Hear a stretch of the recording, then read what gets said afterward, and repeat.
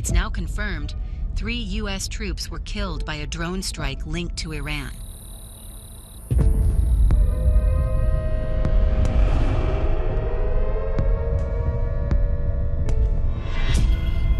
Americans died today in Israel after an attack by Hamas.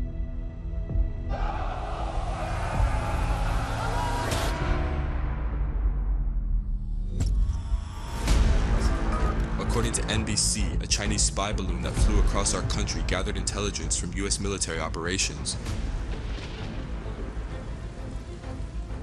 13 American soldiers have been killed by a suicide bomber in Biden's failed pullout from Afghanistan.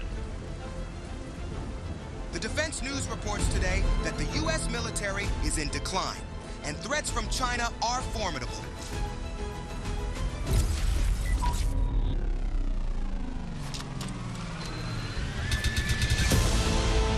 Prevailing view among Americans is that U.S. influence in the world is weakening, and China's is growing.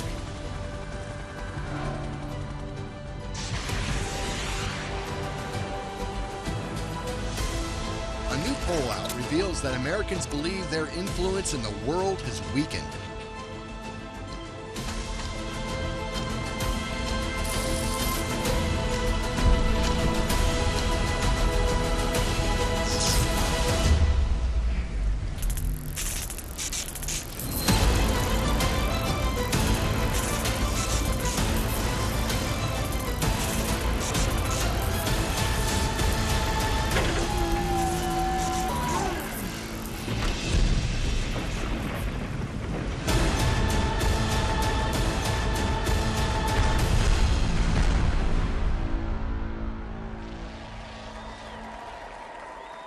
Ladies and gentlemen, the chairman of the Republican National Committee, Michael Whatley of North Carolina.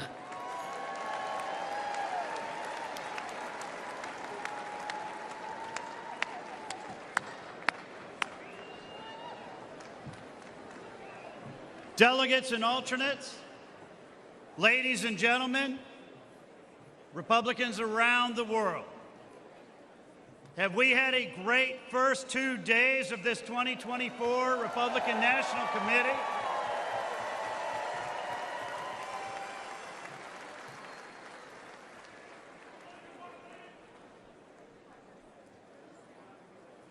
You know, when you think about where we are as a country today, you got to start by thinking about where we were 4 years ago. 4 years ago, Russia was in check. China was in check. Iran was in check. Our southern border was secure, and our economy was strong.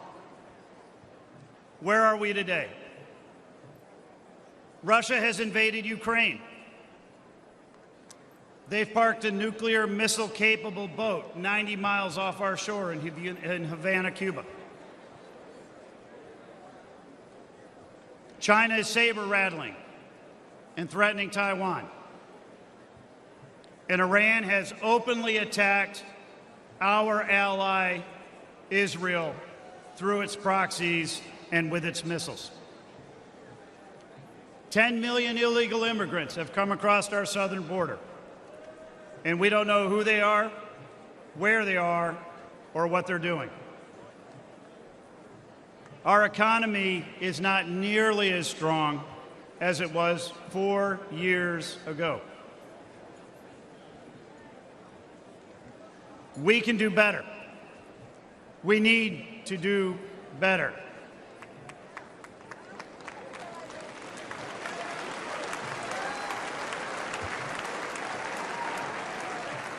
Tonight, we are going to hear from great speakers from across the Republican Party.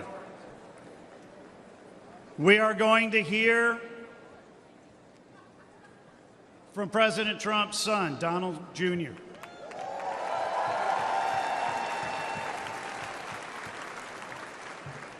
We're going to hear from the next Vice President of the United States, J.D. Vance.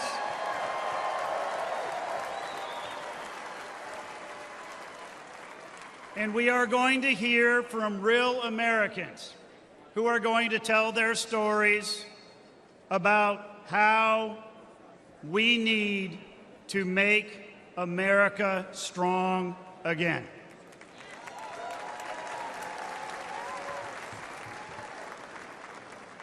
So it is my pleasure to gavel open this third day of the 2024 Republican National Convention.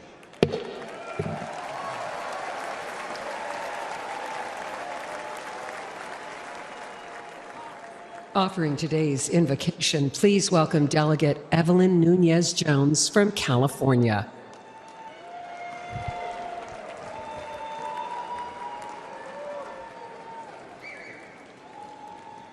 Please bow your heads. Lord, we thank you for the opportunity to be together in this room. It has been a long journey for many of us, especially for President Trump and his family. Please remember our fellow patriot, Cory Competore. At this time, we invite you, Holy Spirit, to be part of our convention. We praise you, Heavenly Father. We seek for you to guide the steps of this delegation, the steps of our President Trump, and the steps of his newly chosen Vice President, J.D. Vance. Remove all stumbling blocks. Jesus Christ, we ask for a new restoration of America, especially for our children. We pray for protection, divine wisdom, and revival for our country, for my state of California and our party. In the name of Jesus, we pray for victory in 2024. En el nombre de Dios, in the name of Jesus, amen. Let freedom reign. Woo! Please rise for the presentation of colors. The colors are presented by Scouts of America, Troop 222 of Racine, Wisconsin. Let's give them a warm welcome.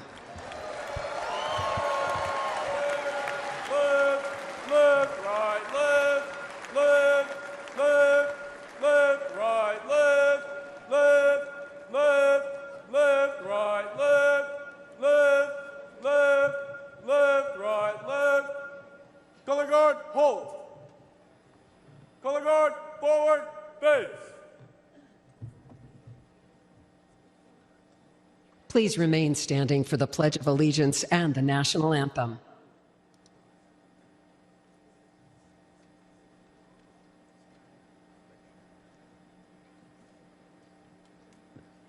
Ladies and gentlemen, please welcome John Coughlin from New Hampshire to lead us in the Pledge of Allegiance.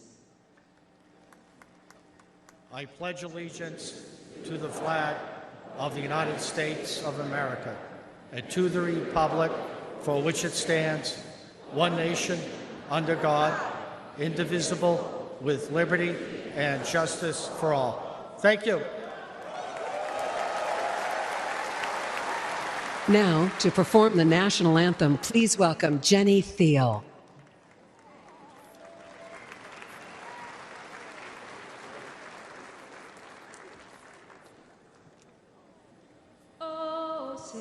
Can you see by the dawn's early light what so proudly we hailed at the twilight's last gleaming, whose broad stripes and bright stars through the perilous fight o'er the ramparts we watched were so gallantly streaming, and the rockets' red glare, the bombs bursting in air, gave proof through the night that our flag was still there.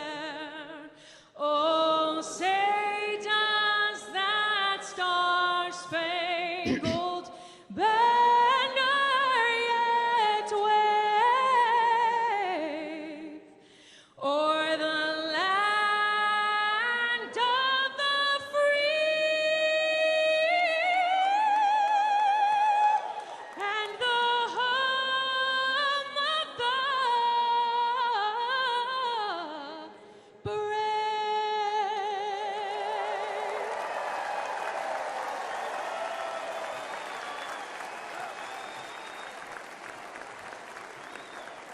Please remain standing while the colors are retired. Color guard, right, base. Color guard, forward, march. Left, left, left, right, left, left, left, left, right, left, left, left, left, right, left, left, left, left, right, left, left. Before his weakness, America had strength. Strength respected by our allies, feared by our adversaries. Strength that kept Russia out of Ukraine. The Middle East at peace. Iran's nuclear efforts stalled. Our borders safe and secure. Terrorists ISIS destroyed. And American soldiers out of war. Because that's what a strong leader does. And our soldiers always knew this commander-in-chief had their backs. He was there with them on graduation day, visited with them here and around the world, gave them their largest pay raise in a decade, and he never forgot them after they served, and made sure every vet finally got the health care they deserved. President Trump, he's making America safe and strong again. Ladies and gentlemen, please welcome Congressman Brian Mast of Florida.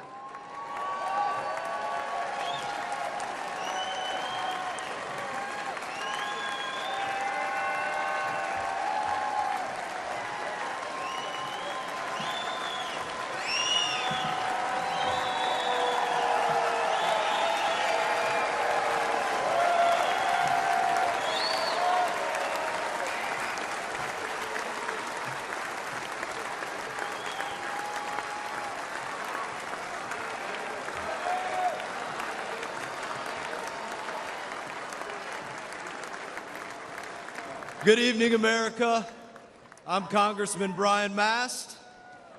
Now, I've got to start with a salute to every warrior standing guard around the globe on an aircraft carrier, in a foxhole, on a base somewhere, in this audience, or just watching from home. We love you, veterans.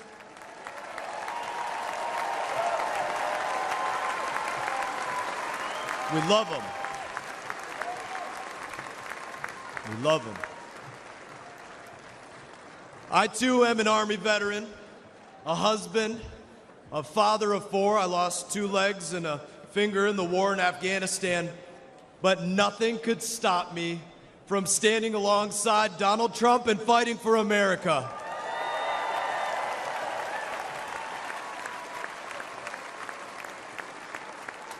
Every one of you American service members and every veteran knows the dangers when we join the armed forces, but we risk our lives because we believe in America. As president, Donald Trump rebuilt our military, deterred our enemies, and he made America strong again. Now, I'm not here to sugarcoat it. Joe Biden and Kamala Harris have once again weakened our armed forces, and through inflation slashed the size of our military budget, just like they slashed the family budget. And at the same time, they've distracted our troops with millions of hours of so-called extremism training, and they've based promotions on adherence to left-wing political ideology rather than merit. They would rather lose a war than use the wrong pronouns, and we've had enough.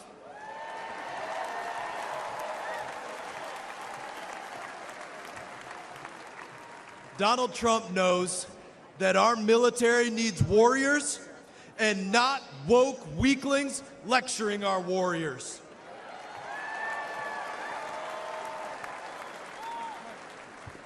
Biden and Harris's weakness invites aggression, and our enemies are on the march. Russia invaded Ukraine, Hamas attacked Israel, Iran is funding terror across the Middle East, and the Chinese Communist Party has Taiwan in their crosshairs. And with his botched withdrawal from Afghanistan, Biden delivered what President Trump rightly called the most embarrassing day in American history. And what's worse is that Joe Biden doesn't even remember that it cost the lives of 13 American heroes. But when their coffins arrived at Dover, he did remember to check his watch, didn't he?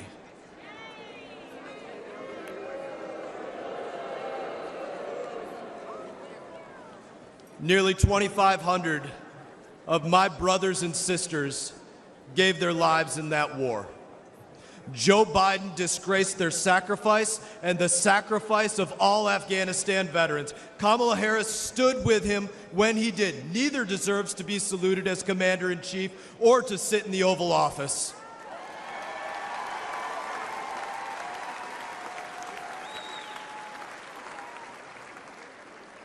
American veterans and American service members deserve better. America deserves better. And with Donald Trump, you know that we don't just get better, we get the best. Donald Trump restored American strength before. Donald Trump will restore American strength again. And with your vote, we won't just make America strong again, we will make America stronger than it's ever been. May God bless you, God bless our troops, and God bless the United States of America.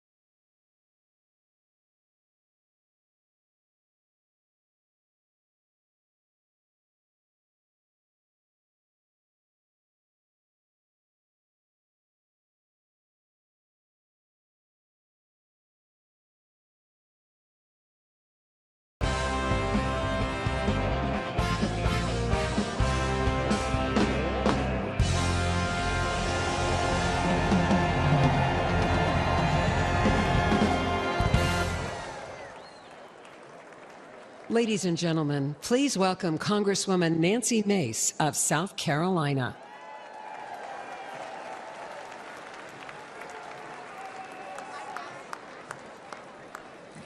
Good evening, America.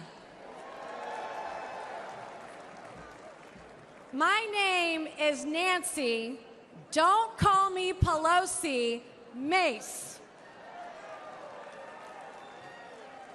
I'm a congresswoman representing the great state of South Carolina.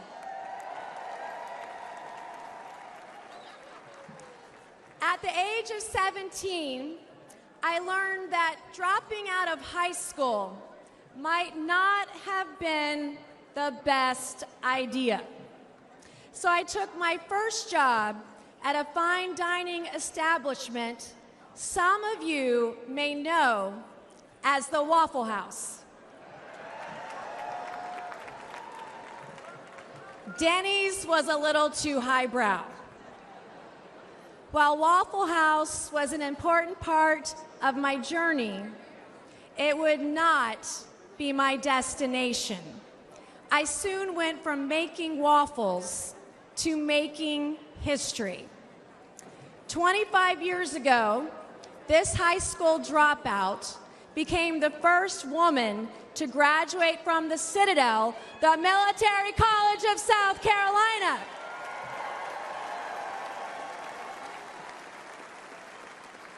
A college campus where we don't burn American flags, we salute them.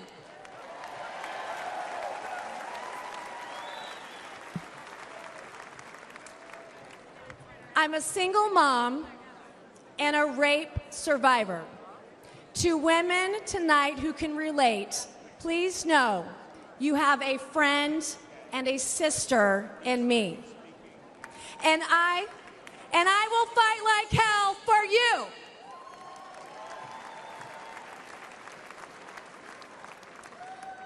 I'm the daughter of an Army Brigadier General and a school teacher. I've admired my dad's Distinguished Service Cross from Vietnam. I've endured the rigors of a Citadel education. And today I represent a district that includes Parris Island, where we make Marines.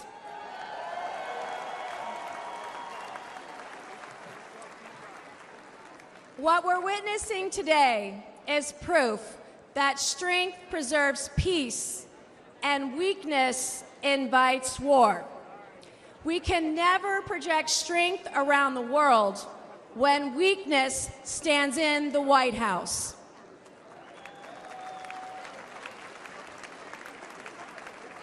Nations like China see weakness as opportunity.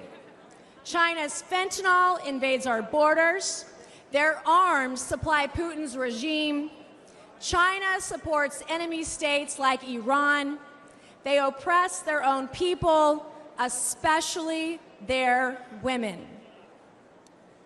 The world is watching America, and we must show them what we're made of.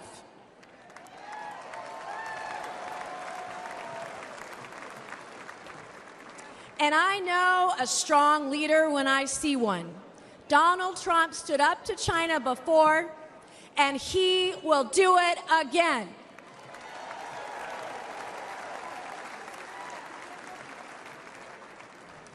Anyone who thinks they can take on Donald Trump or take down America is now on notice. Just as Trump quickly rose to his feet with a defiant fist in the air in Butler Township, Pennsylvania, when we re-elect him as president in November, America will soon be back on hers. We will be courageous, we will be resilient, we will be united, and we will be prepared to take on the challenges of this historic moment. Thank you, God bless you, and God bless the United States of America, and God bless Donald J. Trump. Thank you. Ladies and gentlemen, please welcome Congressman Ronnie Jackson of Texas.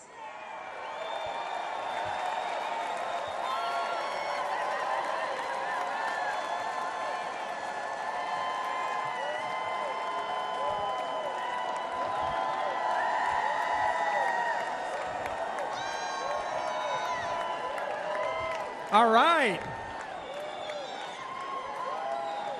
All right, all right.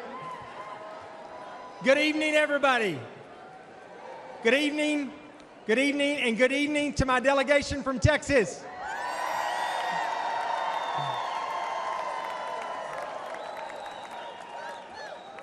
My name is Dr. Ronnie Jackson, and I'm the congressman from the 13th Congressional District of the great state of Texas.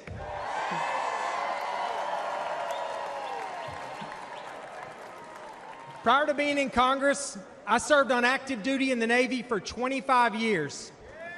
I was a Navy deep sea diver, an emergency medicine doctor, and a combat physician in Iraq. During that time, I also had the distinct privilege of serving for 14 years as White House physician. But most importantly, I served as the appointed physician to the greatest president that this country has ever had, Donald J. Trump.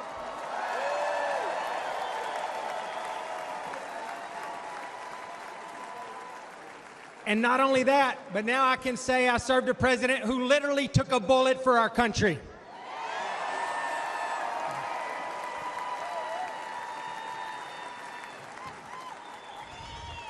President Trump and I have been through a lot together over the years, but I have never, ever been prouder of his leadership than I was last Saturday.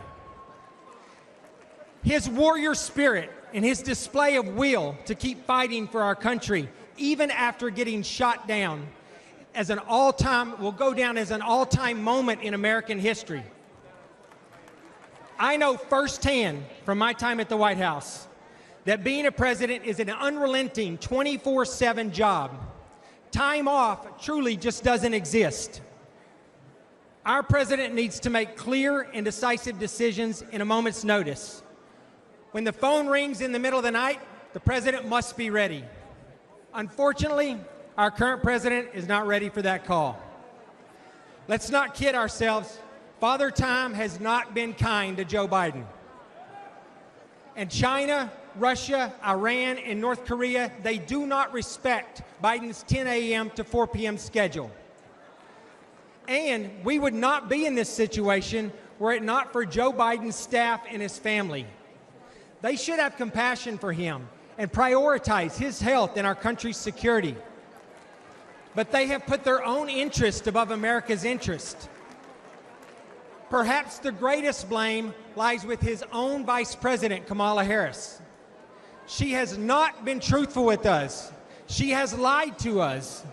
She has put party above country, and she is as unfit in character as Joe Biden is in body and mind.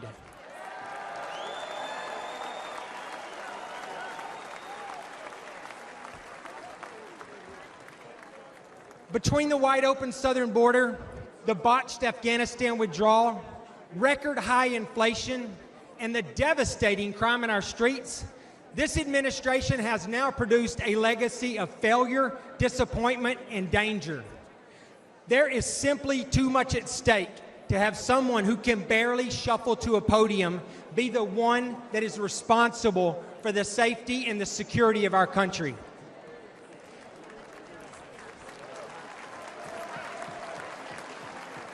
Every second that Joe Biden remains in the White House, this country becomes less safe.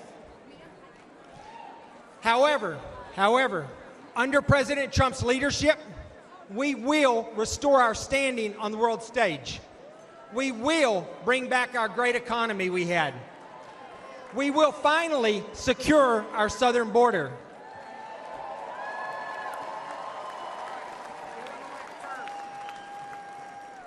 We will rebuild our great military.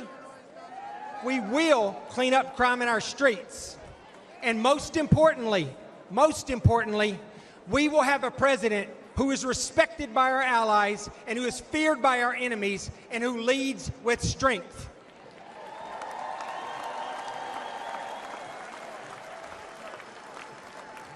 Let me close by saying the path forward is simple. It is very simple and straightforward. We need to make America great again, and we need to do everything we possibly can to re-elect Donald J. Trump as our president. Thank you all. God bless you. God bless America. And God bless Texas.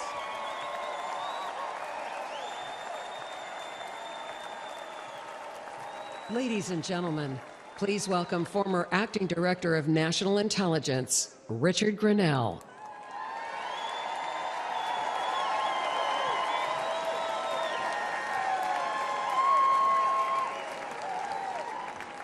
Hello, California.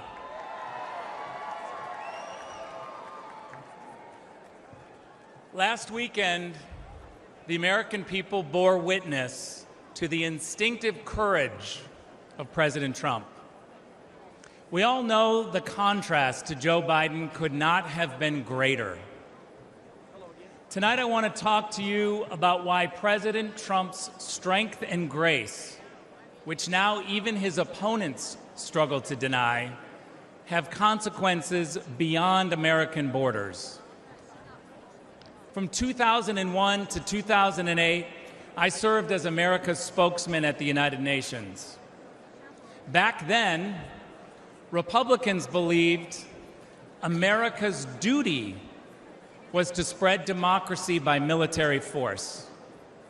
We were misled about weapons of mass destruction. We intervened in other countries' affairs and signed treaties that only benefited other nations. We spent too many years ignoring America's priorities. That's what happened when Washington stopped being the capital of the United States and started being the capital of the world. There was only one man with the strength to call out the lies and failures of both Democrats and Republicans: Donald Trump. Donald Trump doesn't care if you're gay or straight, black, brown, or white, or what gender you are. He knows that we are all Americans and that it's time to put America first. After 16 years of wars and chaos, the world looked different when President Trump was in the White House. Russia invaded Ukraine under both Obama and Biden, but Putin did not dare escalate under President Trump. Under Trump, China was challenged. Under Trump, the Balkans were more peaceful. Under Trump, the Middle East signed historic peace deals. Under Trump, Iran was broke. Under President Trump, we put American interests first. There were no new wars. Old wars ended, and America had the greatest economy in the world. But after 4 years of Joe Biden, wars are back, the Taliban is back, and members of ISIS have slipped through America's broken southern border. Russia is sailing warships off the coast of Florida. China is bullying its neighbors. Iran is waging a war in Israel and Gaza with help from Joe Biden.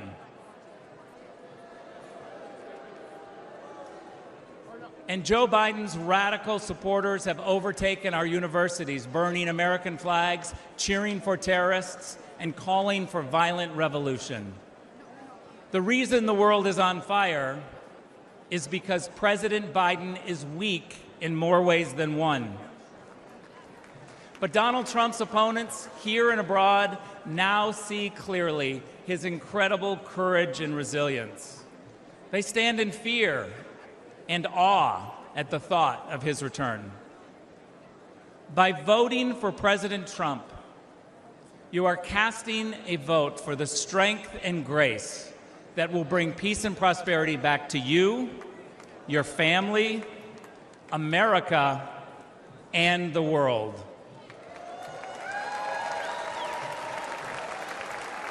Don't let anyone ever tell you differently. Thank you very much. Ladies and gentlemen, please welcome Congressman Matt Gaetz of Florida.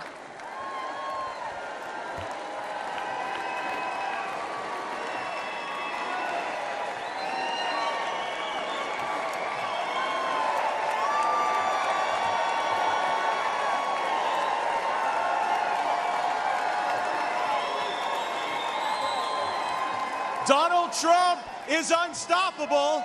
Elect him president again, and America will be unstoppable too. Meanwhile, Joe Biden's been out of it. Democrats have been hiding the real Biden for years. We saw people in the witness protection program more often than we saw unscripted Biden. Under Biden-Harris, America has fallen sicker, lonelier, and poorer. Under Trump, we prospered, we were richer, inflation was low, and there were 2 genders. Under Biden-Harris, inflation has gotten so bad you can no longer bribe Democrat senators with cash alone. You have to use gold bars just so the bribes hold value. Oh, the swamp draining will recommence soon, and I will be President Trump's strongest ally in Congress to pass term limits, to stop taxpayer funding for political campaigns, to ban members of Congress for life from becoming lobbyists, and for the same reason you don't let the referee bet on the game, ban members of Congress from trading individual stocks. I am proud to stand before you, the only Republican in Congress who takes no lobbyist money, no PAC money. It's not good for me. I work for you, not them. President Trump, he'll never defund our police, but he will defund foreign aid to countries that hate us. And President Trump understands that if it isn't racist to check ID for a hunting license or welfare benefits or a fishing license, then it is okay to demand an ID to vote everywhere in this country in every election that's held.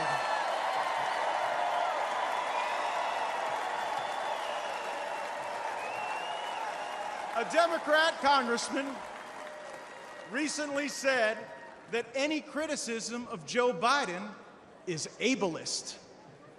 I don't think it's too much to ask that the American president be able to do the job. Kamala Harris isn't able to do any job. She was appointed border czar.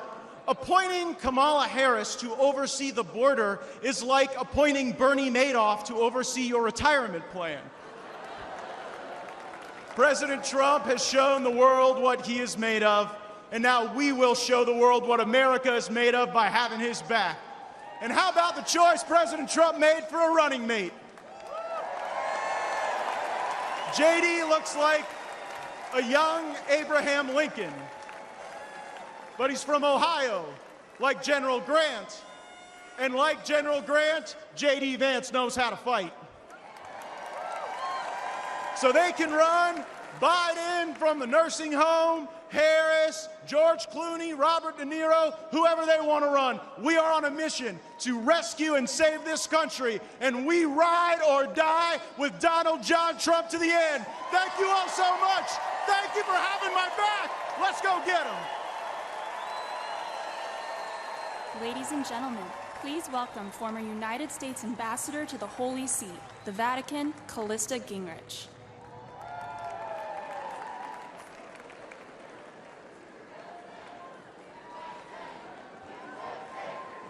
Good evening. Tonight, we look toward a brighter, safer, and more prosperous future with Donald J. Trump as our next President of the United States.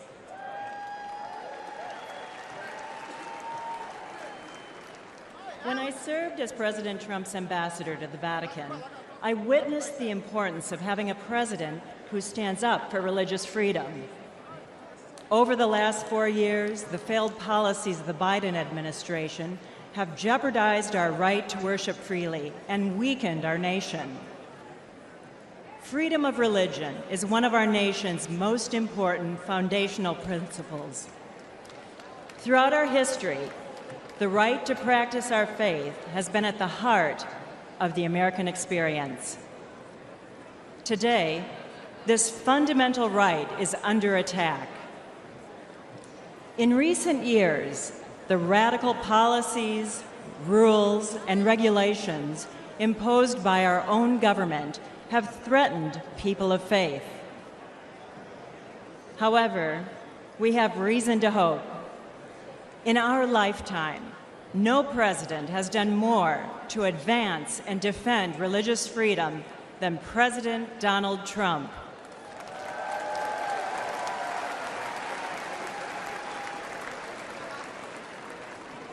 During his term, President Trump defended the rights of doctors, nurses, and teachers to act in accordance with their conscience. He appointed 3 Supreme Court justices committed to protecting our God-given right to worship.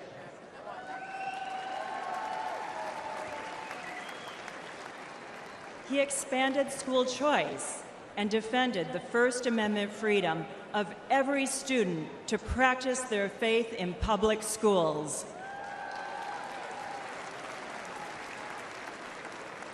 As president, Donald Trump signed an executive order that defined international religious freedom as a moral and national security imperative.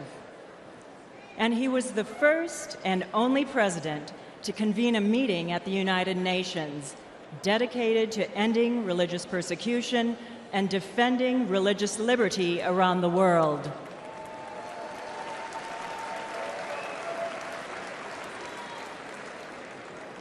Tragically, many of President Trump's policies have been replaced by the Biden administration's anti-faith agenda that uses the power of the government to impose its far-left ideology on religious believers.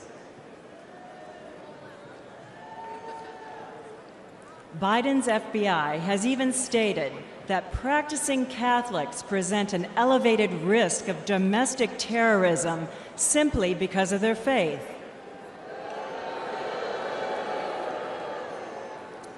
Unlike President Biden, President Trump has a proven track record for promoting and protecting religious freedom at home and abroad.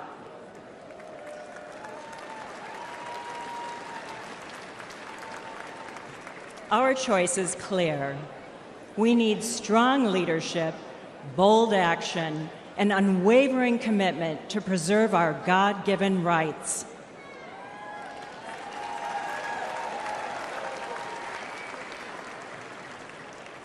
I am confident that President Trump will continue to fight for our founding principles and beliefs when he becomes the 47th President of the United States. Thank you. Please welcome Newt Gingrich.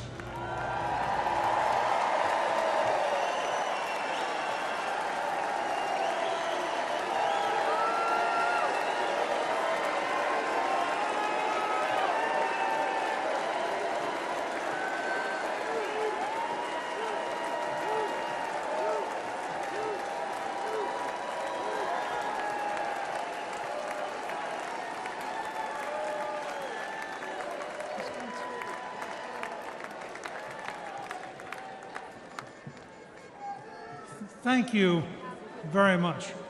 That's a very warm welcome. You know, President Trump understands that the world is dangerous and that it takes an enormous effort to defeat anti-American and anti-freedom forces around the world. He also understands that when faced with multiple adversaries across the globe, the Reagan principle of peace through strength is the only road for safety for the America and the American people.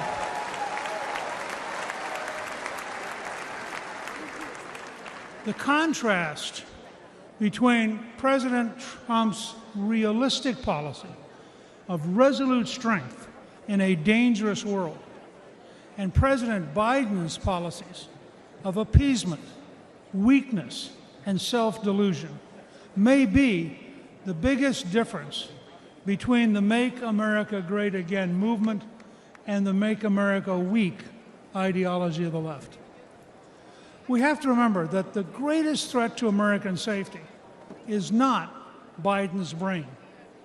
The greatest threat is Biden's policies and the people he appoints to implement them.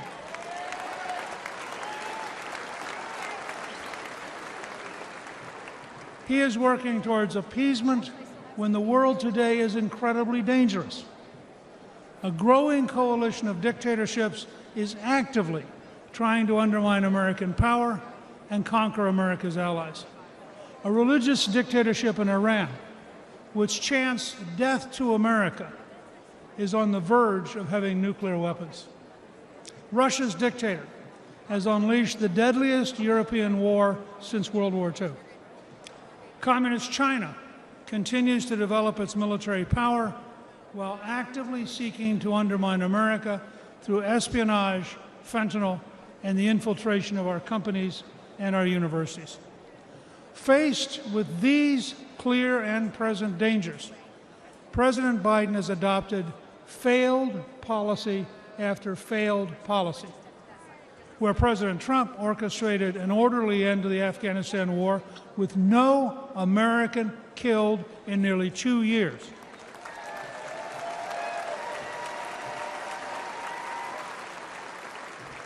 Biden ordered a chaotic, panic-filled withdrawal that left 13 American troops and hundreds of Afghans dead.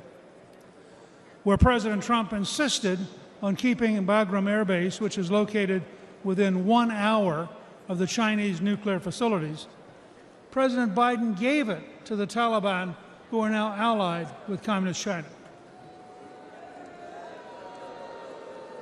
Where President Trump brokered the Abraham Accords and was moving the Middle East toward peace and cooperation, President Biden's weakness and confusion led to a terrible Hamas assault, killing more than 1,200 innocent people in Israel. Under Trump, we achieved peace through strength. Under Biden, we have war, suffering, death, and a world teetering on the edge of World War III. Like Prime Minister Winston Churchill and President Abraham Lincoln, President Trump understands that only a firm, courageous policy of strength will work in a dangerous world. The message for this November is clear.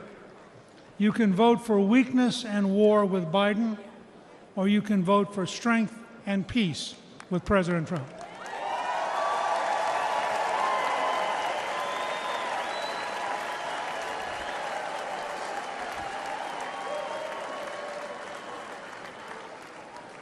Let's dedicate ourselves to making America safe, strong, and proud again with President Trump.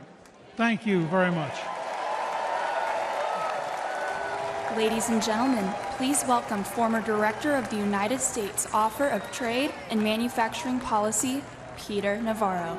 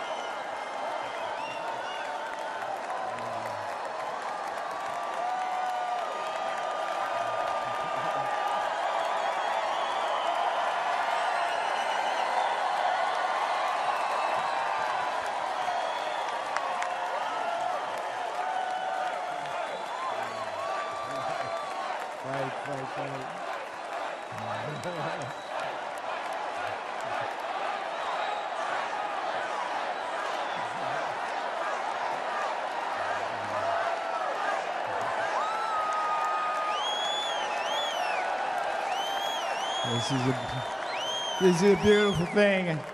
I think I think you folks just want to know if you can see my MAGA tattoo I got there. Yes, indeed. This morning I did walk out of a federal prison. in Miami. Joe Biden and his Department of Injustice put me there. Tonight I'm here with you in this beautiful city of Milwaukee. I've got a very simple message for you. If they can come for me, and if they can come for Donald Trump, be careful, they will come for you. If we don't control our government, their government will control us.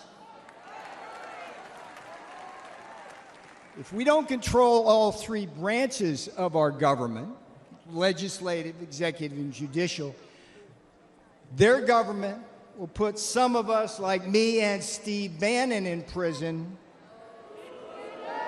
and control the rest of us. Here's how it went. Here's how I got in prison. The legislative branch came for me first. Your favorite Democrat, Nancy Pelosi, created your favorite committee, the sham January 6th committee, which demanded that I violate executive privilege. What did I do? I refused. The J6 committee demanded that I betray Donald John Trump to save my own skin. I refused.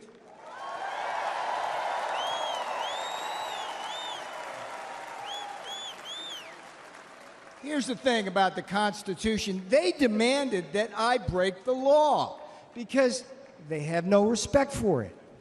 I refused. And a Democrat majority in the House then voted to hold me in contempt. All right, what happened next? The next jackboot to drop was the executive branch. Another one of your favorite Democrats, Democrat Attorney General Merrick Garland. There's a winner. Him and Jack Smith indicted and prosecuted me for criminal contempt of Congress. Now, here's what's weird about it. It's something that Democrat prosecutors refused to do against one of their own, including two guys with blood on their hands, Eric Holder and Alejandro Mayorkas, the great border czar, right? They've actually gotten people killed.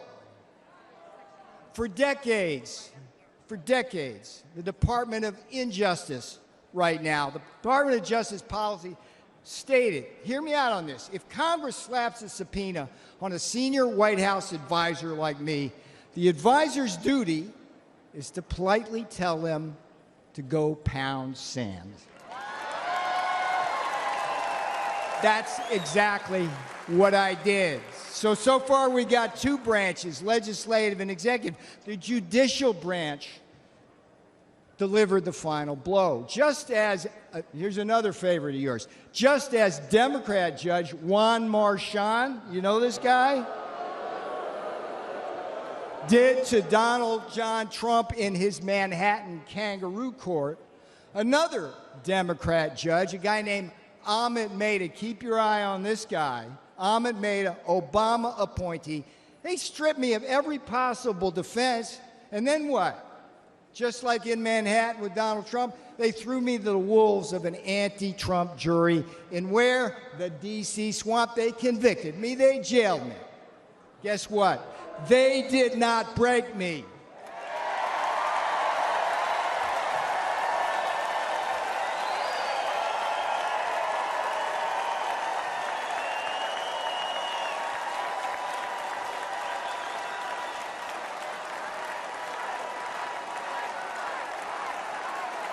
And they will never break Donald Trump.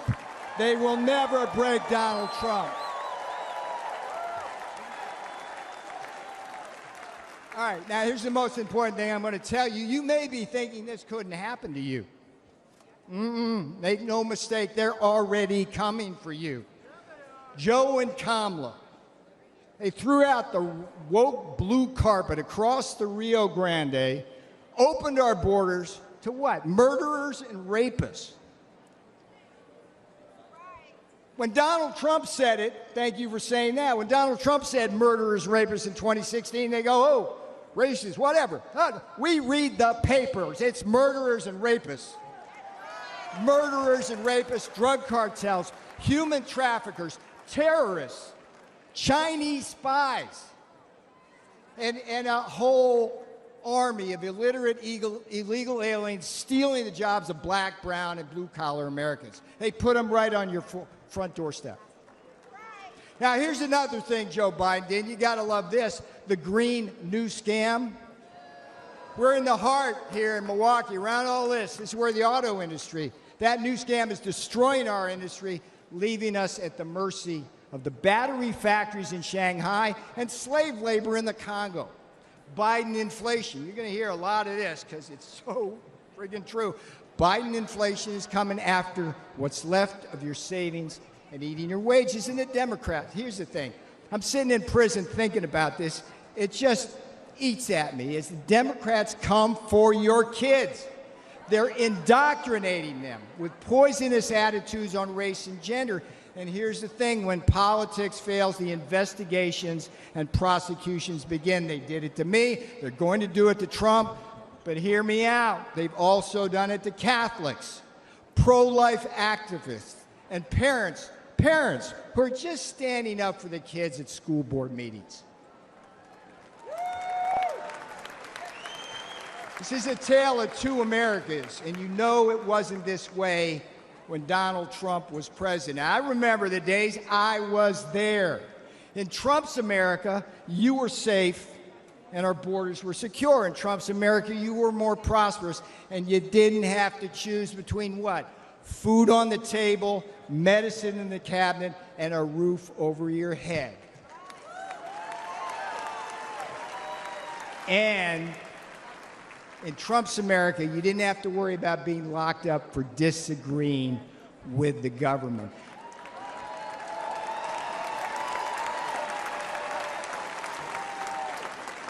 I went to prison so you won't have to.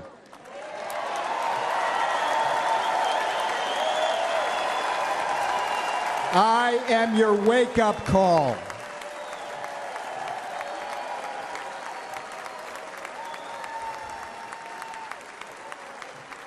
All right, this is where I'm going to have fun now, because I'm going to leave you now with the last three words my beautiful fiancé said when I left that morning for prison. They weren't, "I love you." That was a given. She simply said, "We got this. We got this."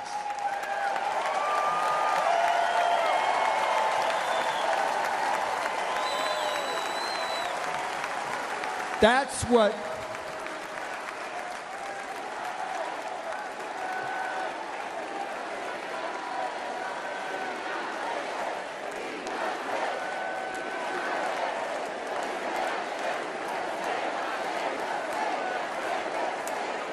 bring my girl out now.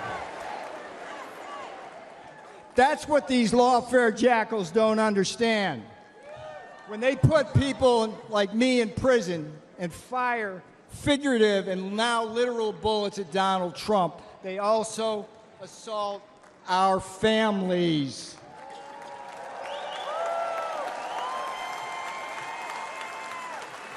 On Election Day, America will hold these lawfare jackals accountable. Now, here's the sweetest thing that's going to come off my lips. Vote Trump Vance.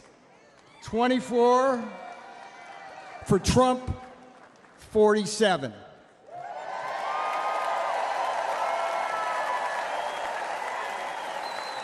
I'm Peter Navarro. I went to prison so you won't have to. This is my beautiful girl. She did the time with me. That's what these friggin' Democrats don't understand. They do this to our families. She's my girl. Yeah. I love you. Let's win. Do not let up. Do not let up. Pedal to the metal till November.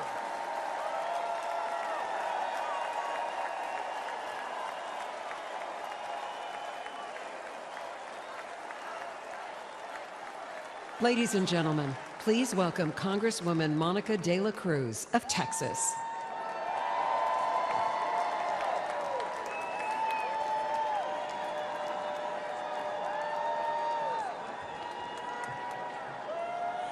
Hello, Milwaukee. On behalf of the great state of Texas, it is an honor to be with you tonight.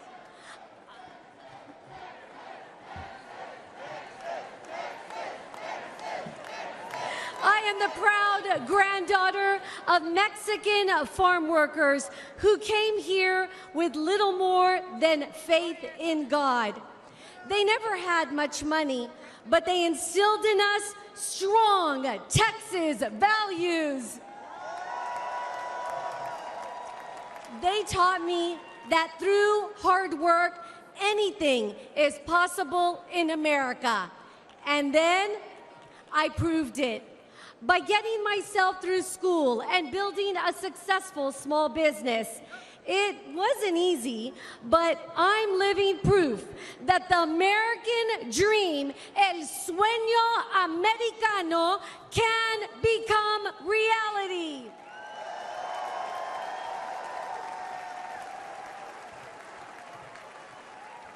Only in America can a little girl from South Texas go from watching her abuelo pick watermelons to serving in the people's house.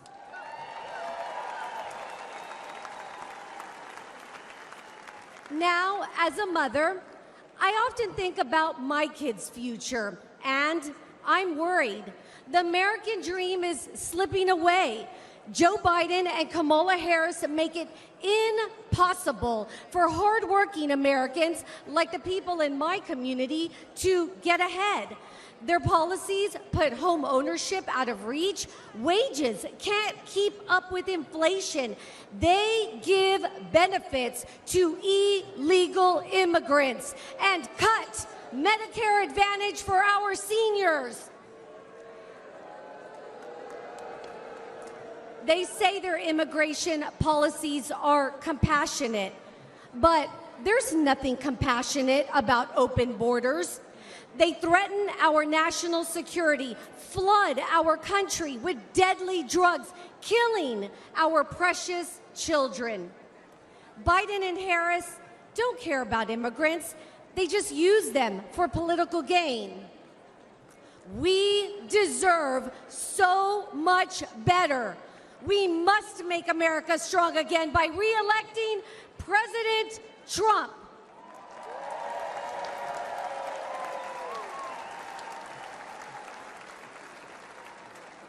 Under his leadership, we can put hardworking Americans first again, end this border crisis. We can restore peace and prosperity, creating an amazing future with endless possibilities, and we can rebuild the most vital institution of all, the American family.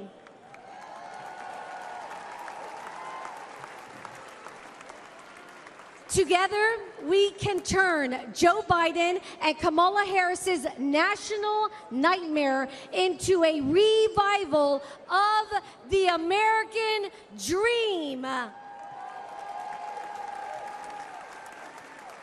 Thank you, Milwaukee. Good night. Ladies and gentlemen, please welcome former Acting Director of Immigration and Customs Enforcement, Tom Homan.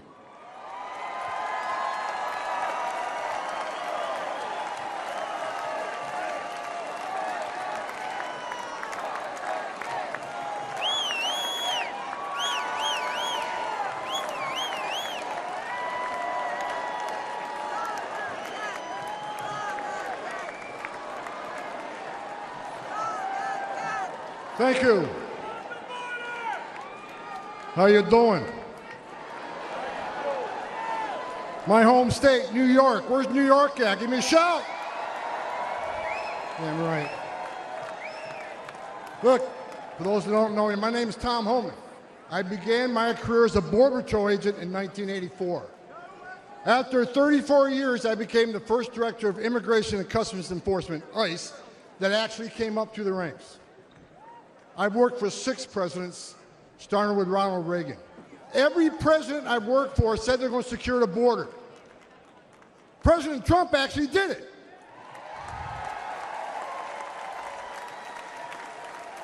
He created the most secure border in our history, and that's a stone cold fact. The data proves it, and guess what? He's going to do it again.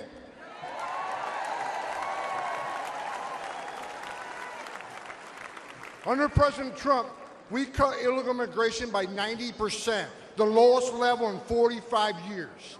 Deportations rose to the highest level ever, including historic numbers of illegal alien gang members and criminals. Most importantly, 4 years under President Trump, we had 13 people we arrested on a terrorist watch list. Joe Biden, 381.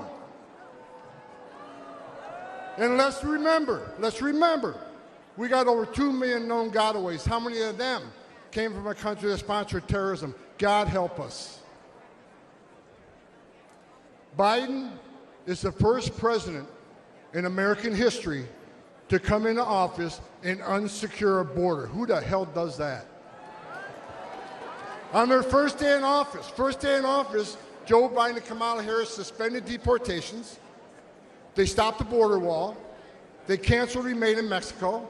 They reinstated catch and release. They proposed amnesty for millions, along with free health care.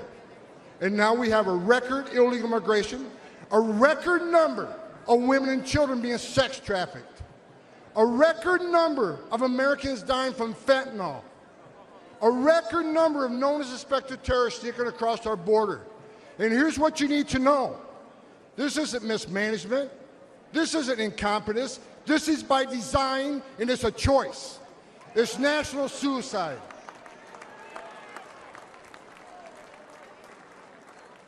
But you know what? On November 5th, the American people do have a choice, and they're going to stop this madness. I got a message. As a guy who spent 34 years deporting illegal aliens, I got a message to the millions of illegal aliens that Joe Biden's releasing our country in violation of federal law. You better start packing now.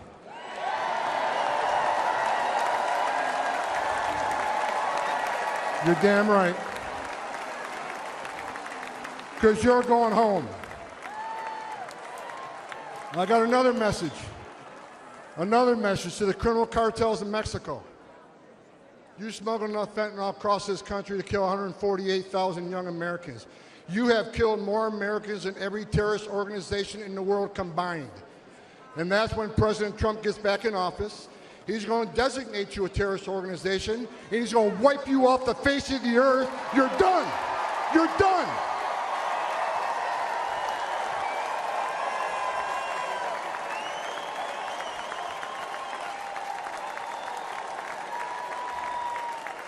President Trump is going to end the Biden-Harris open border madness. We will stop the drugs and the crime from pouring into your neighborhoods. President Trump has proven to the American people that he's a warrior. And he's going to make America safe again, and you can take that to the bank.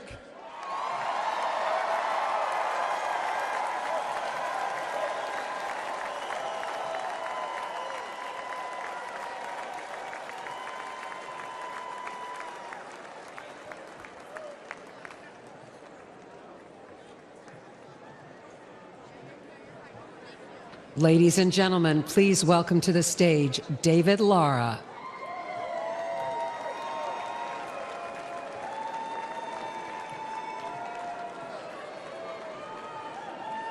Hello, Milwaukee. Quiero dar un saludo a toda la comunidad y audiencia hispana. I am a proud husband and father of a small business in San Luis, Arizona, a town that sits directly on the U.S.-Mexico border. We are the front line of the Biden's border crisis. Small towns like mine bear the brunt of the chaos. Imagine crowds rushing the port, overwhelming Border Patrol when they know they don't have enough agents to detain everyone.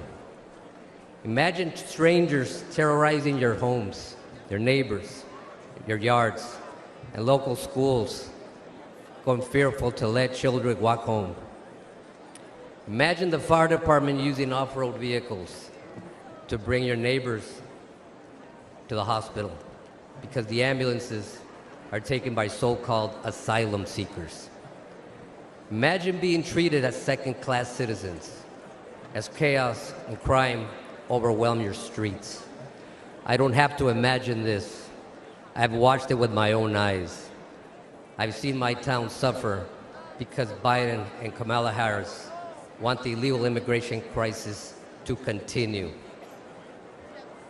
And no amount of suffering has changed their mind or convinced them to finally put Americans first. In San Luis, Mexican drug cartels use school children as mules. Let that sink in. Deadly drugs flow through our town, bringing crime and violence. San Luis wasn't always this way, and Joe Biden and Kamala Harris do not care. In fact, they seem satisfied. They have done nothing to stop it and everything to make it worse. They have never set foot on my border town. 4 years ago, president who believed in borders, and we have a president who traveled all the way to San Luis. We had a president who cared, and we can have that president again. We must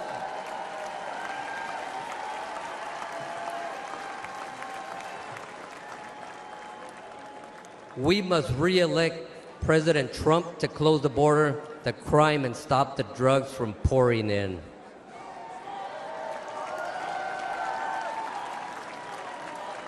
We must re-elect President Trump to imprison and deport violent gang members instead of coddling them, terrorize our nation. We must re-elect President Trump to put our citizens first and make America strong again.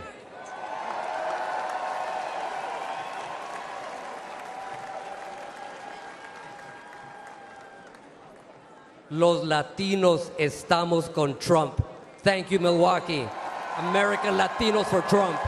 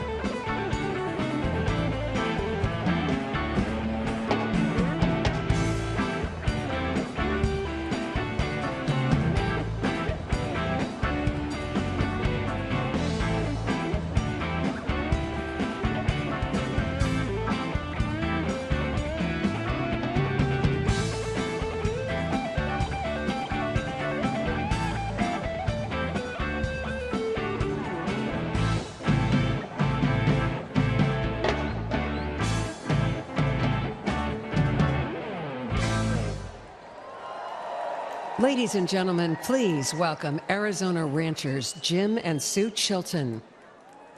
My name is Jim Chilton, and this is my beautiful wife, Sue. We've been married for 60 years.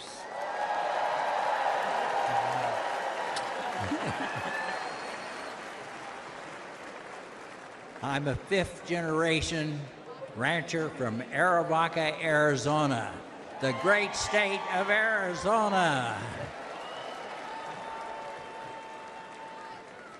5.5 miles of our ranch is the U.S.-Mexico border. It's a known route for drug smuggling and human trafficking. On the screen, you'll see footage from our ranch.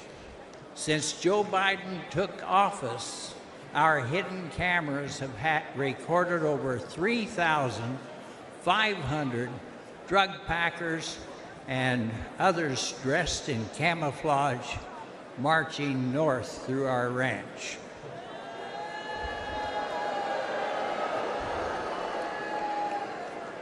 These are not asylum seekers. It looks like and it feels like an invasion because it is.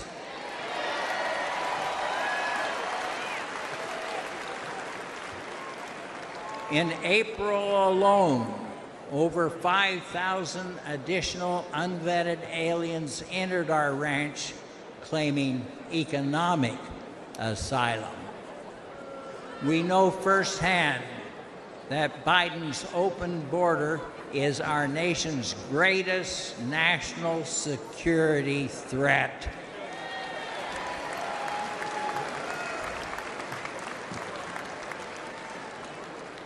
We need to make America safe again.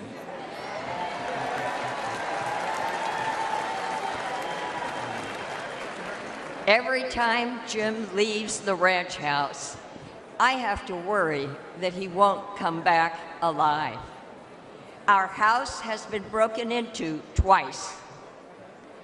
A Border Patrol agent was shot 5 times by drug smugglers on our ranch.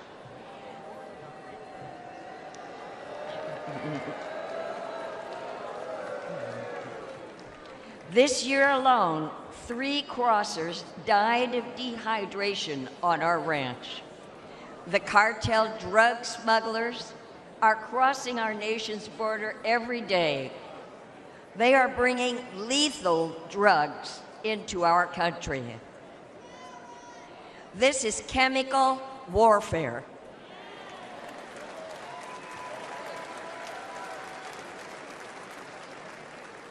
It's killing Americans. Under President Donald Trump, it wasn't like this. And if we bring him back, I know he'll stop it again.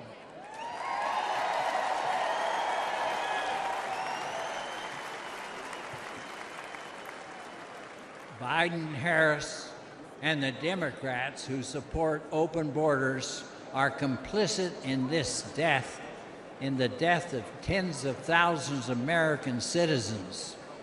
When Joe Biden took office, the Trump wall was nearly complete on our ranch. But Biden halted the construction and stopped the installation of all the planned electronics. Since then, crossing on our ranch has increased 5-fold. 5-fold.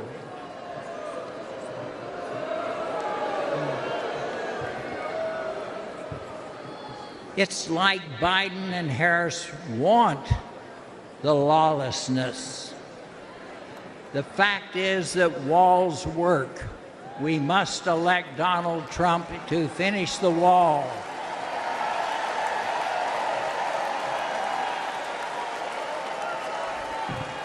To stop the cartels.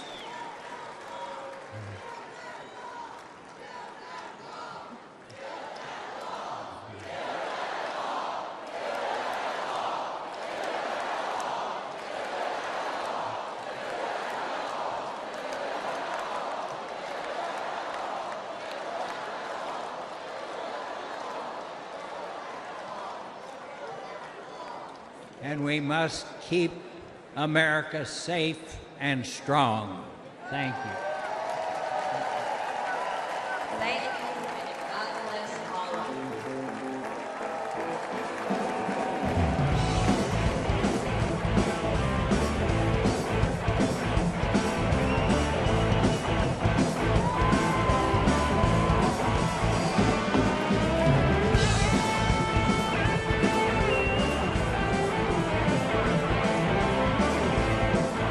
As Commander-in-Chief, he always had his soldiers' backs, was always there to support them and their families. He kept his promise to keep them out of endless wars and to never forget about them after they served. America learned having a weak leader can tragically lead to American deaths, which is why America needs strength now more than ever. I'm Donald J. Trump, and I approve this message. Ladies and gentlemen, please welcome the Governor of Texas, Greg Abbott.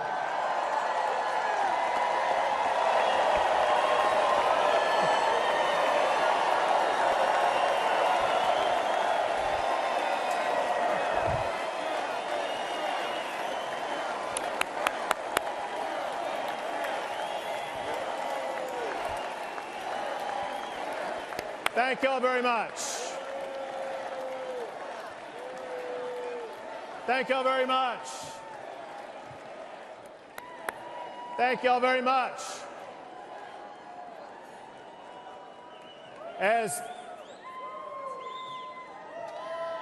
Come on, let's go. As governor of the largest border state, the great state of Texas,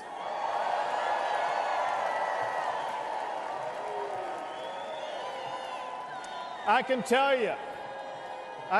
you, America needs a president who will secure our border. America needs Donald J. Trump.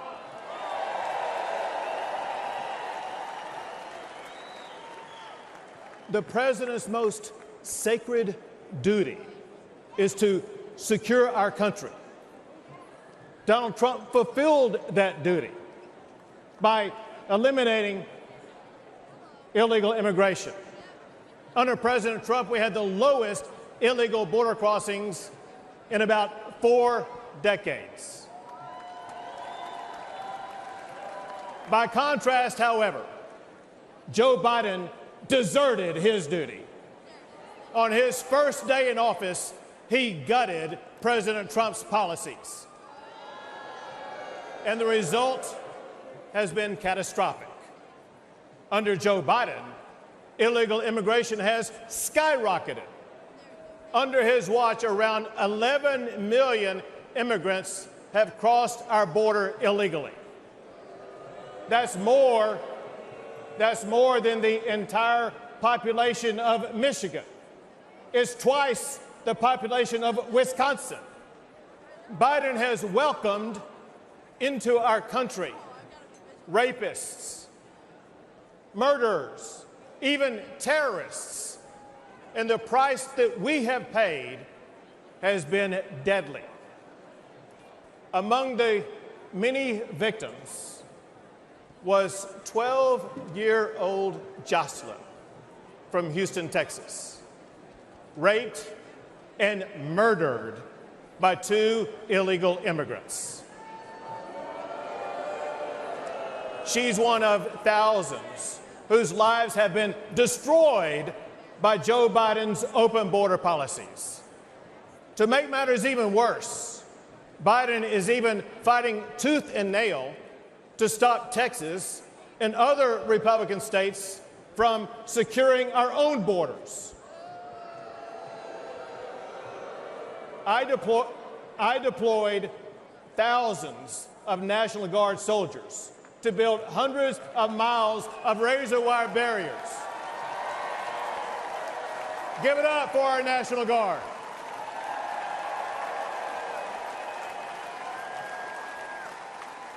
They built those barriers to stop illegal crossings.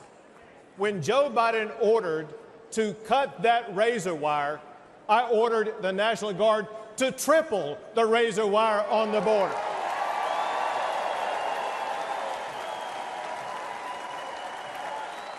When Biden took 50 acres of Texas border property to illegally process up to 5,000 illegal immigrants a day, I directed the Texas National Guard to take back our land and wire it shut.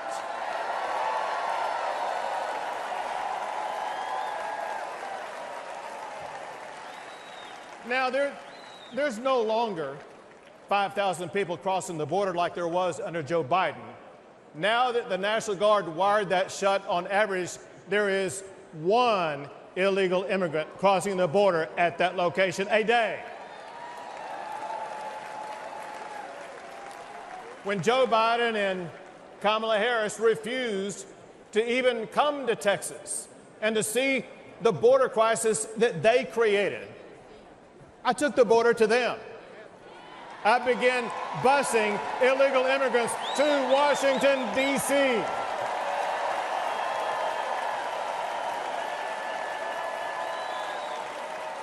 And we have continued busing migrants to sanctuary cities across the entire country. And those buses will continue to roll until we finally secure our border.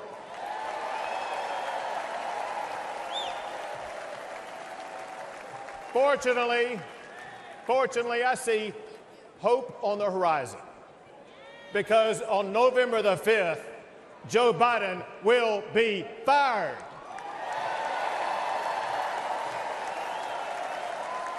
And Donald Trump will once again become the President of the United States of America.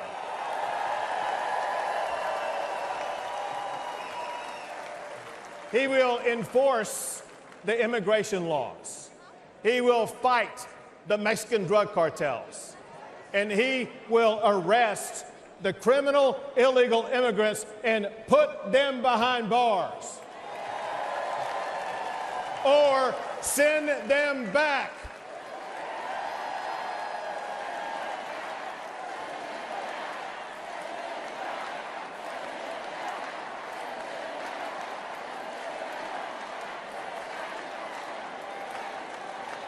It is time. It is time to restore order at the border. It is time to rid our streets of crime and chaos. It is time to secure our nation by returning Donald Trump as President of the United States of America. Thank you all. God bless.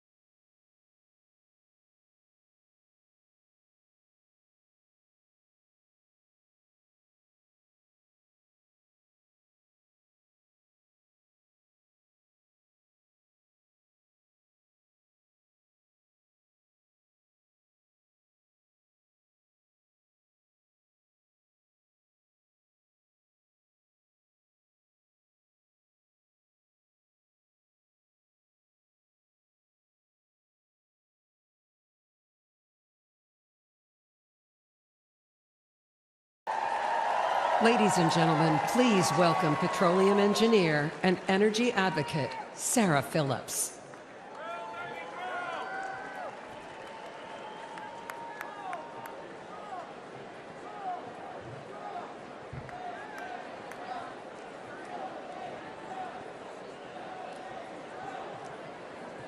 Good evening, Milwaukee.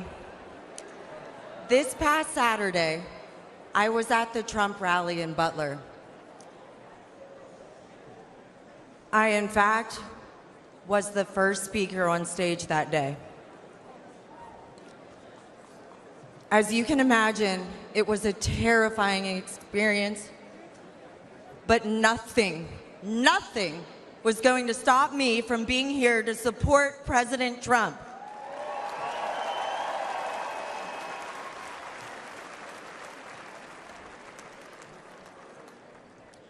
Thank God President Trump is alive.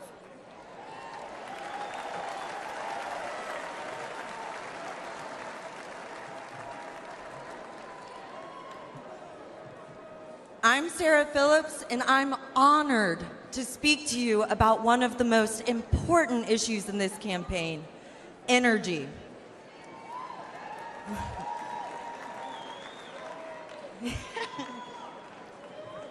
President Trump is high energy and supports energy. Biden is low energy and is against energy. The difference is significant for you and significant for our country. President Trump understands that abundant, affordable energy is vital to our economy and to our national security.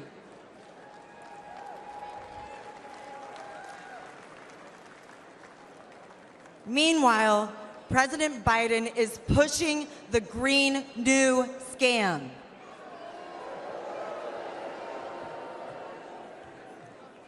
President Biden declared war on the oil and gas industry since day one. He canceled the Keystone Pipeline, overrode congressionally directed oil lease sales in Alaska, and has proposed massive tax hikes on oil and gas. His campaign against responsible development of oil and gas is crushing everyday Americans like you and me. I know this firsthand. As a petroleum engineer who worked on the front lines as a roughneck, I have witnessed the safe and environmentally responsible way America develops oil and gas resources.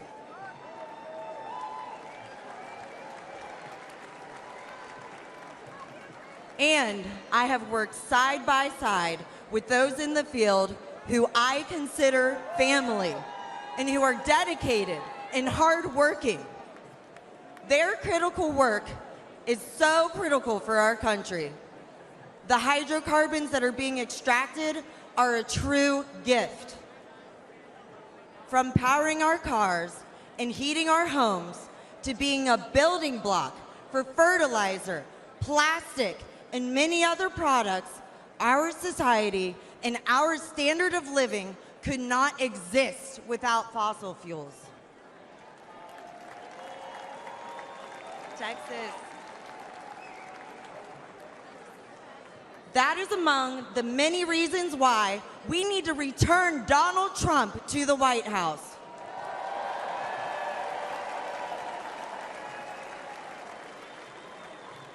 With President Trump back in charge, we'll not only be energy independent, we'll be energy dominant.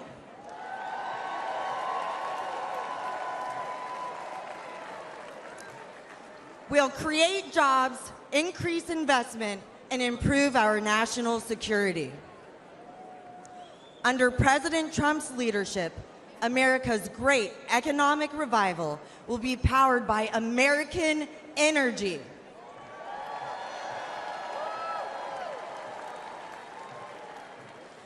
He did it before, and he will do it again. For the sake of our economy, for the sake of our quality of life, and for the sake of America's future.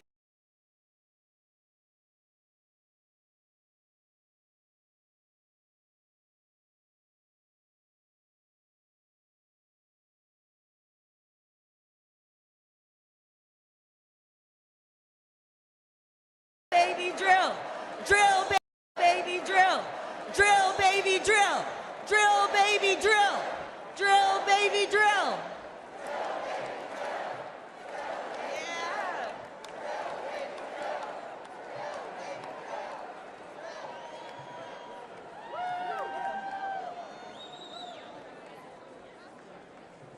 Ladies and gentlemen, please welcome the mayor of East Palestine, Ohio, Trent Conaway.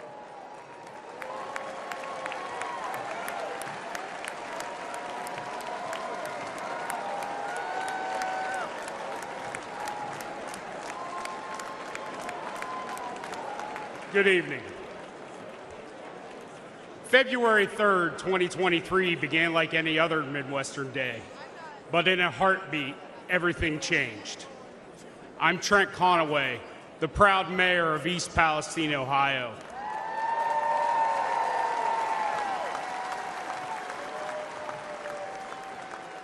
When the train derailed, spewing flames and toxic chemicals to our town, faced a disaster unlike we'd ever seen. And in the chaos, we witnessed a clear contrast between leadership and incompetence. Our first responders didn't hesitate. They raced to the scene, they battled the flames, and evacuated our citizens. And for that, I want to thank every one of them tonight.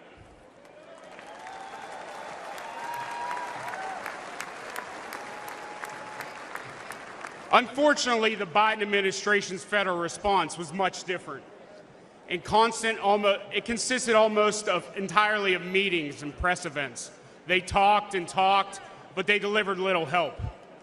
Then there was a clear difference between former President Trump and President Biden. For the longest time, the White House was silent, and we never heard a word from Vice President Harris. I guess we weren't their type of folks. No Hollywood elites or Wall Street billionaires live in East Palestine, just hardworking Americans.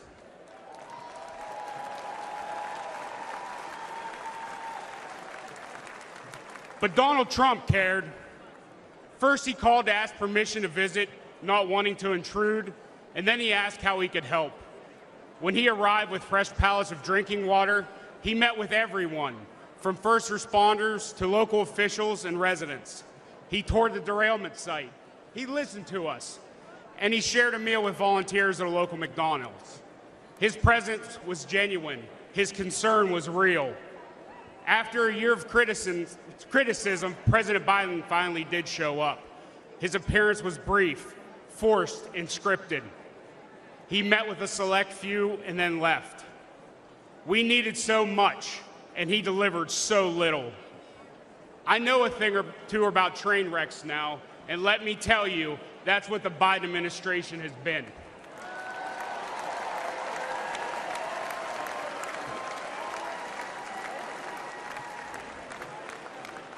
Before President Biden derails our entire nation, we need to act. We need a leader who values small-town communities as much as big cities. We need a president who loves all Americans.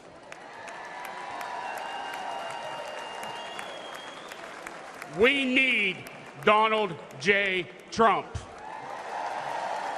Thank you. Ladies and gentlemen, please welcome the Governor of North Dakota, Doug Burgum.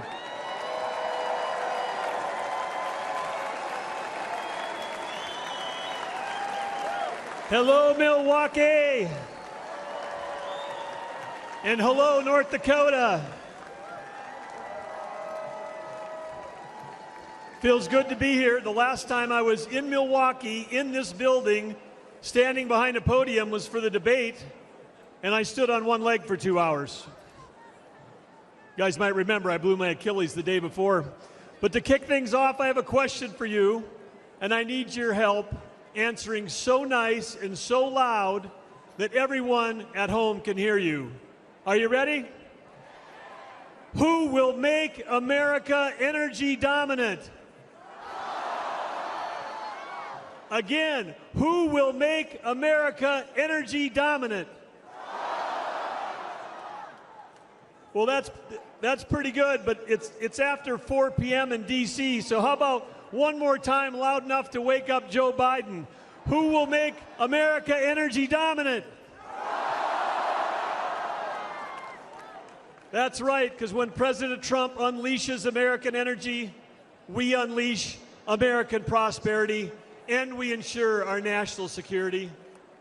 Serving as a governor with President Trump was like having a beautiful breeze at our back. He cut taxes and he cut red tape. Serving as a governor under Joe Biden has been like a gale force wind in our face. Biden's war on energy hurts every American because the cost of energy is in everything we use or touch every day. Biden's red tape has raised the price of the gas in your car, the cost of food on your table, the clothes on your back, and it's even raised your rent. Biden's green agenda feels like it was written by China, Russia, and Iran. Let's look at Biden's EV mandates.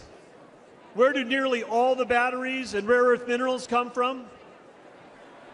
China, you know.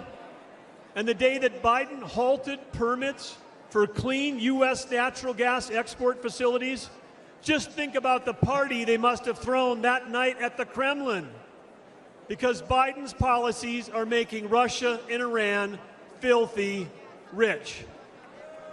And they're using that money to fund wars and terrorism against our allies. At home, Biden is acting like a dictator. He's using mandates to shut down reliable baseload electricity. That's why your electric bills have soared upwards as our nation's electric grid reliability spirals downward. 4 more years of Joe will usher an era of Biden brownouts and blackouts. Imagine no electricity for your fridge, your lights, or air conditioning. President Trump will ensure that there is power for you, and importantly, that we have the power as the United States to beat China in the AI arms race.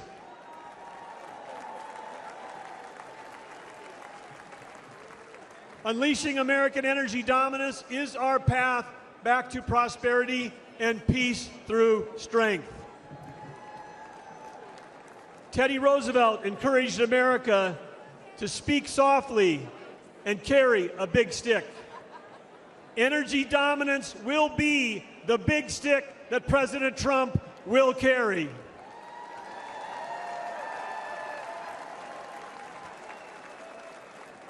Yes, President Trump will make sure that America is selling energy to our allies versus buying it from our adversaries.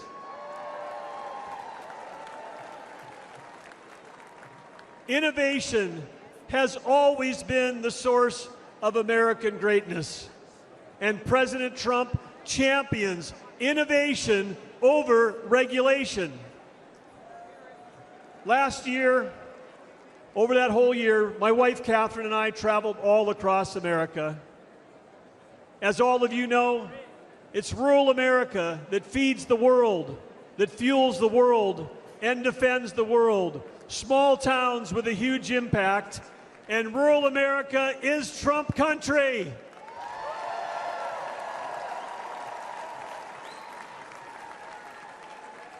In North Dakota, we know one thing for sure because we've seen him do it, and that's that the hardest working president in American history is Donald J. Trump.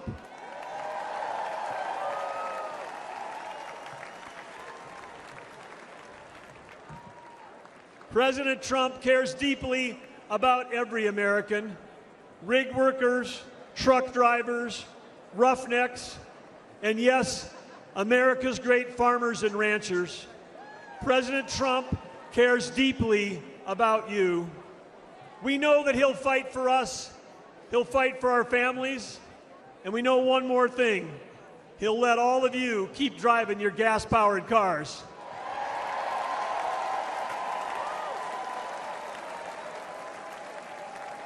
When President Trump unleashes energy dominance, he will make America affordable again.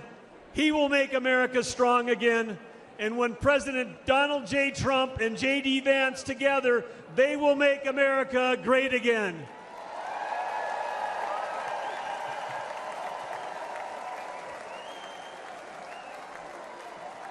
Ladies and gentlemen, please welcome former counselor to President Donald J. Trump, Kellyanne Conway.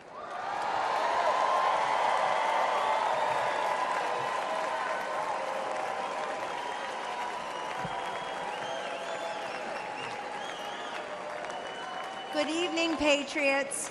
8 years ago, Donald Trump shocked the system and defied the doubters to become the 45th president of the United States. He didn't want fortune or fame, power and position. He already had all of that. Donald Trump and his family made enormous sacrifices to run and to serve as president. He didn't need to do it. He wanted to do it. My relationship with Mr. Trump was forged under fire in a foxhole in 2016 after he asked me to be his campaign manager.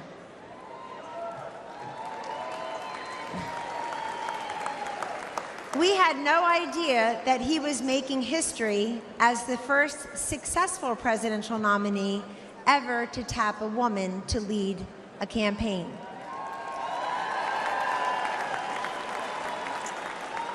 But that was a natural for Donald J. Trump. He had elevated women in New York real estate decades before when few people would. One morning, I was in an early senior staff meeting in the White House, and as I glanced around the table, something caught my eye. In that meeting were Sarah Huckabee Sanders, Mercedes Schlapp, Brooke Rollins, Ivanka Trump, and me. I soon realized that among us, we have 19 children, at the time ages 2 through 16. Show me a C-suite in America where 5 working moms of 19 young children could have the highest rank in the company and work alongside the president.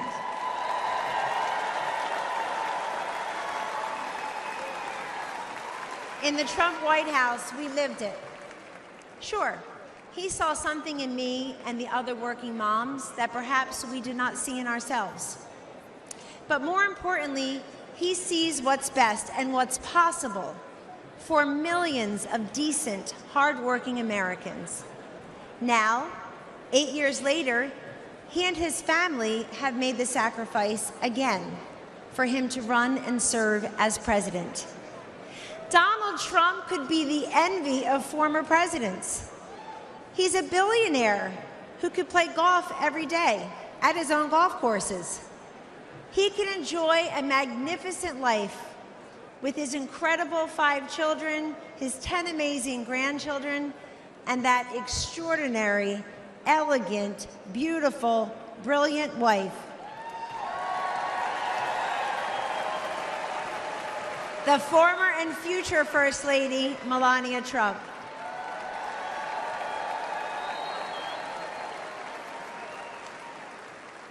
He does not need to do this, but we need him to do this. How often do we hear, "I want Trump's policies without Trump's personality"? Well, good luck with that. We don't get those policies without that personality.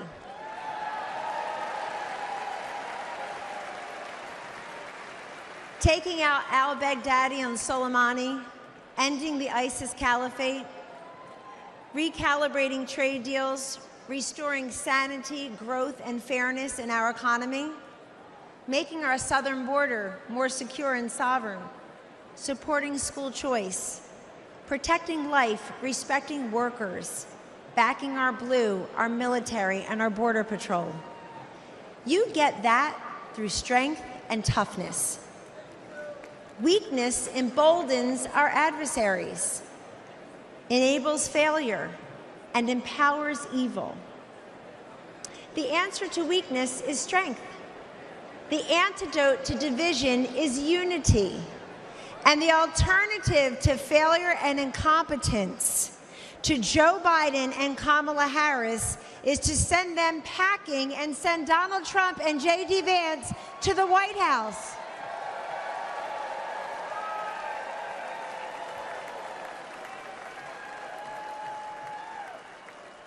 If you know someone who is skeptical about the Republican Party or who is cynical about politics, don't dismiss them.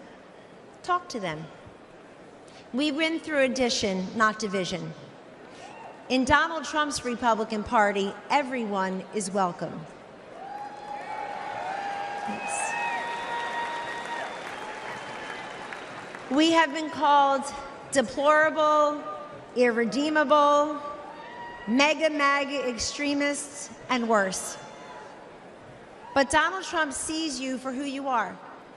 You love your God, you love your family, and you love your country. In 2024, there should be no more hidden, undercover Trump voters. It's time to put that flag on your front porch, that red hat on your head, because we don't cave and we don't cower and we do not capitulate. Instead, we get up, we show up, we stand up, and we speak up. Ladies and gentlemen, this is your movement. This is your moment. And this is the man I know and the president we need for 4 more years. He picks the toughest fights and wins. He has stood by me, and he will always stand up for you. Thank you, God bless you, and God bless the United States of America.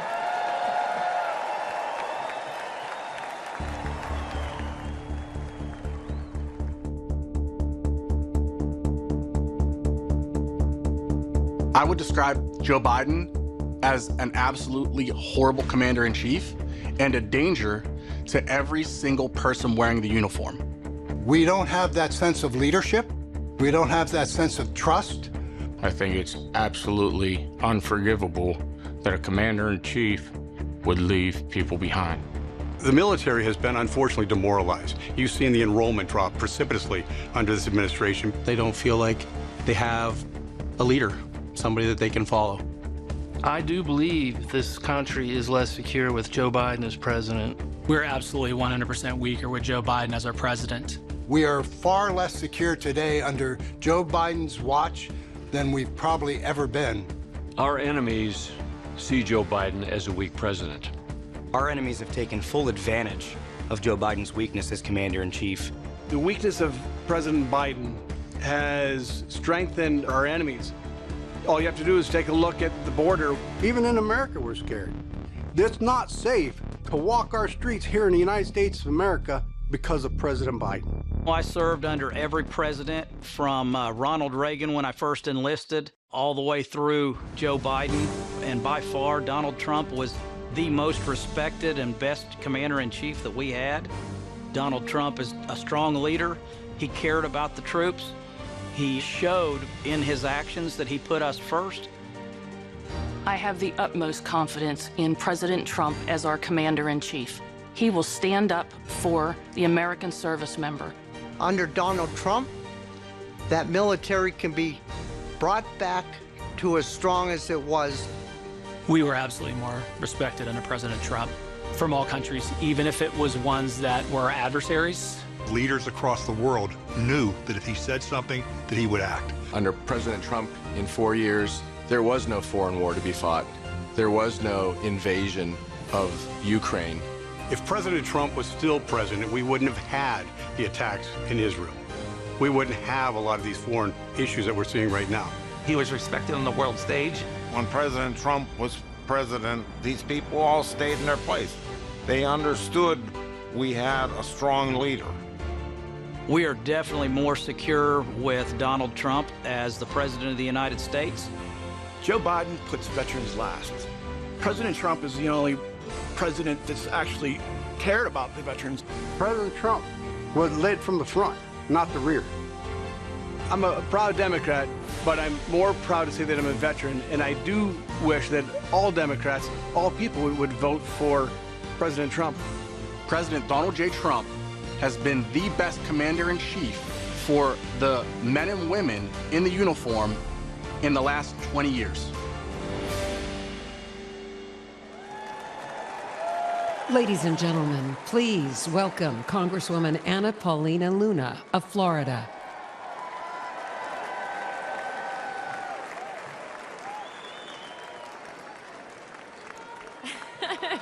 Thank you. Thank you. I'm Congresswoman Luna, and I represent the great people of Florida. The greatness and strength of America are beacons of hope for countless lives around the world. Our strength ensures our safety and security. My husband and I knew this when we joined the Air Force. But we don't preserve peace and stability by policing the world or by involving ourselves in every foreign conflict. We preserve peace by commanding the world's respect, a respect that is earned through unparalleled military strength and firm, decisive leadership. Over the past 4 years, the Biden administration has failed to uphold this standard. They have misused our resources in foreign wars contrary to our national interests, and they have eroded the lethality and fighting culture of our armed forces. The leadership that we need, that respects our military and understands the true cost of war, is only found in Donald Trump.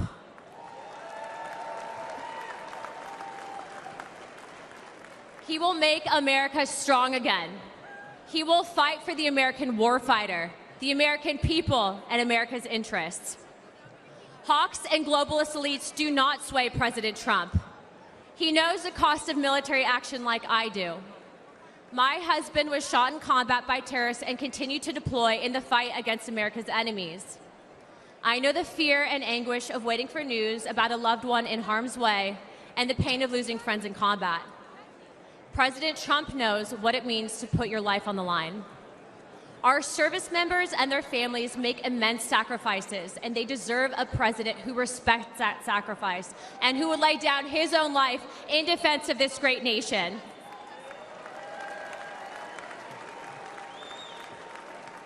President Trump has demonstrated he's ready to do just that. It is time that we all rise to his stature. The world needs a strong America, and America needs strong leadership. President Trump will provide it.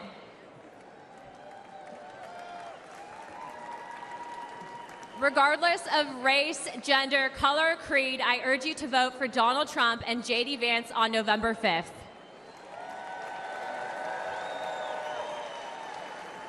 It's time to unite America. Thank you, Milwaukee. God bless the United States. Let's get him in.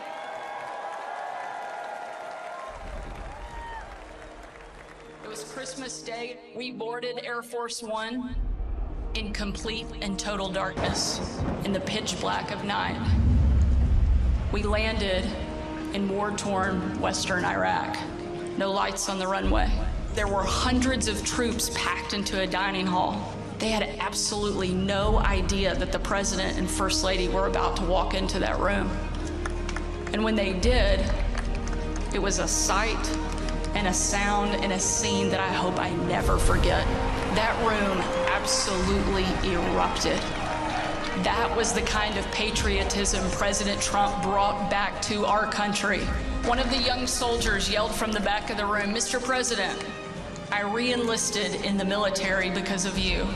And without missing a beat, the president said, "And son, I am here because of you."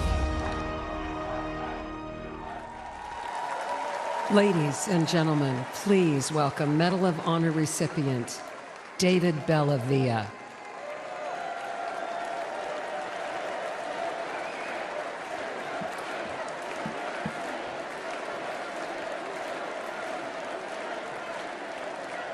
Thank you. In 2019, President Donald Trump awarded me the Medal of Honor for my service in Fallujah during the Iraq War. Thank you.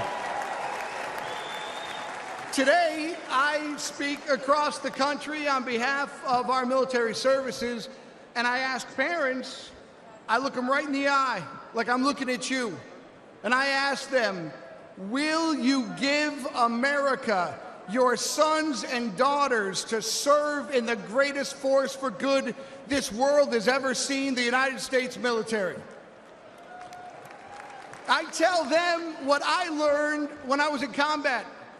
Your sons and daughters will be loved. They'll be our family. And that bond, that commitment is for a lifetime. Their response? Well, it's changed in the last couple of years.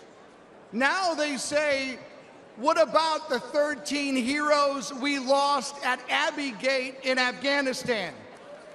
Now they say, what about the desperate civilians falling off the transport airplanes?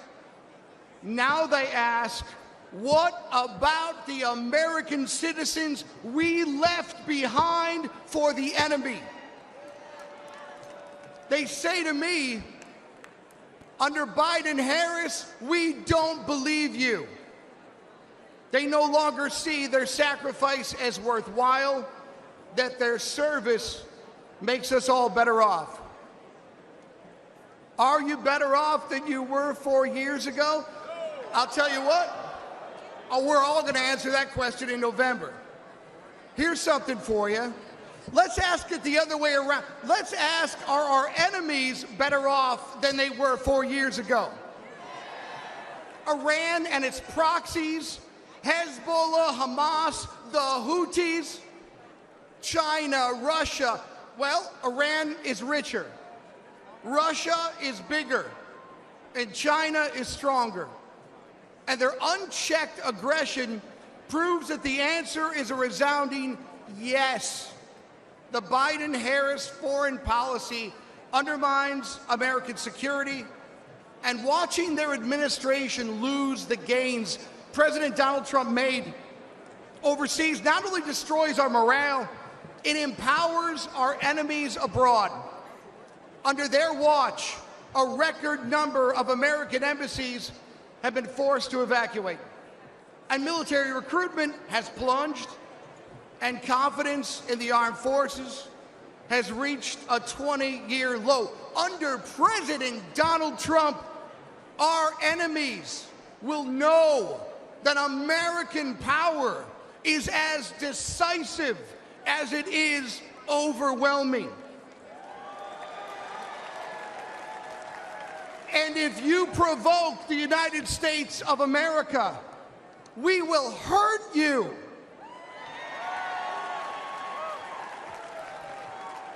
And if you threaten citizens of the United States of America, we will hurt you for generations to come, so help me God. Donald Trump is a commander-in-chief that I am confident to tell parents is at the helm. Donald Trump loves America. He too has bled for the nation that he loves. May God bless America. May God bless our Gold Star families. Thank you for what you've given this country. And may God keep President Donald Trump safe and in his hands. May God make America strong. May God make America great again.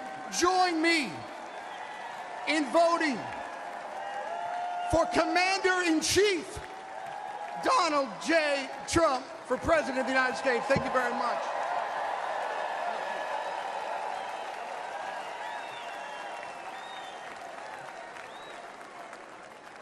Ladies and gentlemen, please welcome Afghanistan war veteran, Scott Neal.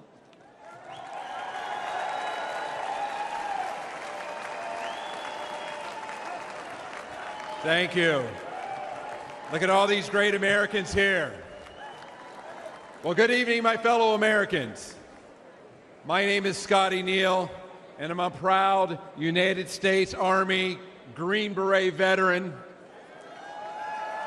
Thank you. And the most important part is I'm a proud veteran entrepreneur. Almost 23 years ago, Al-Qaeda declared war on America September 11th, 2001.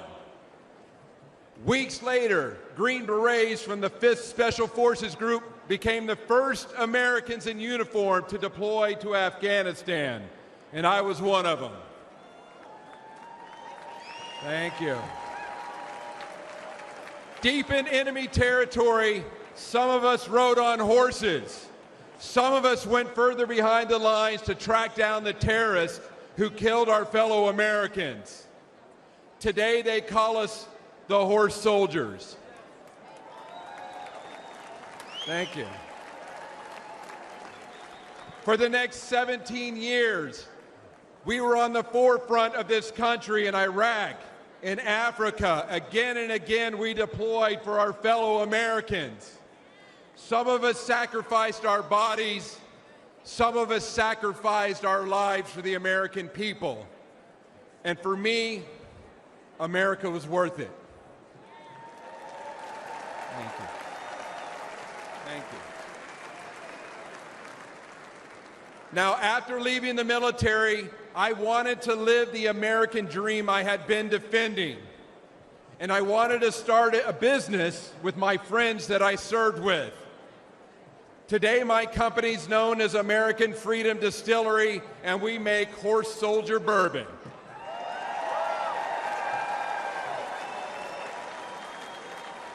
We are building our forever home in the great Commonwealth of Kentucky. That's right, where true bourbon comes from, in a little small town called Somerset. Please come visit us. All of our ingredients are made here in the United States of America. We ensure we hire veterans. We want to prove that America remains the land of opportunity for those brave enough to reach out and grab it. But tragically, almost 3 years ago, my fellow veterans and I recoiled at the bloody anarchy of President Biden's withdrawal from Afghanistan. We saw weakness and chaos. We saw 13 of our brothers and sisters lose their lives. Most of us veterans who served got phone calls for those courageous Afghanistans that we fought with in the mountains as they were pleading with us not to leave them behind. Throughout our careers, we never had regrets about our service. But this moral injury caused many of us to ask, why did we serve if this was the outcome? But despite this dark chapter, I know America is good. We're still the shiny city on the hill that everybody wants to come to. But we need a president with a record of making our country better and not worse. And that's why I'm voting for Donald Trump. Exactly. He encourages patriotic Americans to celebrate the country they love. He supports anyone brave enough to reach out for the American dream and to fight for it. And he's the only candidate in this race who embodies the American determination and decisiveness. Let's make America strong again.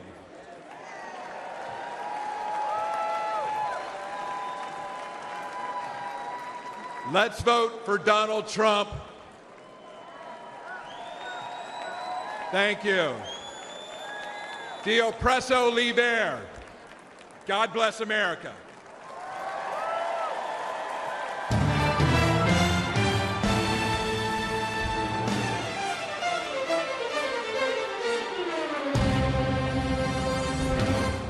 This is a man's world.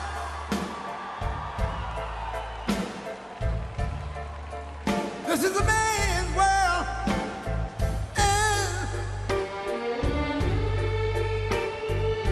But it wouldn't be nothing.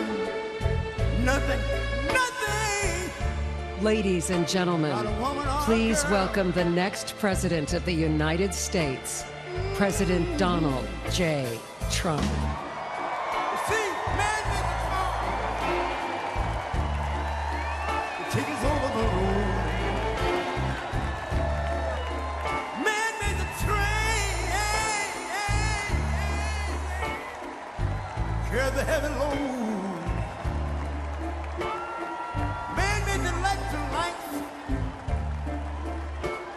out of the dark.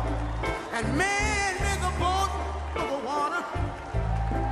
Like my Bible said, Noah made the ark. This is a man's world. Ow! But it wouldn't be nothing, nothing, nothing. About a woman or a girl.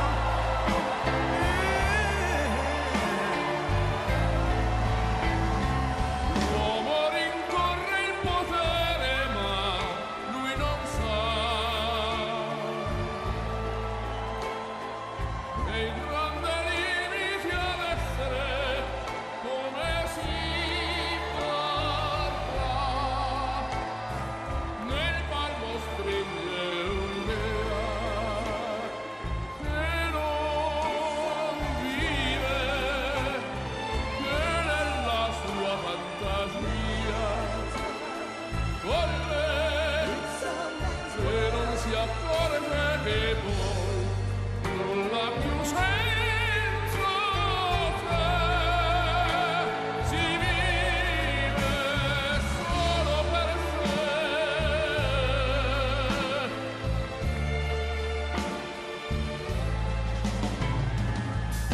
Man thinks about a little bit of baby girls and a baby boy. Man make them happy because man make them toys.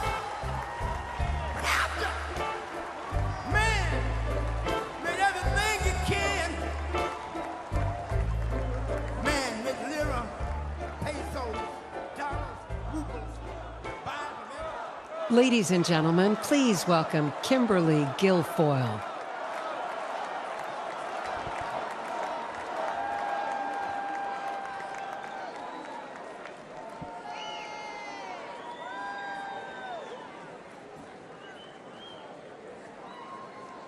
Good evening, ladies and gentlemen. Like you, I have spent much of my time the last few days in prayer. And I know that God has put an armor of protection over Donald Trump.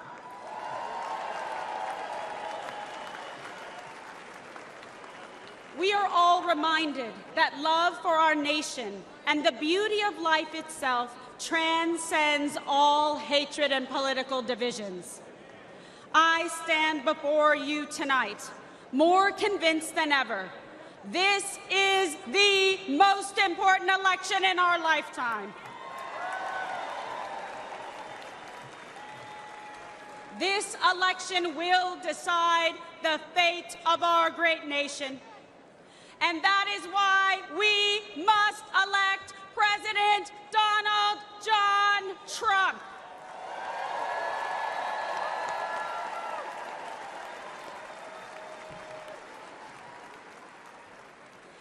This is not just a choice between Republicans and Democrats.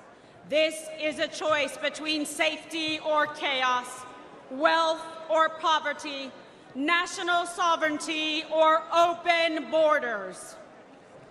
This election is a choice between Joe Biden's vision for American weakness and Donald Trump's vision of American greatness.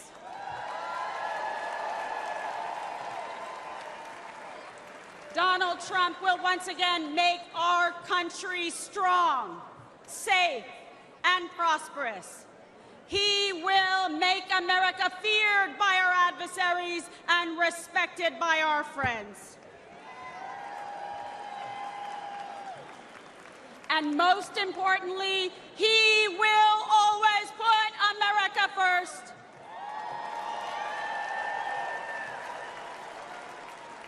After 4 years of Joe Biden's disastrous America Last agenda, our country is more dangerous, vulnerable, and impoverished than anyone had thought possible. President Trump handed Biden a booming economy and a strong nation. All Joe had to do was leave it alone and take a nap.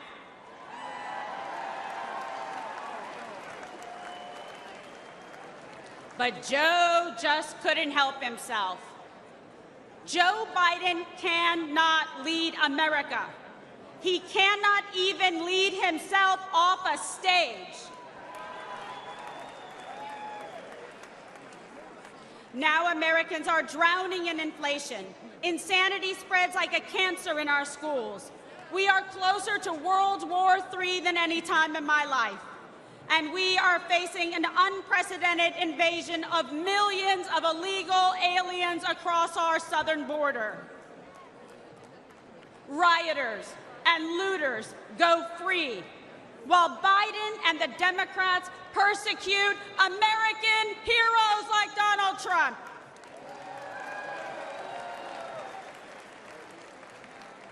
Tens of millions of Americans are made to feel like enemies in our own country.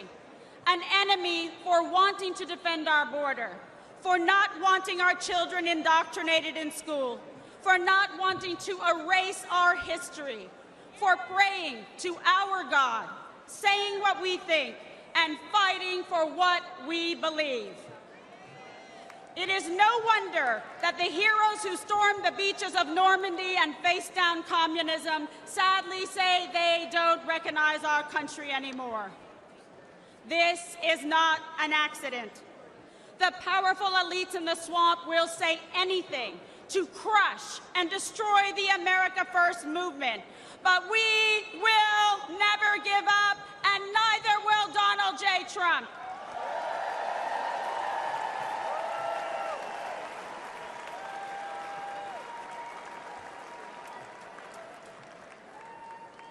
I know I speak for patriots everywhere when I say we are fed up. We are outraged about sex trafficking and drug trafficking across our southern border. We are fed up with the forever wars. We are done being told by the radical left to sit down, shut up, and obey. The Democrat vision for America is governed by fear, hatred, and political oppression.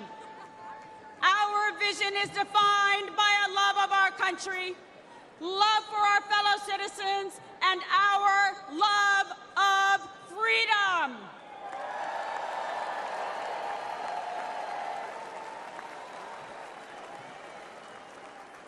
In our vision, we will secure the southern border and deport the violent criminal aliens once and for all.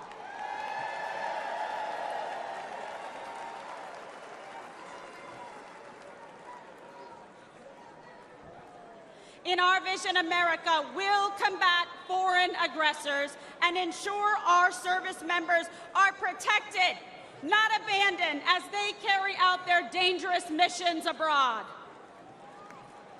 Because we know we can only have peace through strength.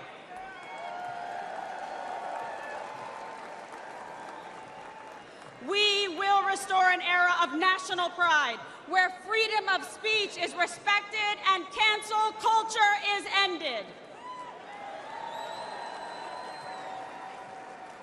Where high school girls only compete with other girls, not biological men.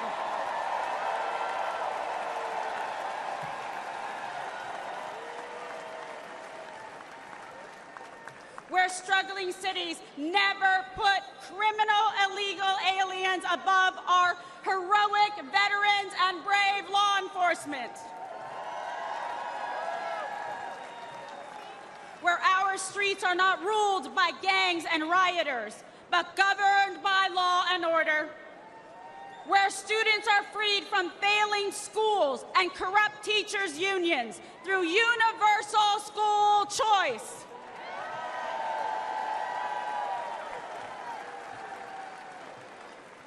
Where our most sacred institutions are not weaponized against political opponents, but are fair, equal, and just. And where we teach our children to love our country, learn our history, and respect our American flag.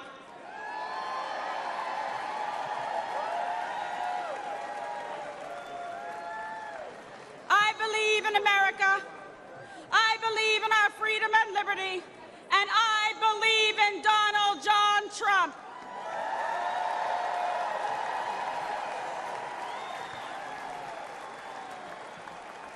And I want Joe Biden, Kamala Harris, and all of the radical Democrats to know this. We will not be bullied into obedience. We will not cower in silence.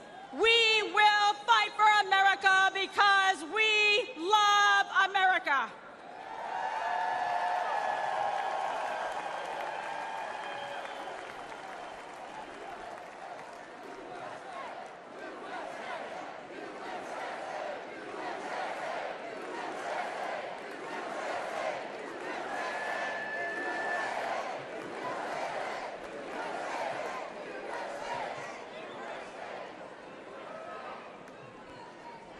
I stand before you as a working mother, a former prosecutor, a Catholic, and a proud Latina.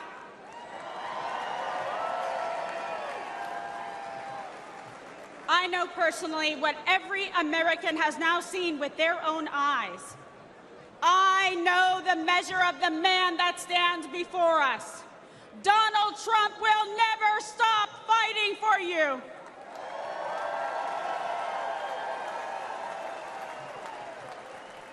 So join me in voting for Donald J. Trump for president again.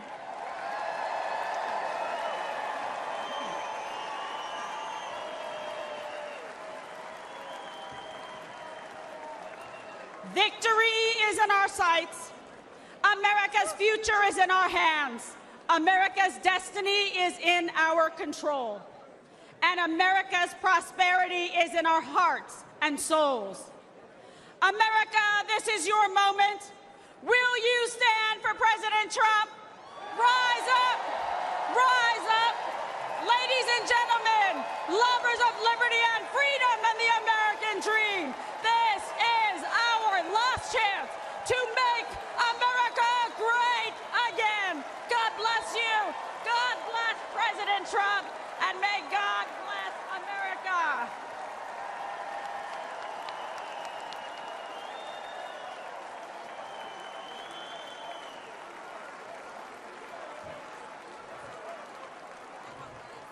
Ladies and gentlemen, please welcome Congressman Michael Waltz of Florida.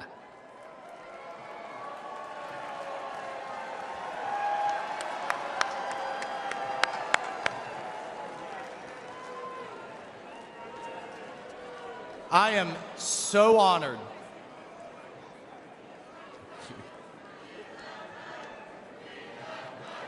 Thank you. Thank you. Thank you. Hello, Patriots. I am so honored to stand before you as a 27-year Army veteran and the first Green Beret ever elected to Congress. And I'm joined tonight by my beautiful wife, Julia, who, oh, by the way, has more combat tours than I do. Look, folks, we have deployed all over the Middle East, all over Africa, all over Afghanistan, and I have never in my lifetime seen the world falling apart like it is under Joe Biden. And that's because under President Trump, we had a president who defeated ISIS, broke Iran, stood with Israel, always stood with our allies, made China pay. You didn't see any spy balloons under President Trump, did you? He deterred Russia. You know what he told Putin? You try anything, and I'll take the tops off the Kremlin. And he didn't dare, did he? He did under Obama, he did under Biden, but not under Donald J. Trump. He diffused North Korea. And importantly, he got our hostages home and didn't pay billions of dollars to get our Americans back. And here's my favorite part about Donald Trump, the commander-in-chief. He sat across the table from the bureaucrats and the generals and said, if you don't give our troops what they need, you know what he told the generals? You're fired. You're out of here. We're cleaning house. Everything takes too long, costs twice as much, and delivers half of what our troops need. And what do we have today? What do we have today with President Biden? What's he focused on? He's focused on pronouns. He's focused on renaming bases. He's focused on DEI, and here's my favorite. He's focused on building electric tanks. Has anybody seen any charging stations in the Middle East for the Biden's electric tanks? And here's what I can tell you straight up in combat. Our enemy's bullets, listen to me folks, our enemy's bullets could give a damn about black, white, or brown, or about religion, or about gender, or about anything else. The only colors that matter in the foxhole are the red, white, and blue, baby. That's the only thing that matters. That's the only thing our military should care about. And that's the only thing our fellow soldiers care about. And that's the only thing President Trump cares about. Now, I want to tell you a story about the man, the leader, the commander-in-chief, that is Donald J. Trump. We all remember Biden's disgraceful withdrawal from Afghanistan, the debacle and the stain on our national conscience that was. The 13 Gold Star families have to relive it every day, the ones that lost their sons and daughters that disgraceful day. Biden won't even take their calls. He calls it an outstanding success. He won't even take a meeting with them. Well, I called President Trump. We talked about it, and he said, Michael, I would love to meet them. Get them up here. Get them up here to Bedminster. He was scheduled, folks, hear me on this. He was scheduled to spend an hour with them. You know how long he spent? He spent 6 hours with them. He met each one. He listened. He cared. One of the moms kind of leaned over to me and she said, do you think he'll sign a picture of my son? I said, oh, hell yeah, he will. Please ask. He will be happy to. And he spent hours more. And if that wasn't enough, he then has them up to dinner. And at the start of the dinner, he promised them this.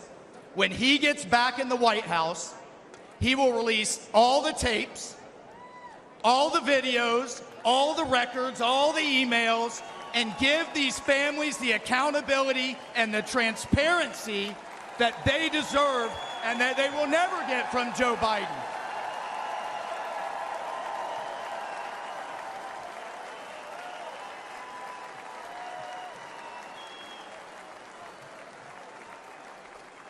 And then God bless this man. This is why I love this man so much.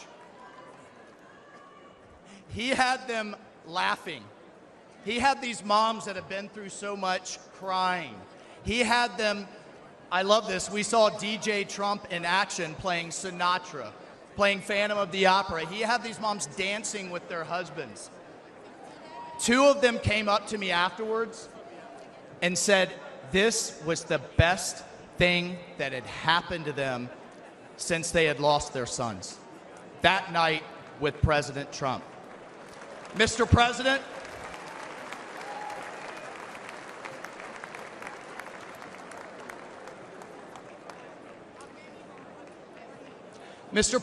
you helped them heal.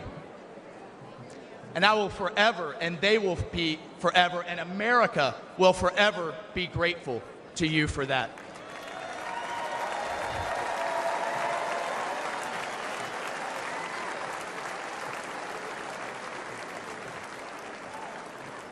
Patriots, that's the Donald Trump that I've come to know. That's the Donald Trump and the commander-in-chief we all know. That's the Donald Trump the media never wants you to see. That is the Donald Trump we must have as Commander-in-Chief back in the White House this November. We need it, the country needs it, the world needs it, because we will once again have peace through America's strength. God bless you. I salute you. Let's go fight, fight, fight, and let's win.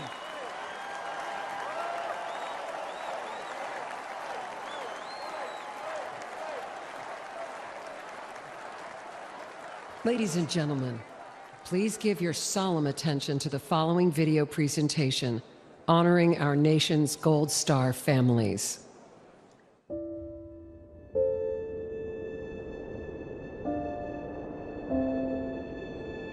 I'm Jim McCollum. I'm the father of Marine Lance Corporal Riley James McCollum, and I'm here to speak for him. My name's Alicia Lopez. I'm Herman Lopez, and we're the parents of our son, Hunter Lopez, the U.S. Marine stationed in Camp Pendleton, San Diego, California, who passed away on August 26, 2021 in Kabul, Afghanistan. My name is Abby Sanchez, and I am the voice for my brother, Corporal Humberto Sanchez.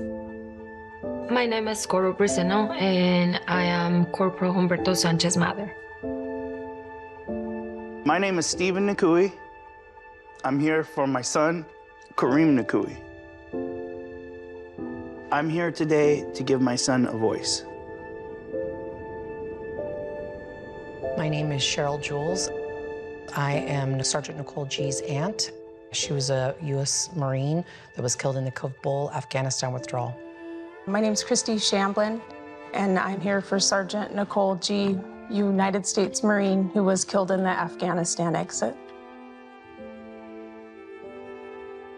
My name is Kelly Barnett. I'm here to give a voice to my son, my best friend, Staff Sergeant Taylor Hoover. And my name's Darren Hoover, and I'm here to give voice as well for our son, Staff Sergeant Taylor Hoover. When we started hearing that the Taliban was moving in, that there wasn't more military being deployed, and that they had decided that the Taliban was our security, that was when I became terrified. They were just kind of left there, hung out to dry. For you from Afghanistan, where there are significant casualties, including some Americans from a I was at suicide work attack outside the country. and heard about it. Instantly had that just chill go through me, and I started sending messages. I'm talking to people. I'm calling his girlfriend. I'm saying, well, have you heard from him? I'm calling his sisters. Have you heard from him? You know, we're texting. We're saying, please, just send us a text. Just whatever. Just let us know that you're okay. When all the explosions went off, I had messaged her and I said, hey, you know, I know you can't say anything, but, you know, just an emoji, just a bubble.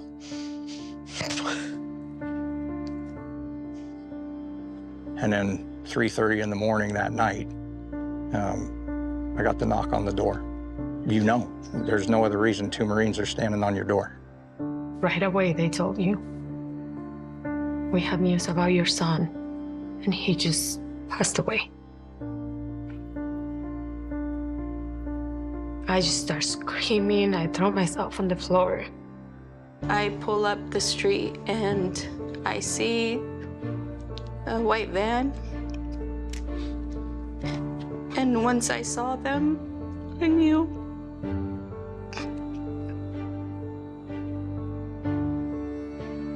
It's surreal. Seeing all those flag-draped coffins in the back of a C-17 is something you'll never forget.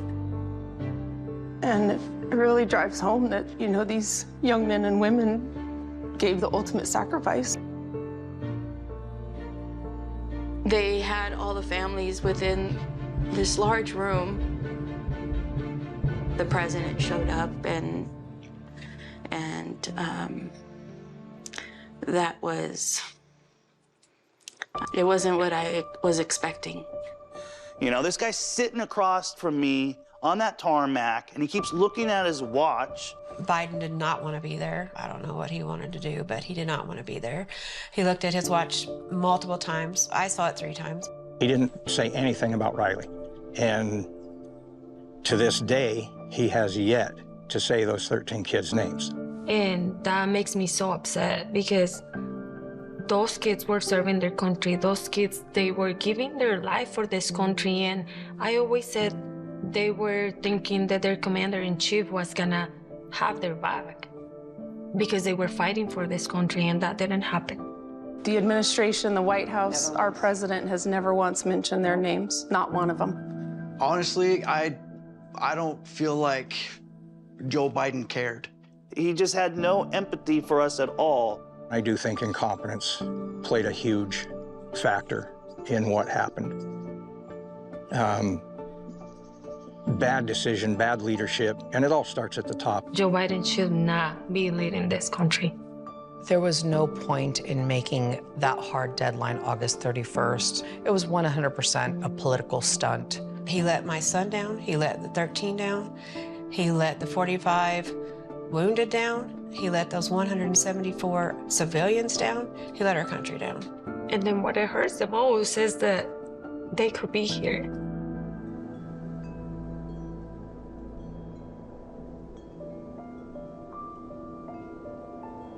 We fully understand we can't bring back our kids, but there are thousands and thousands more out there that are going to come home the same way if something doesn't change. We're the United States of America. We can do better by our men and women that are risking their lives for this country. We can do better for them than that.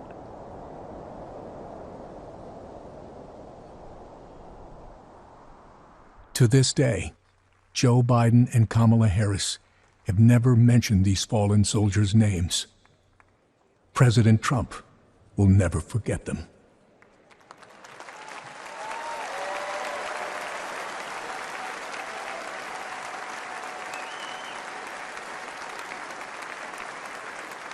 Ladies and gentlemen, please welcome to the stage the Gold Star families of our fallen heroes.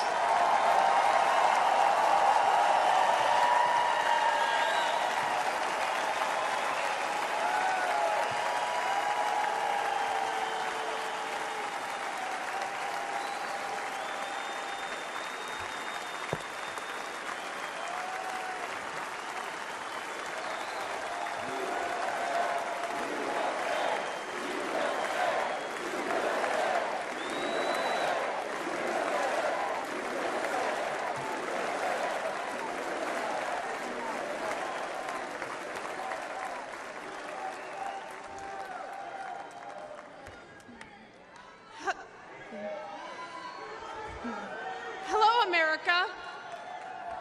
I'm Christy Shamblin. My daughter-in-law, Sergeant Nicole Leanne G.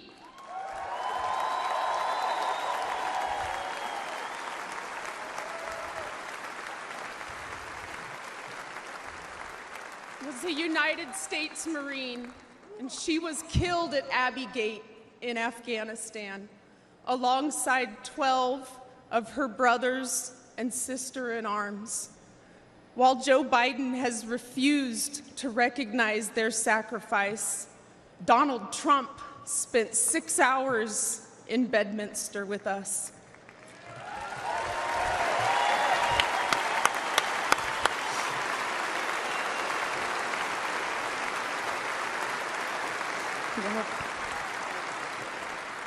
He allowed us to grieve. He allowed us to remember our heroes. Donald Trump knew all of our children's names.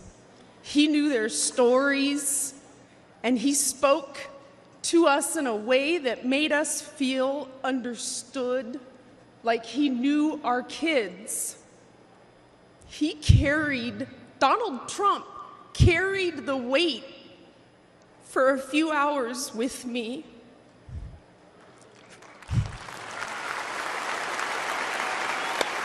Yeah.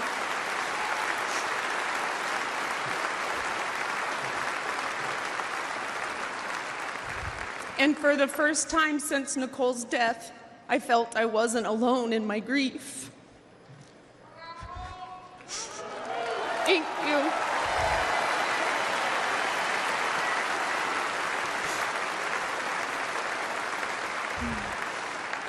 I had expected to meet an arrogant politician.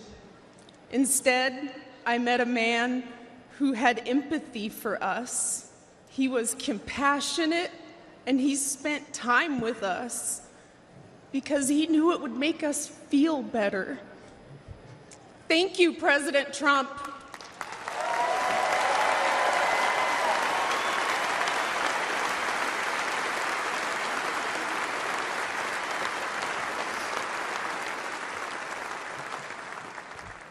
I'm Cheryl Jules, Nicole's aunt. Joe Biden said the withdrawal from Afghanistan was an extraordinary success. An extraordinary success.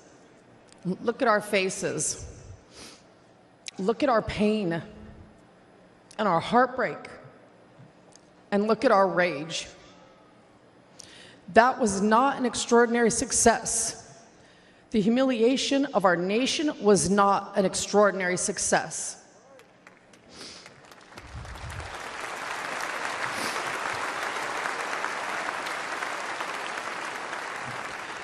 Joe Biden may have forgotten that our children died, but we have not forgotten.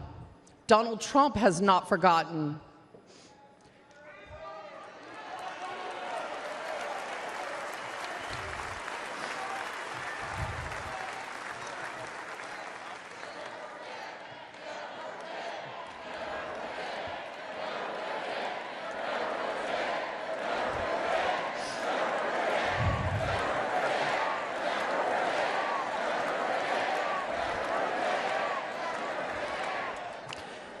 Joe Biden owes the men and women that served in Afghanistan a debt of gratitude and an apology.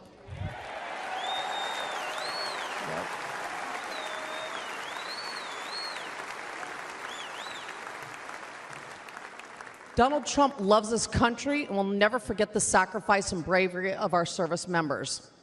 Join us in putting him back in the White House.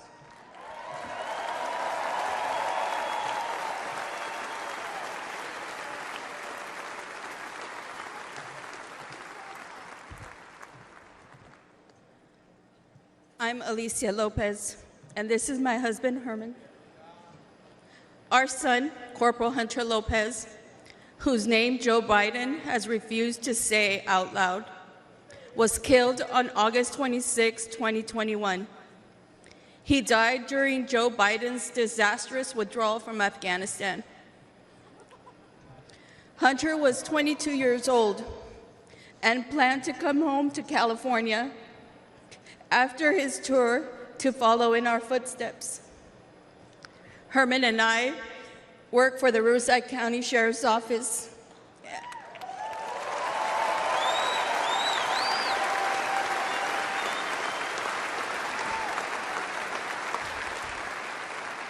And our family has a tradition of service in law enforcement.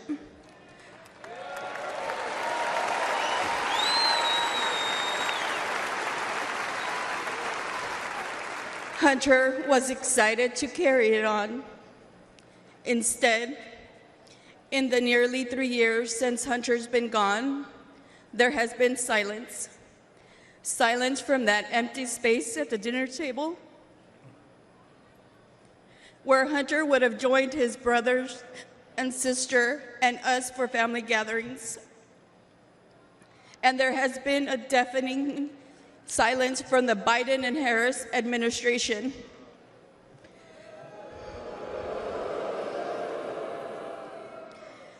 Despite our pleas for answers and accountability, they have pushed us away and tried to silence us. The Biden administration has not owned up to the bad decisions. They have not been transparent about their failures. And their so-called leaders work to protect themselves rather than our sons and daughters who took the oath to defend our country.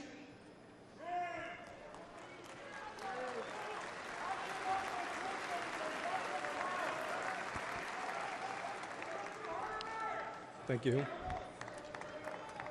When Hunter and the other service members' bodies were returned to the U.S. in Dover, Delaware, Joe Biden met the plane.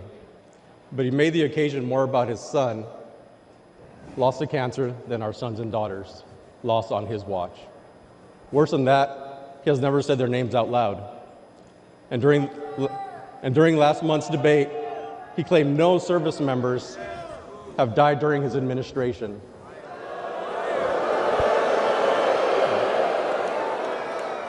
None. That hurt us all deeply. So Alicia and I are here to say the names of all 13 service members who lost their lives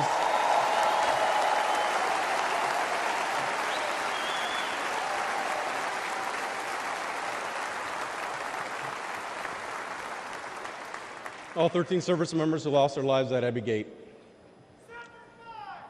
David Espinoza.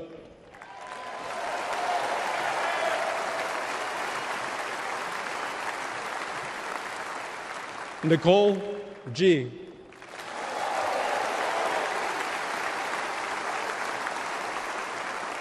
Taylor Hoover.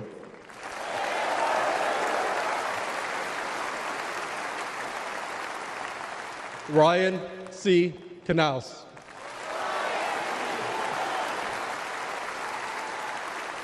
Riley McCollum.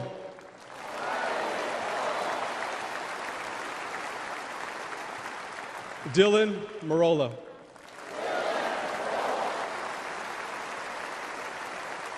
Kareem Nakui. Dagan Page.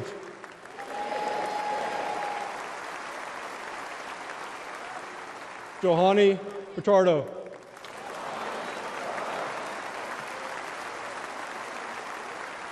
Humberto Sanchez.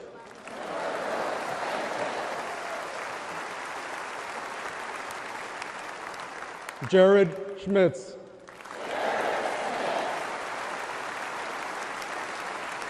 Maxton Sobiak. And my son, Hunter Lopez.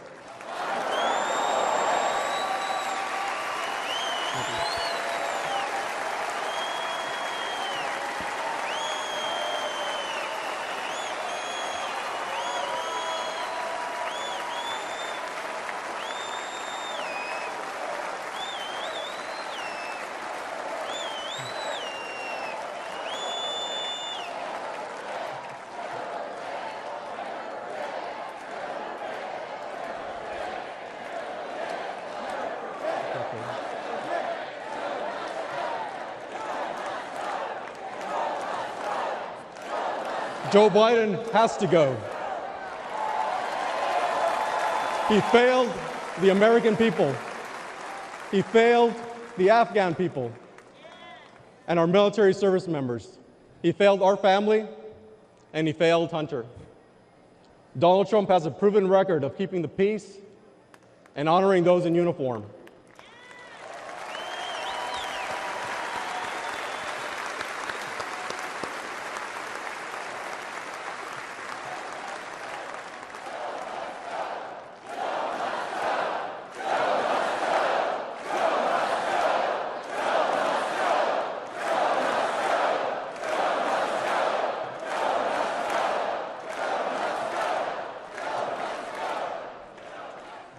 All of us on this stage recognize the efforts of Mr. Trump. We know this firsthand. We've experienced it. Whenever we've met with him, he has demonstrated compassion. He has joined us on our mission for answers, and he has given hope to our extended Gold Star family.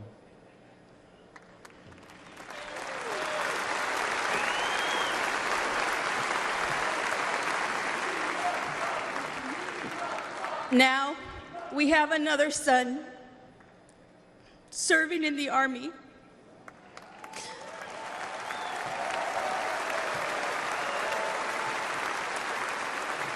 And we do not trust Joe Biden with his life.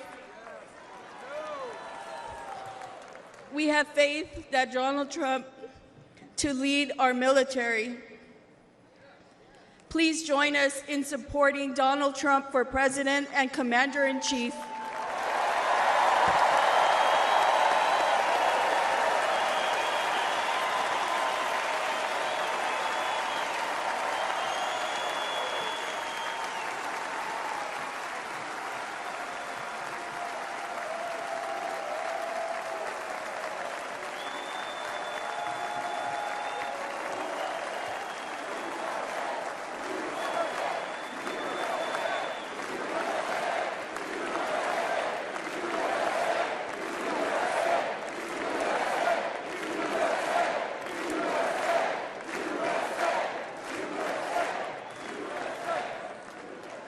While campuses struggle to get control of their students, at UNC Chapel Hill, they are bringing order back. Students restoring the American flag and singing the national anthem.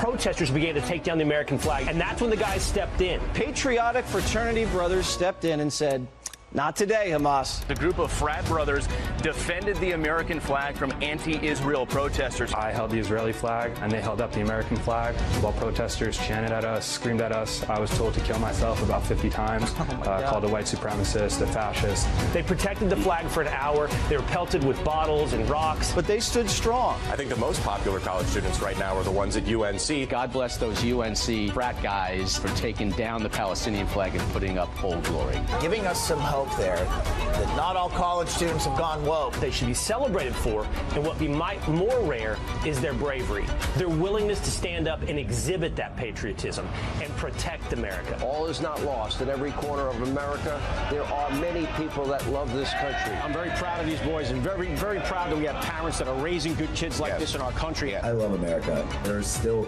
patriots in this country that actually want to fight and would, sacrifice themselves for this flag, this country. It's good to know that there's some patriotic young men out there supporting the flag still out there. Don't bend the knee to these people.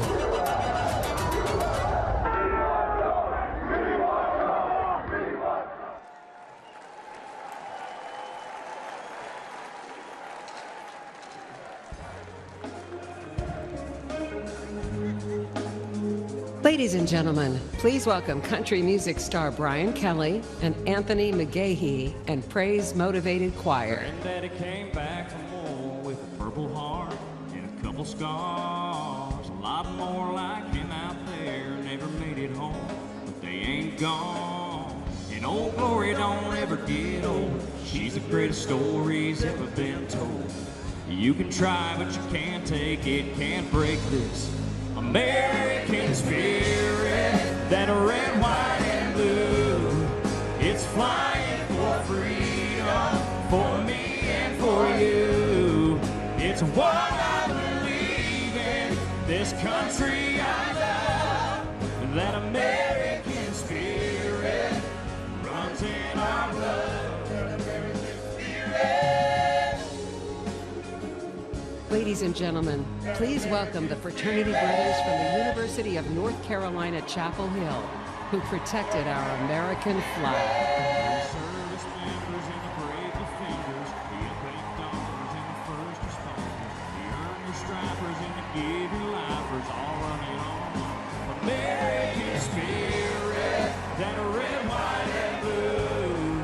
It's flying for freedom, for me and for you. It's what I believe in, this country I love.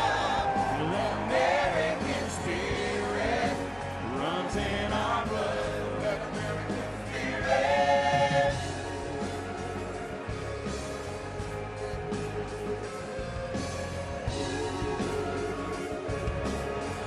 That American spirit. Oh, in every big city and all the small towns, hats come off when the flags come out. Every mom and pop shop flying them proud. You can't take down American spirit, that red, white, and blue. It's flying for freedom, for me and for you. It's what I believe in, this country I love. The American spirit runs in our blood. Come on. Oh, in every big city and all the small towns, hats come off when the flags come out. Every mom and pop shop flying them proud. You can't take down American spirit. Oh, American spirit.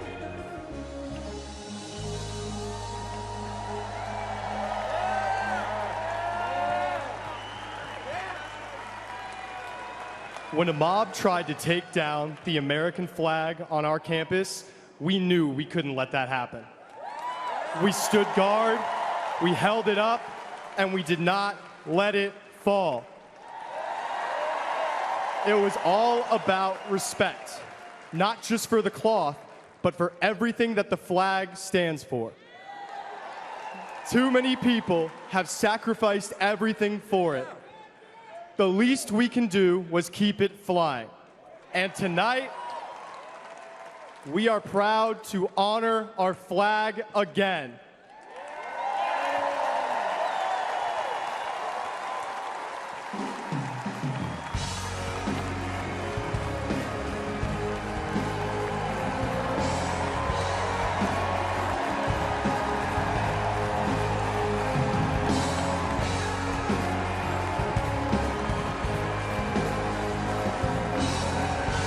First day that we take back the White House from crooked Joe Biden, the worst president in the history of our country, I believe that we're going to have 4 of the greatest years in the history of our country.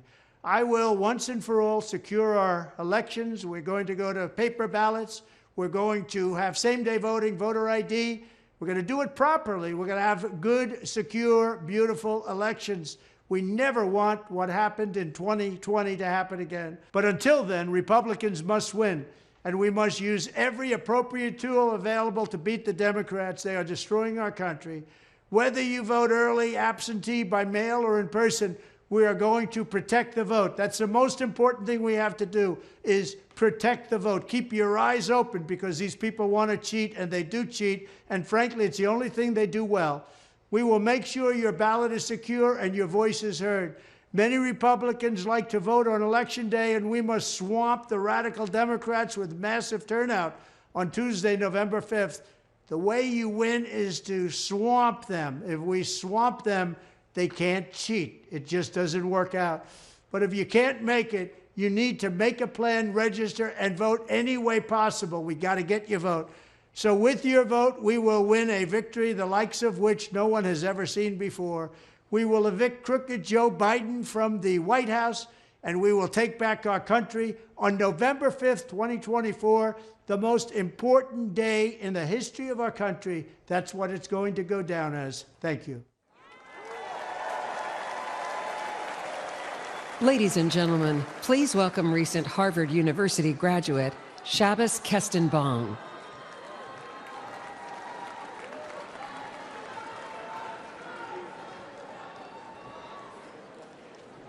My name is Shabbos Kestenbaum. I am a proud first-generation American.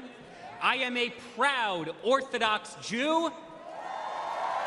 And as of 5 months ago, I am the proud plaintiff suing Harvard University for its failure to combat anti-Semitism.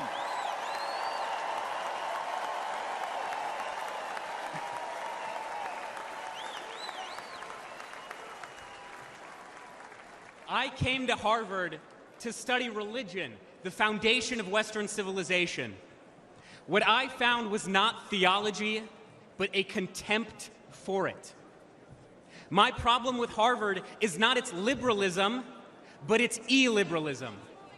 Too often, students at Harvard are taught not how to think, but what to think.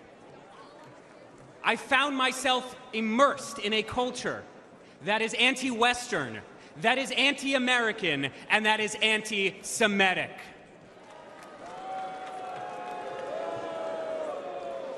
After October 7th, the world finally saw what I and so many Jewish students across this country experienced almost every day. When I planted 1,200 Israeli and American flags on campus, they were all vandalized within 24 hours.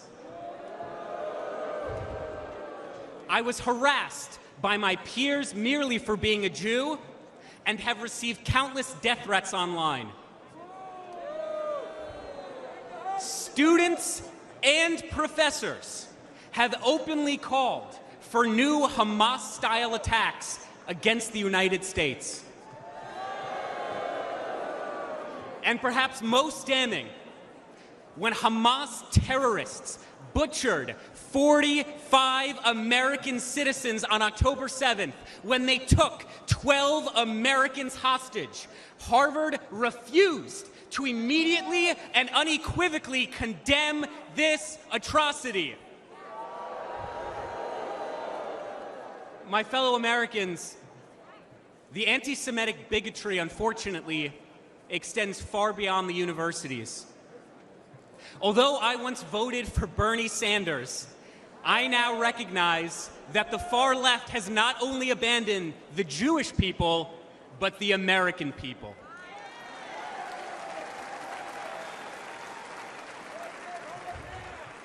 The Democratic Party, the party I registered to vote for the day I turned 18, has become ideologically poisoned.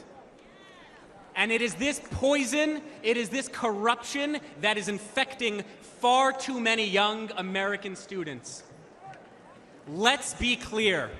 The far left's anti-Semitic extremism has no virtue, and the radicalism on our campuses and on our streets has no moral legitimacy.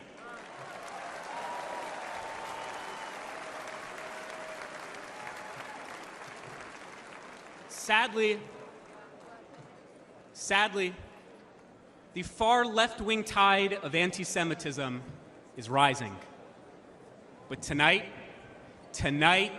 we fight back. I am proud to support President Trump's policies to expel foreign students who violate our laws, harass our Jewish classmates, and desecrate our freedoms.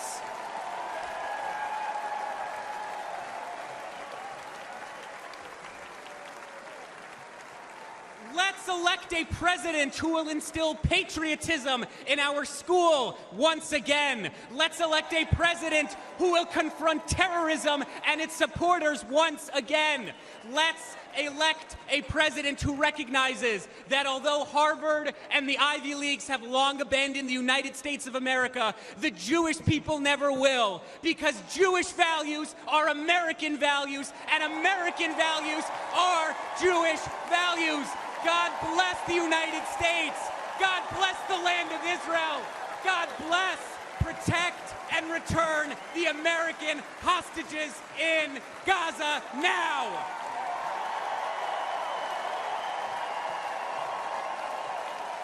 Ladies and gentlemen, please welcome the parents of an American hostage held in Gaza, Orna and Ronan Nutra.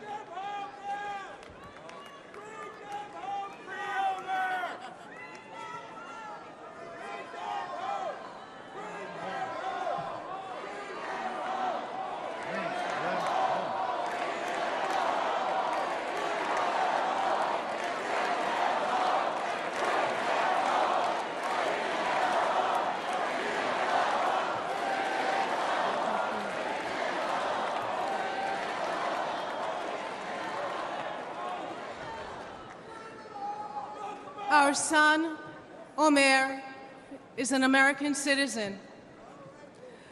For 285 long days and nights, Hamas terrorists have been holding Omer imprisoned in tunnels underneath Gaza. Omer, which is a biblical name and means in Hebrew the first crop, is our firstborn. He was born in New York City 1 month after 9/11. 8 months pregnant, I walked across the Queensboro Bridge towards home that day. And here we are, 23 years later, and he's the victim of another vile terrorist attack. Let me tell you a little bit about my son. He's a connector. He's an extremely social person. He loves sports. In high school, he was captain of the soccer ball, volleyball, and basketball teams. He's a natural leader.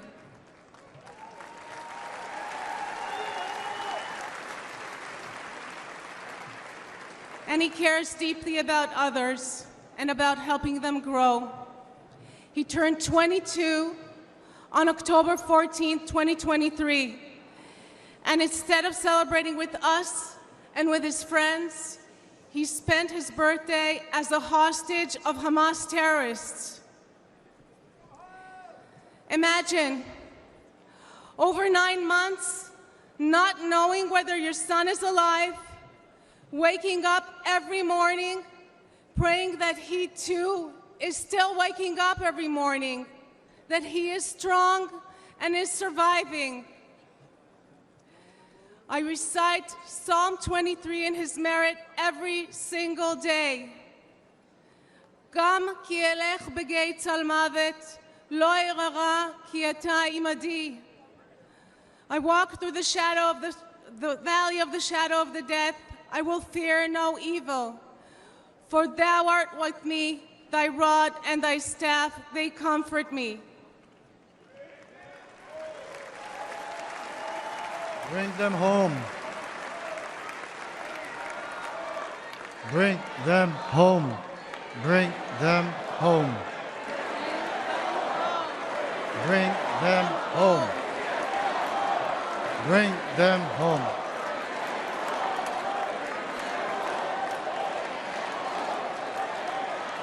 During the brutal October 7 attack on Israel, over 1,200 people were slaughtered. Of them, 45 were American citizens. Where is the outrage? Where is it? This was not merely an attack on Israel. This was and remains an attack on Americans. Omer is one of 8 American hostages and one of 120 hostages still left in Gaza. Citizens of 24 countries and 5 different religions, still held by Hamas, denied basic human needs, their lives threatened every day. President Trump called us personally right after the attack when Omer was taken captive. We know he stands with the American hostages. We need our beautiful son back. And we need your support. We need your support to end this crisis and bring all the hostages back home.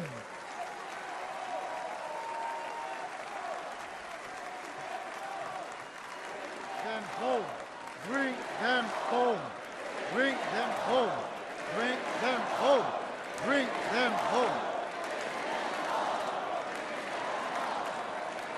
Omer, we love you. We won't stop fighting for you. Say it with us. Bring them home. Bring them home. Bring them home. Thank you, everybody. God bless Israel and God bless America.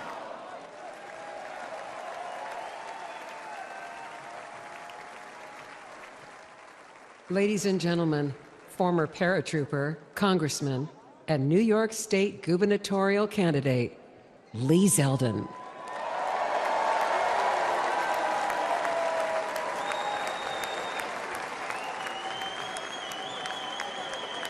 Hello, Wisconsin. I'm Lee Zeldin from New York.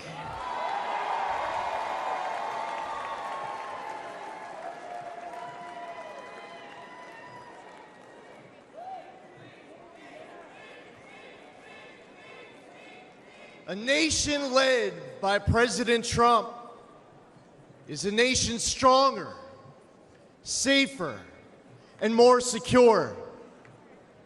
As a former 82nd Airborne paratrooper,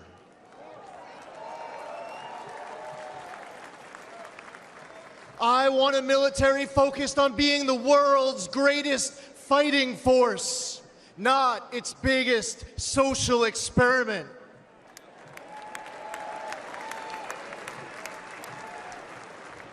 We need a president treating our friends as friends and our adversaries as our adversaries, understanding they only respect strength, not weakness.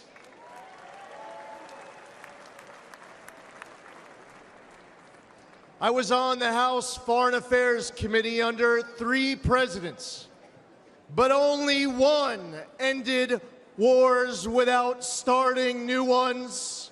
President Donald Trump.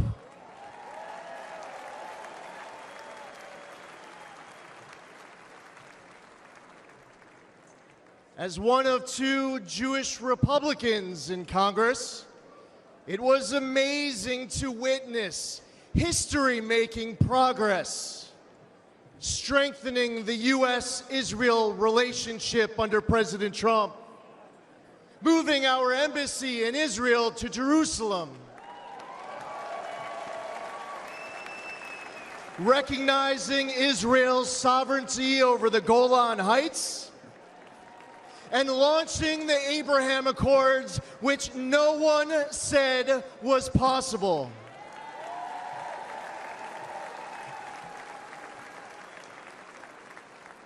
Soleimani and the ISIS caliphate were eliminated. President Trump withdrew from the Iran deal, stopped those insane ransom payments, and crippled Iran with maximum pressure.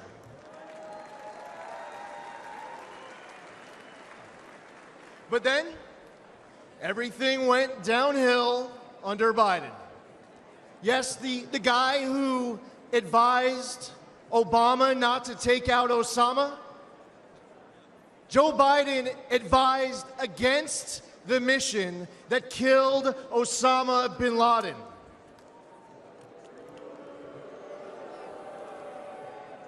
As an American, and especially as a New Yorker, that's unforgivable. Even in his prime, he had bad judgment. And it's only gotten worse with age.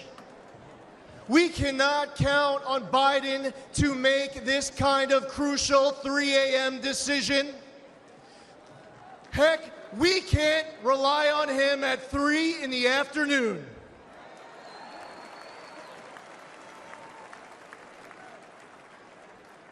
He has refilled Iran's coffers. Since October 7th, Biden has pandered to anti-Semites who cheer Hamas's attack. All while Americans are still being held hostage in Gaza.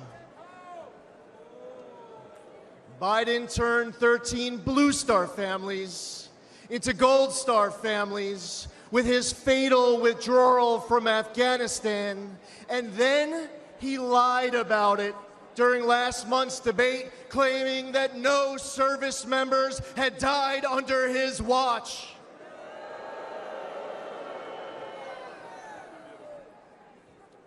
We must elect President Trump. Whether building an Iron Dome defense shield at home, countering China and other bad actors abroad, or securing our borders, he will make America strong and respected again. President Trump risks everything for us.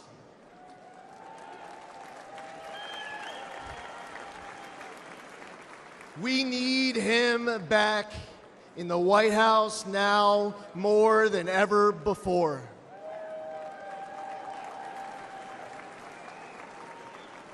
To make America great again, we must first, and God willing, we will expand the Republican majority in the United States House of Representatives. We will flip the United States Senate. We are going to elect J.D. Vance, our next vice president. And we will make Donald J. Trump the 47th president of these United States. Thank you. God bless you. God bless President Trump and his family, and God bless America.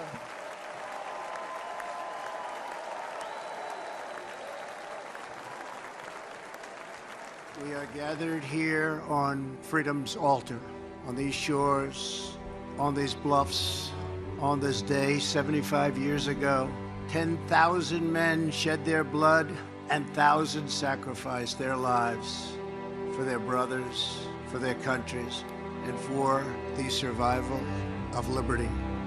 Those who fought here won a future for our nation. They won the survival of our civilization. These men ran through the fires of hell, moved by a force no weapon could destroy. The fierce patriotism of a free, proud, and sovereign people. And they showed us the way to love, cherish, and defend our way of life for many centuries to come. And our children and their children will forever and always be free.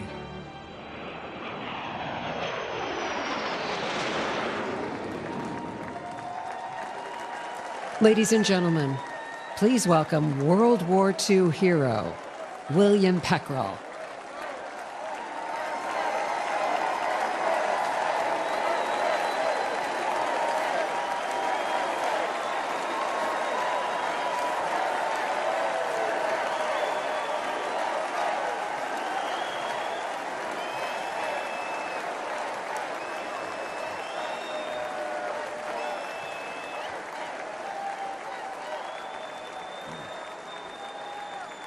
Thank you very much.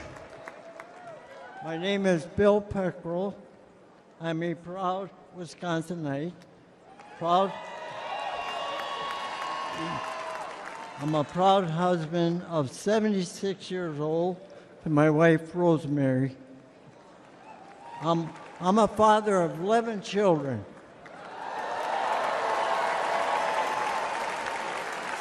6 girls, 5 boys.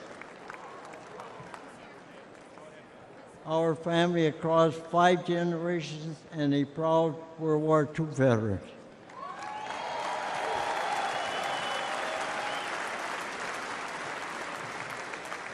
I'm 98 years old.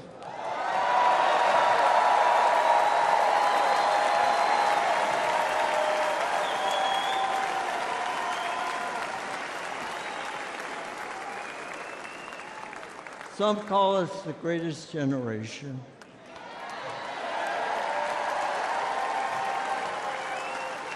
That's an honor, considering America is the greatest nation in the history of the world.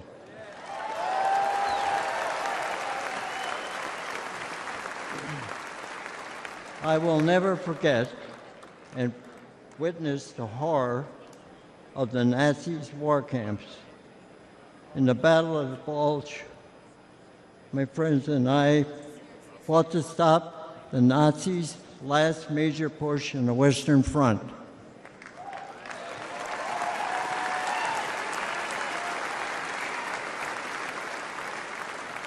A few months later, Hitler was dead. The Nazis were defeated.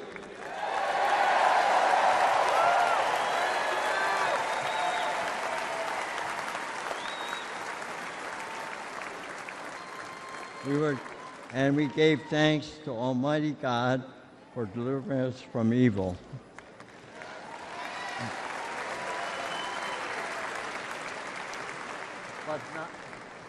But not many of us came home.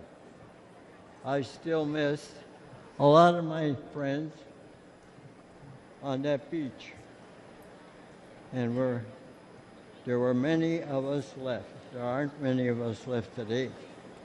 But for us, those of us who are here, that America is still worth fighting for.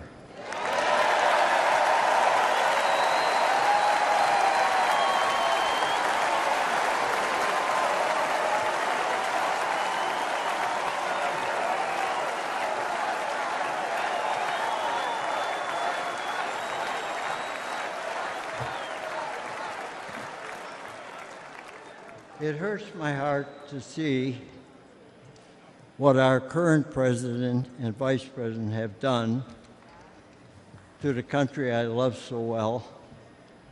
They humiliated us in Afghanistan. We pushed around in China. Terrorists run wild in the Middle East.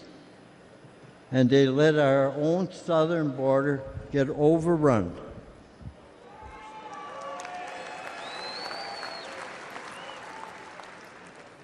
America, people say, America is an idea, but I believe America is much more than that.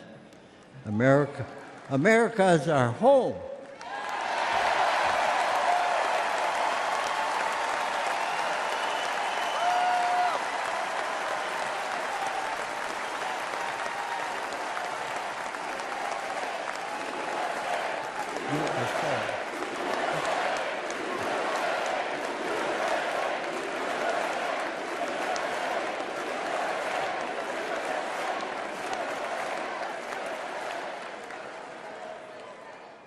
You know, when I was fighting in Europe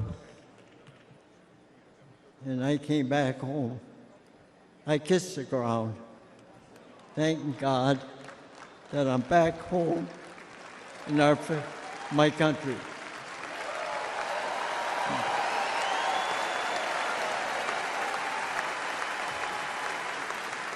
And where I come from, when somebody comes for me or my home, you dig in your boots in the ground and never look back.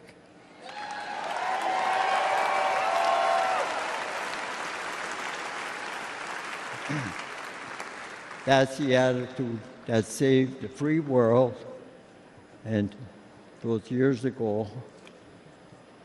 And President Trump, back in Commander-in-Chief, I would go back to re-enlist today.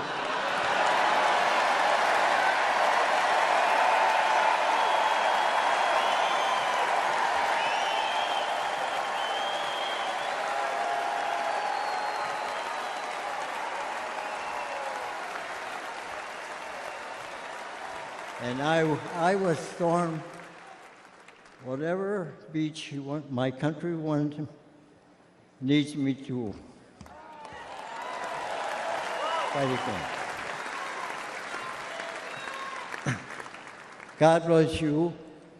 God bless our home and the United States of America.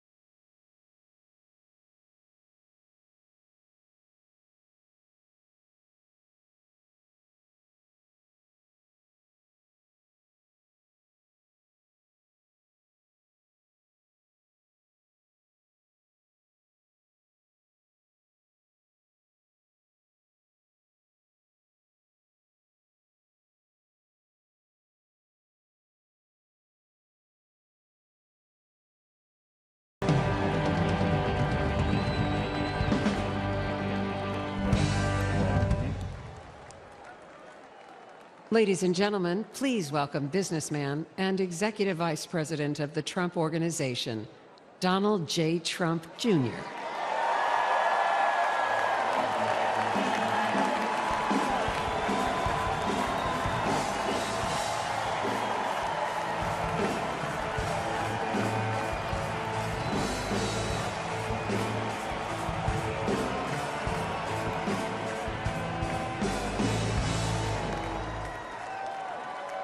Good evening, America. Before I begin my remarks, I'm going to do something a little uncharacteristic. A Trump is going to give up the microphone. Doesn't happen often. You may never see it again. But I got a call on Monday morning from a young lady who said, "Dad, I want to speak at the RNC."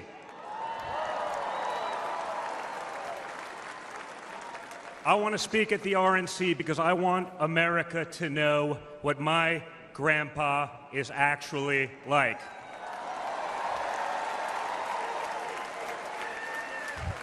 So for the first time ever on a stage, first time ever giving a speech, I want to bring out my eldest daughter and the eldest granddaughter of the President of the United States, your favorite president, Kai Madison Trump.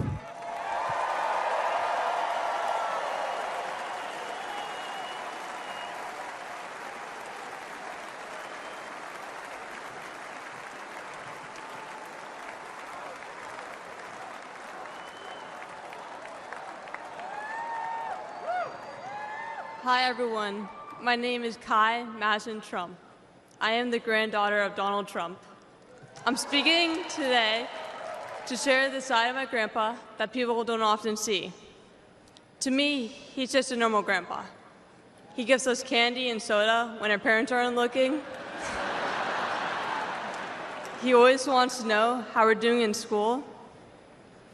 When I made the high honor roll, he printed it out to show his friends how proud he was of me. I know. He calls me during the middle of the school day to ask how my golf game is going and tells me all about his. But then I have to remind him that I'm in school and I'll have to call him back later. When we play golf together, if I'm not on his team, he'll try to get inside of my head. I know. And he's always surprised that I don't let him get to me. But I have to remind him, I'm a Trump too.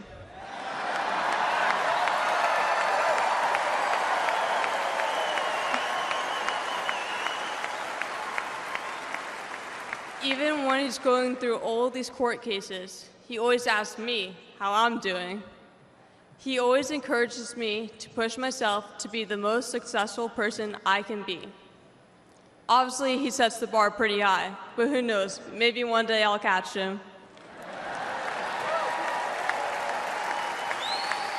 On Saturday, I was shocked when I heard that he has been shot, and I just wanted to know if he was okay. It was heartbreaking that someone would do that to another person. A lot of people have put my grandpa through hell, and he's still standing.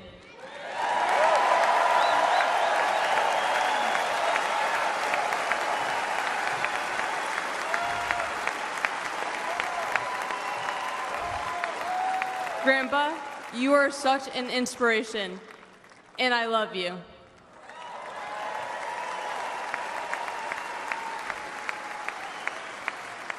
The media makes my grandpa seem like a different person, but I know him for who he is. He's very caring and loving. He truly wants the best for this country, and he will fight every single day to make America great again. Thank you very much.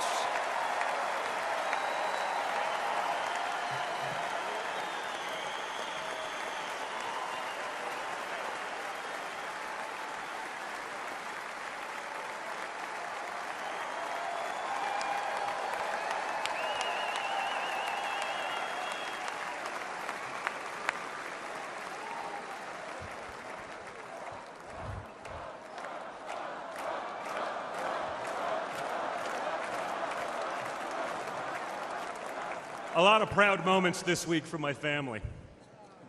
Thank you again, guys. Really appreciate that. That's not easy. That's the first time. I mean, this is what we call a large crowd for a speech, so incredible work, Kai.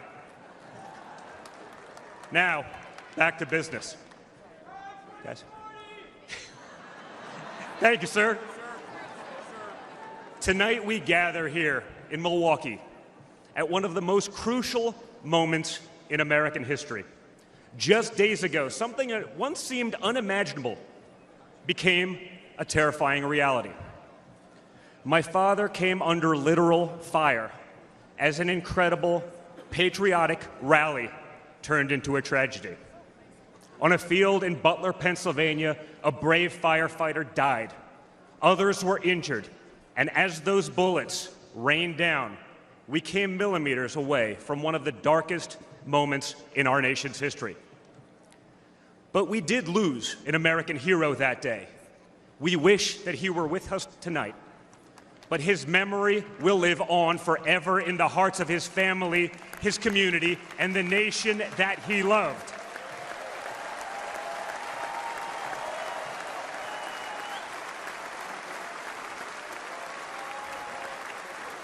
So I would like to take just a moment tonight to express our gratitude for the life and service of American hero Corey Comparator.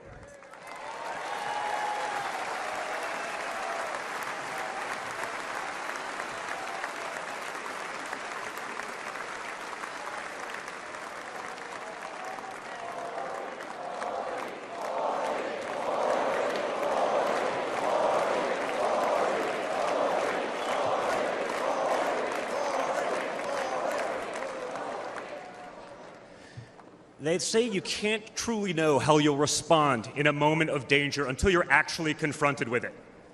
So what was my father's instinct as his life was on the line?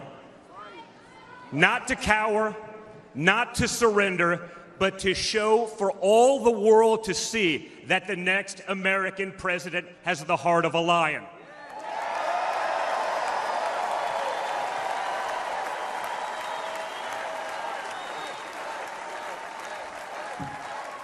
That the next American president has the courage to put the American people first once again. And in that moment, my father didn't just show his character, he showed America's character.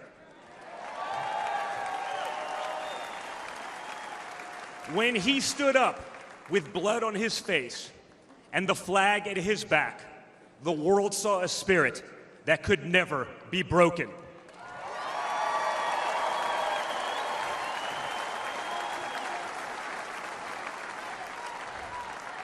And that is the true spirit of America. America knows what it's like to be down.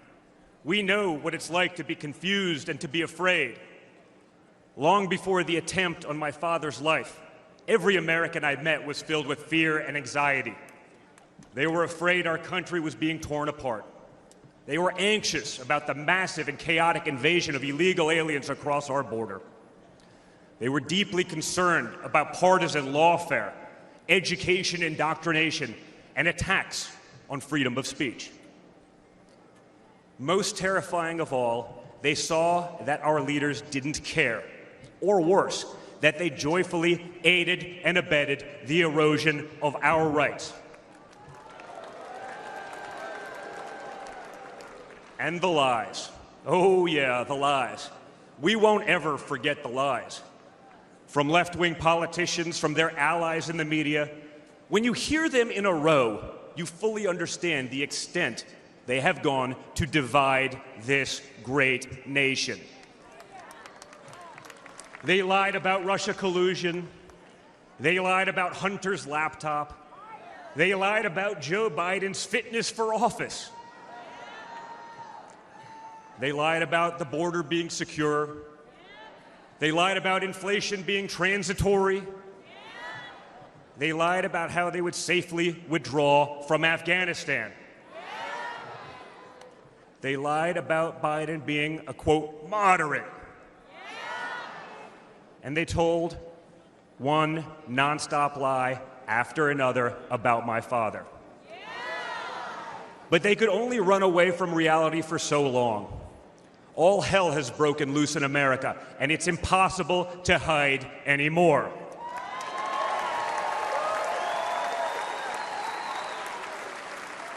Remember Build Back Better? Instead, we got broke, bumbling Biden. Nothing is built, nothing is back, and nothing is better. Bridges are collapsing, our credibility is crumbling, and our money is worth less and less every single day. It was just one giant bait and switch, and normal Americans are the ones left holding the bag. Housing costs, gasoline prices, grocery bills just keep going up. Wave after wave of illegal aliens, deadly drugs keep pouring across our border. Meanwhile, pro-crime district attorneys have turned our cities into giant crime zones. They've turned criminals into victims, prosecutors into criminal defense attorneys, and police into public enemies. Left-wing activists are pretending to be educators, teaching our kids that there are 57 genders, but they can't even define what a woman is. On one hand, they think free speech protects their right to expose your children to explicit drag shows.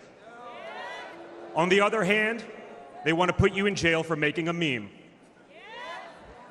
It's like the entire world has been turned upside down. Does any of this sound like a country that's going in the right direction? And honestly, who is actually running the country anyway? It's obviously not Joe Biden. So who are they asking us to elect? Seriously, who's running things?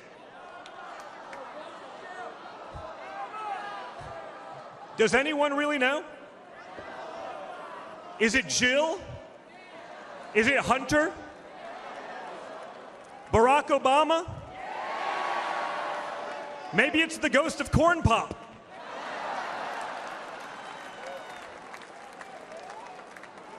Whoever is running the show, the only thing they are effective at is persecuting my father. They twisted, contorted, and corrupted the criminal code to turn bookkeeping errors into felonies. They concocted new legal theories out of thin air. They imposed gag orders on my father because the last thing a defendant should be able to do is defend himself, right? They punished him for merely speaking the truth. They say they hate Vladimir Putin, but it sure seems like they've spent a lot of time copying his playbook.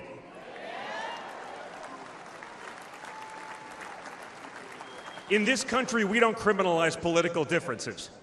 We debate them. We vote on them. But we don't make you choose between picking a party or picking a jail cell.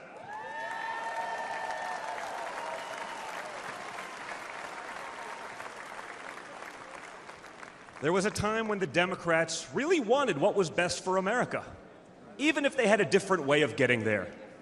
It was the party of Franklin Roosevelt, John F. Kennedy, Martin Luther King Jr. You may have disagreed with that party, but at least you could respect it. But this new extreme Democrat Party, they want us to somehow believe that the only way forward is going backwards, where hiring decisions are based solely on race, where justice is only for those with the right opinions, where streets are a luxury only for the elite, where economic opportunity exists only when you know the right people. Right now, the America we all grew up with, the America that we love, feels like an old photograph where you sit down with your children and tell them what life used to be like. You look back at that America and remember a country that was confident and proud, an America that knew who it was and what it stood for. And it could all feel like a distant memory. Somewhere along the way we stumbled, Somewhere along the way, we lost ourselves. But we can't live on nostalgia. Yes, America was great, but our greatest days are yet to come.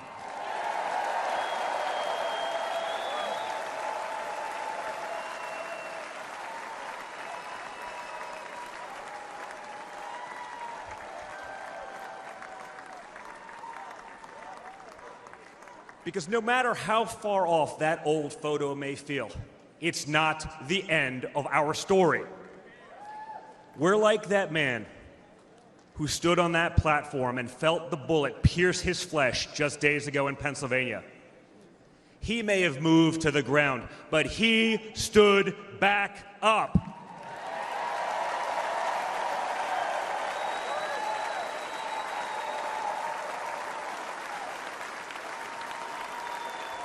And when he did, my father raised his fist into the air.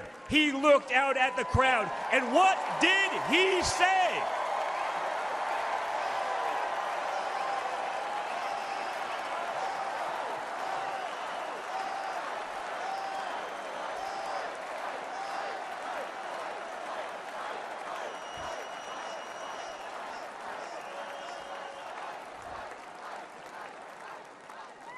And we will fight. We will fight. We will fight with our voices. We will fight with our ideas. And on November 5th, we will fight with our vote.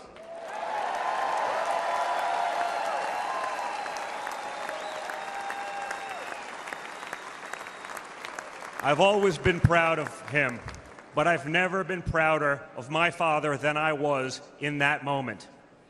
That's when the world found out that there is tough, and then there's Trump tough.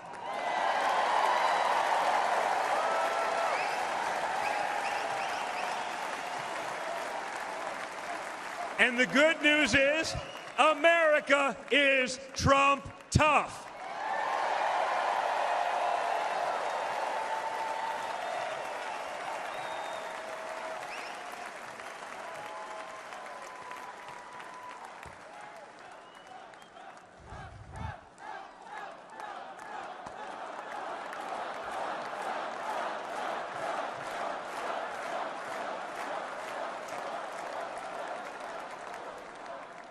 In 1912, more than a century ago, another legendary Republican president came right here to Milwaukee.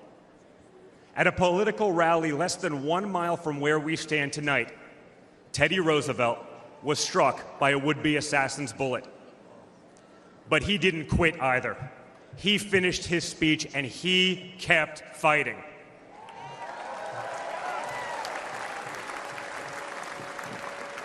My friends, I don't believe in coincidences, but I do believe in God's plan.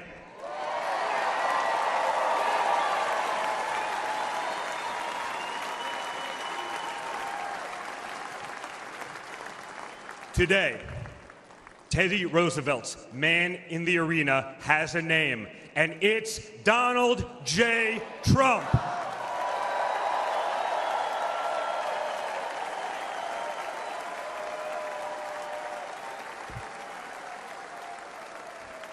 Remember, my father didn't have to run for re-election this year. He doesn't need the money, the fame, the power. Frankly, he doesn't need the witch hunts, the phony investigations, or the political prosecutions either. But he knew he had to run if there was any chance at saving America.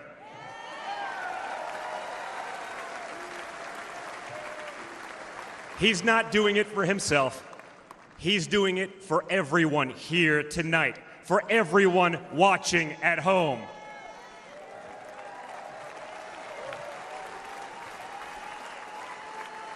No matter who you are, you can be a part of this movement to make America great again. Look at me and my friend J.D. Vance, a kid from Appalachia and a kid from Trump Tower in Manhattan. We grew up worlds apart, yet now we're both fighting side by side to save the country we love. And by the way, J.D. Vance is going to make one hell of a vice president.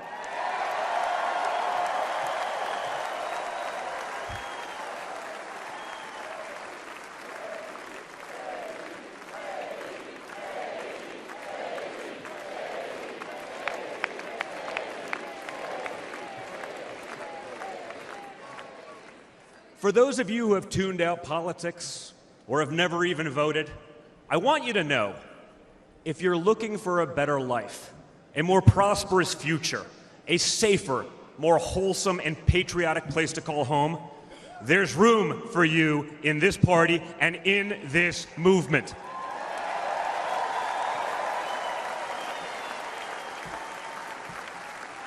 In fact, you're the ones who matter most of all. My father has always said that the people he gets along with best are the people who really work for a living.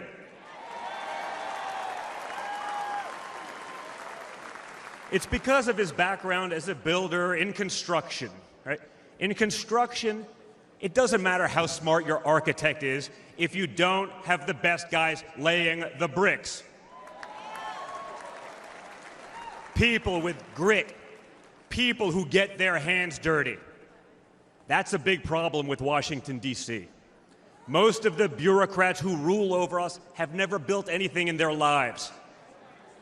It's time to build something real, something tangible, something that will last and leave this country better off for our children. That's my father's mission.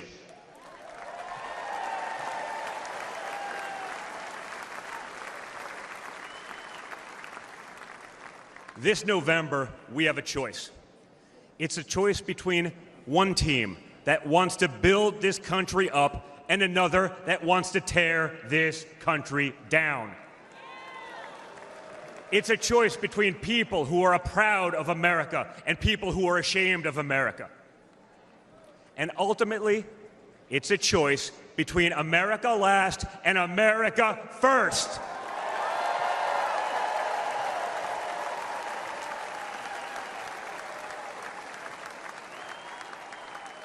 So if you love this country from the bottom of your heart, if you want to bring back common sense, if you want to save the American dream, if you want to stand up and fight for the future of our nation, you must re-elect my father, Donald J. Trump.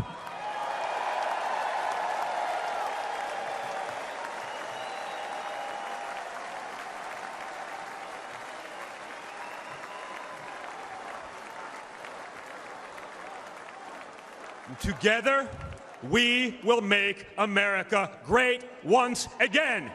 Thank you. Thank you, Wisconsin.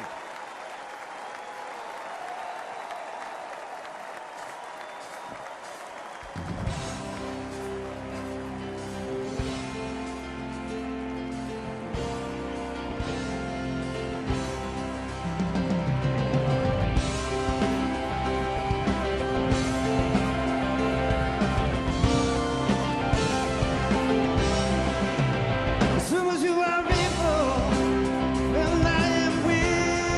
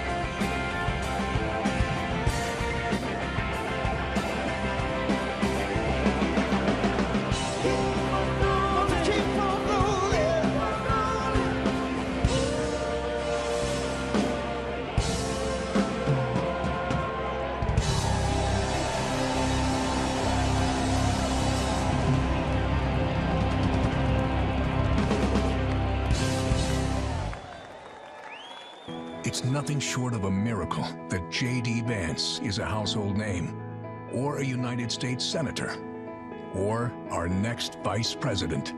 But here he is, born into poverty, his family torn apart by drug addiction. No money, no prospects, no future. J.D. joined the Marine Corps, used the GI Bill to attend college, then went to Yale and earned a law degree and shared his heartbreaking story in a best-selling book. Only in America is this story possible. But today, for many families, the American dream is now gone. And this is the team tough enough to bring it back.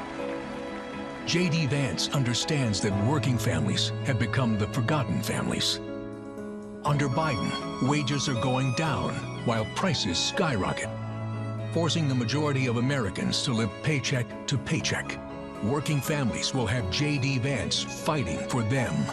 Seniors, J.D. will have your backs too. No more deciding between putting food on your table and paying for the prescriptions you need. As a husband and father, J.D. knows the importance of fighting for a parent's right to protect their children. And you can count on this Marine to stand up for our soldiers who put their lives on the line for their country every day.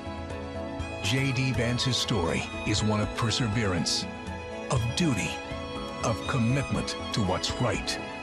It's an American story, and it's just getting started.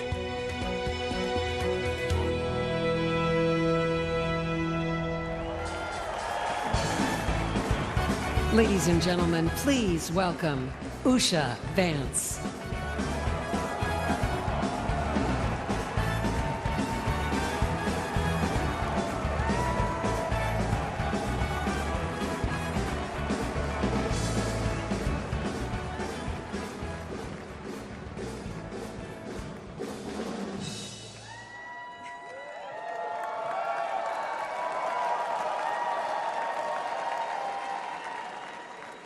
Good evening.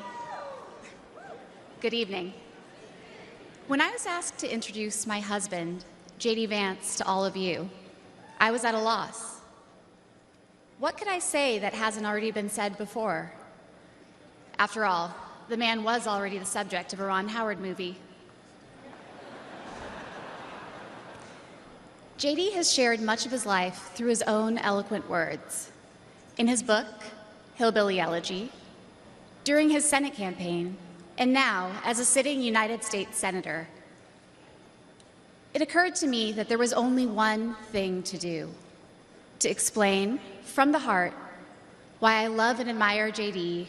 and stand here beside him today, and why he will make a great Vice President of the United States.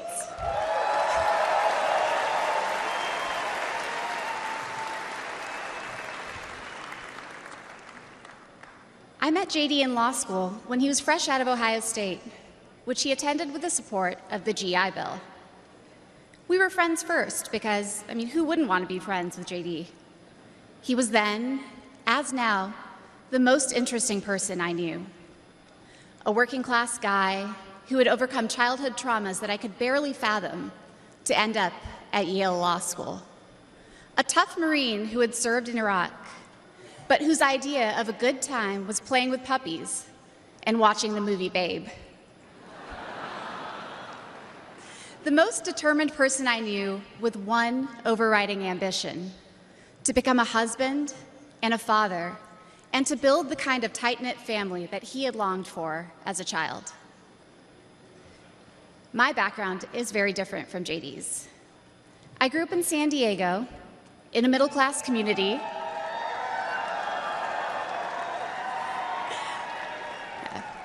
with two loving parents, both immigrants from India, and a wonderful sister. That JD and I could meet at all, let alone fall in love and marry, is a testament to this great country.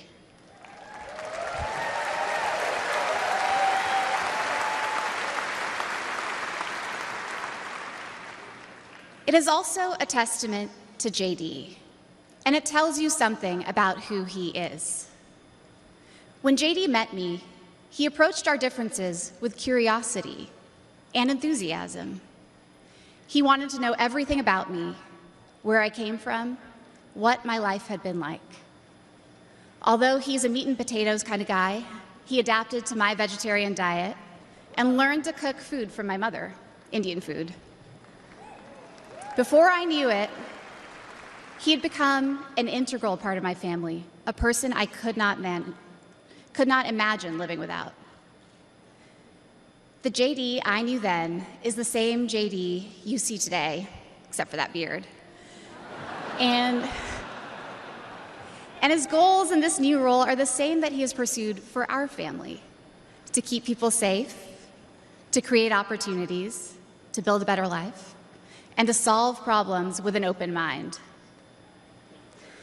It's safe to say that neither JD nor I expected to find ourselves in this position, but it's hard to imagine a more powerful example of the American dream.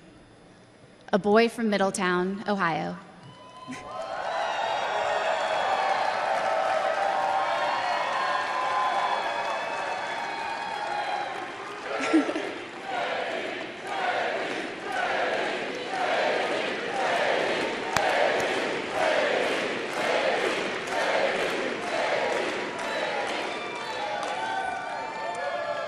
Raised by his grandmother through tough times, chosen to help lead our country through some of its greatest challenges. I am grateful to all of you for the trust you have placed in him and in our family. And with that, it is my great privilege to introduce my husband and the next Vice President of the United States, J.D. Vance.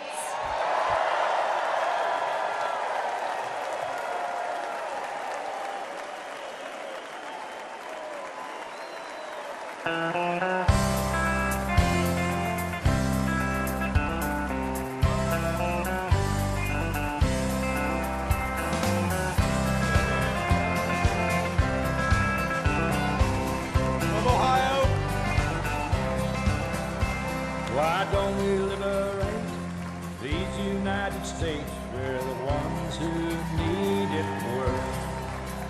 Let the rest of the world help us for change, and let's rebuild America first. Thank you. Our highways and bridges are falling apart. Who's blessed? Who has been cursed? There's things to be done all over the world, but let's rebuild America first. Thank you. Thank you. Please. Wow. Wow.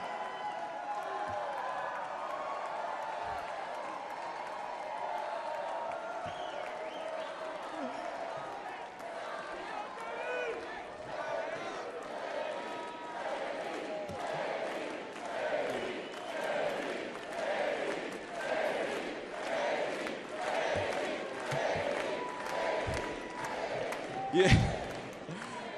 First of all, aren't I a lucky guy? Isn't she lovely? Isn't it amazing?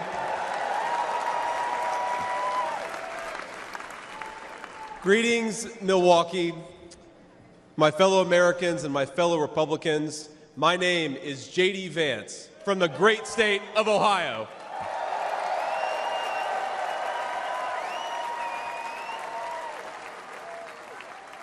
Tonight,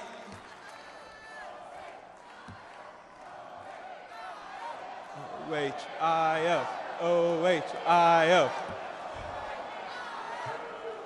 You guys, we're gonna chill with the Ohio love. We gotta win Michigan too here, so.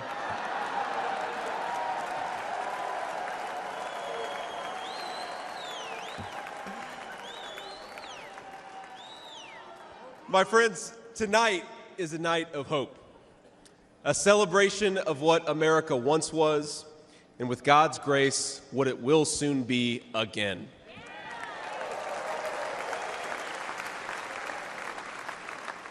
And it is a reminder of the sacred duty we have to preserve the American experiment, to choose a new path for our children and grandchildren.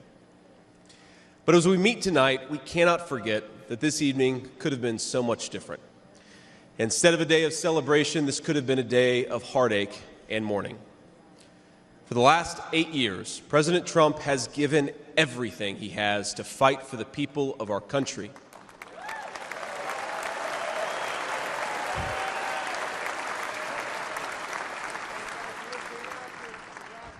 He didn't need politics, but the country needed him.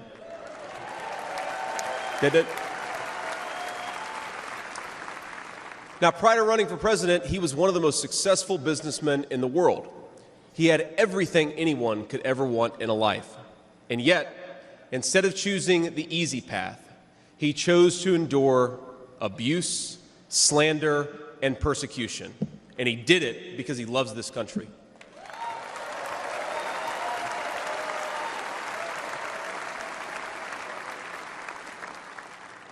I want all Americans to go and watch the video of a would-be assassin coming a quarter of an inch from taking his life.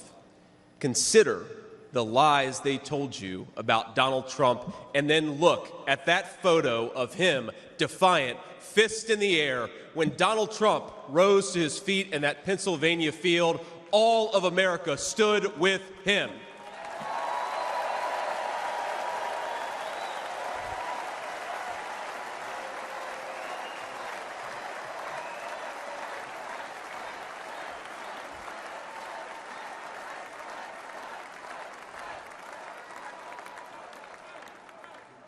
And what did he call us to do for our country? To fight for America. Even in his most perilous moment, we were on his mind. His instinct was for us, for our country, to call us to something higher, to something greater, to once again be citizens who ask what our country needs of us. Now consider what they said. They said he was a tyrant. They said he must be stopped at all costs. But how did he respond? He called for national unity, for national calm, literally right after an assassin nearly took his life.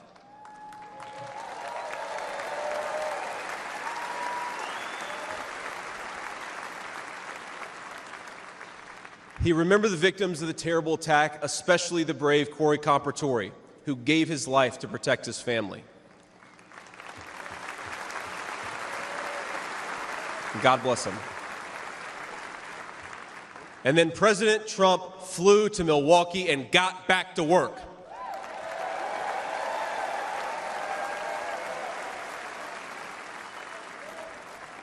Now that's the man I've gotten to know personally over the last few years. He is tough, and he is, but he cares about people. He can stand defiant against an assassin one moment and call for national healing the next. He is a beloved father and grandfather, and of course, a once-in-a-generation business leader. He's the man who is feared by America's adversaries, but 2 nights ago, and I'll share a moment, said goodnight to his 2 boys, told them he loved them, and made sure to give each of them a kiss on the cheek. And I will say, Don and Eric squirmed the same way my 4-year-old does when his daddy tries to give him a kiss on the cheek. Sorry, guys. He is all those things, but tonight we celebrate he is our once and future President of the United States of America.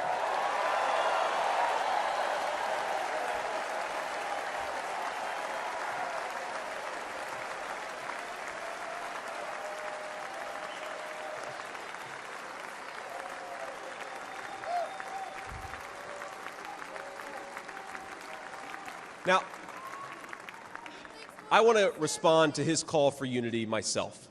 We have a big tent in this party on everything from national security to economic policy. But my message to you, my fellow Republicans, is we love this country and we are united to win.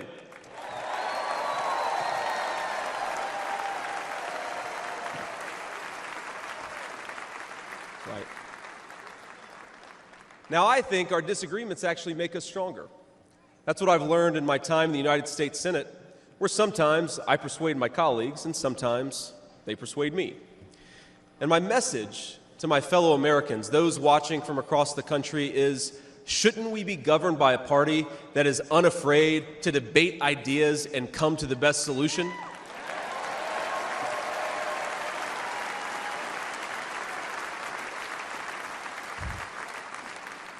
That's the Republican Party of the next 4 years, united in our love for this country and committed to free speech and the open exchange of ideas.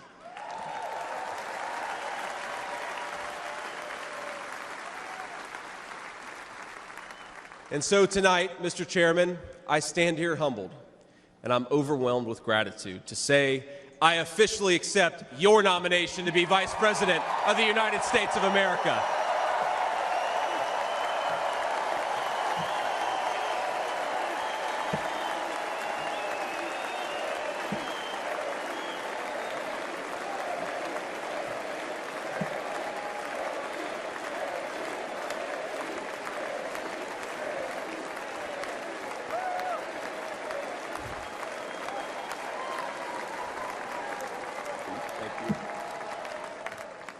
Now, never in my wildest imagination could I have believed that I'd be standing here tonight. I grew up in Middletown, Ohio, a small town where people spoke their minds, built with their hands, and loved their God, their family, their community, and their country with their whole hearts. But it was also a place that had been cast aside and forgotten by America's ruling class in Washington. When I was in the 4th grade, a career politician by the name of Joe Biden supported NAFTA, a bad trade deal that sent countless good jobs to Mexico. When I was a sophomore in high school, that same career politician named Joe Biden gave China a sweetheart trade deal that destroyed even more good American middle-class manufacturing jobs. When I was a senior in high school, that same Joe Biden supported the disastrous invasion of Iraq, and at each step of the way, in small towns like mine in Ohio or next door in Pennsylvania or Michigan, in states all across our country, jobs were sent overseas and our children were sent to war. And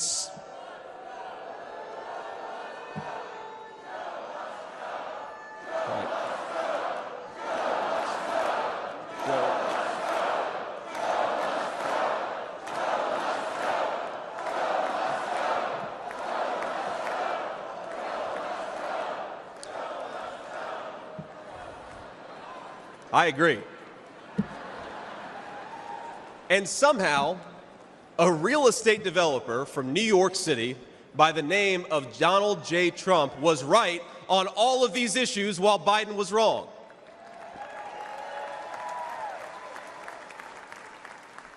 President Trump knew even then that we needed leaders who would put America first.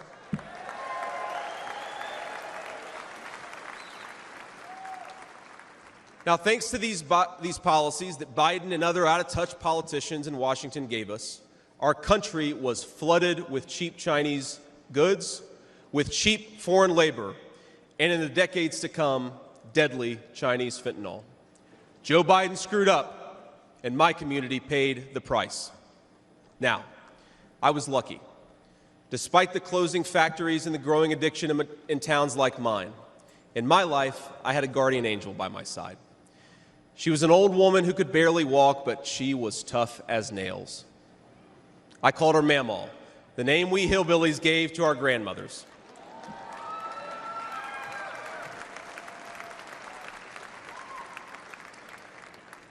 Mamaw raised me as my mother struggled with addiction. Mamaw was in so many ways a woman of contradiction. She loved the Lord, ladies and gentlemen. She was a woman of very deep Christian faith.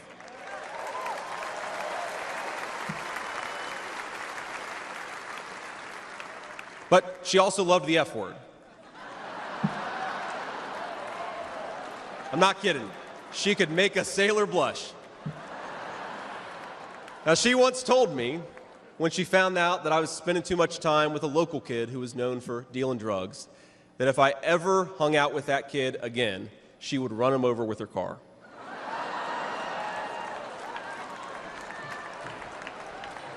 That's true. And she said, JD, no one will ever find out about it.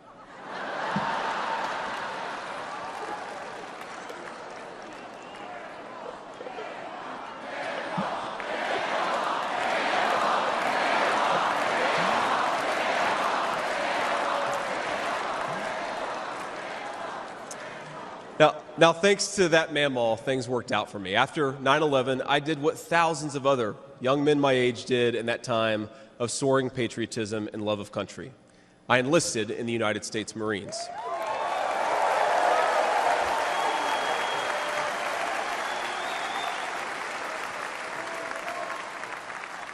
Semper Fi to my fellow Marines. Now, I left the Marines after 4 years and went to the Ohio State University.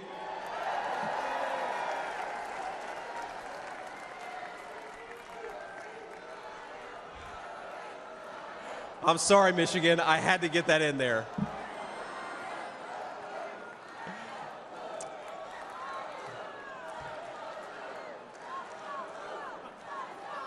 Come on, come on. We've had enough political violence. Now, after Ohio State, I went to Yale Law School, where I met my beautiful wife.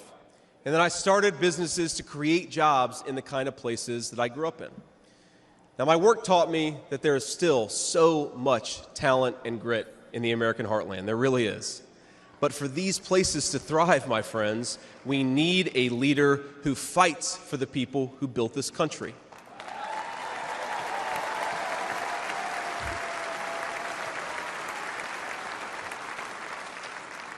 We need a leader who's not in the pocket of big business, but answers to the working man, union and non-union alike.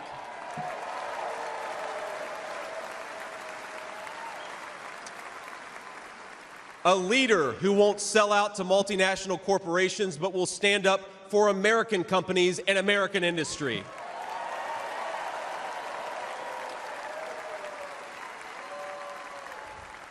A leader who rejects Joe Biden and Kamala Harris's Green New scam and fights to bring back our great American factories. We need President Donald J. Trump.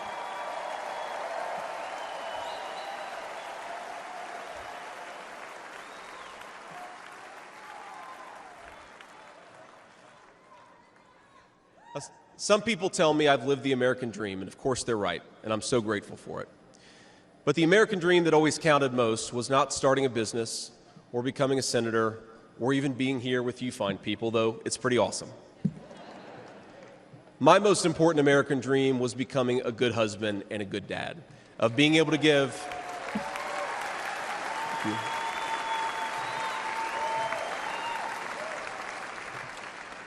I wanted to give my kids the things that I didn't have when I was growing up, and that's the accomplishment that I'm proudest of.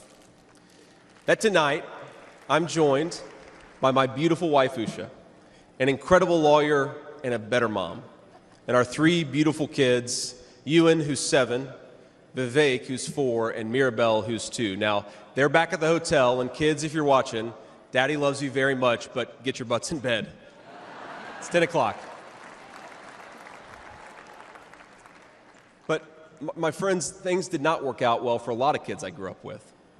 Every now and then, I will get a call from a relative back home who asks, "Did you know so-and-so?" And I'll remember a face from years ago, and then I'll hear, "They died of an overdose." As always, America's ruling class wrote the checks.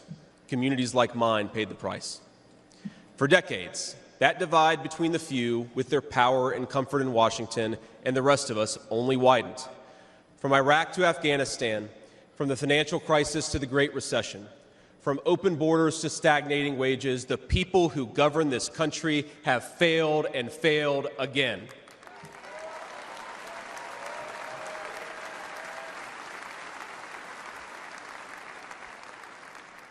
That is, of course, until a guy named Donald J. Trump came along.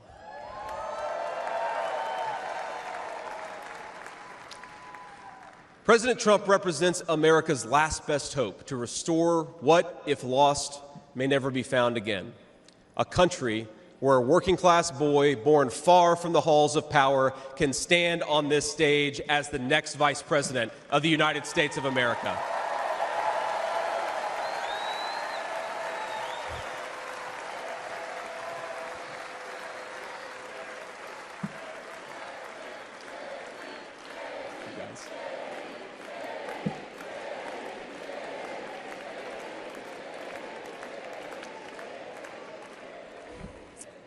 But, my fellow Americans, here in this stage and watching at home, this moment is not about me. It's about all of us, and it's about who we're fighting for.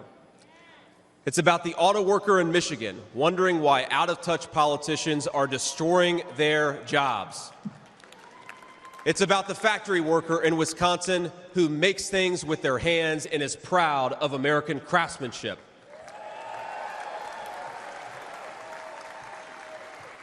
It's about the energy worker in Pennsylvania and Ohio who doesn't understand why Joe Biden is willing to buy energy from tin-pot dictators across the world when he could buy it from his own citizens right here in our own country.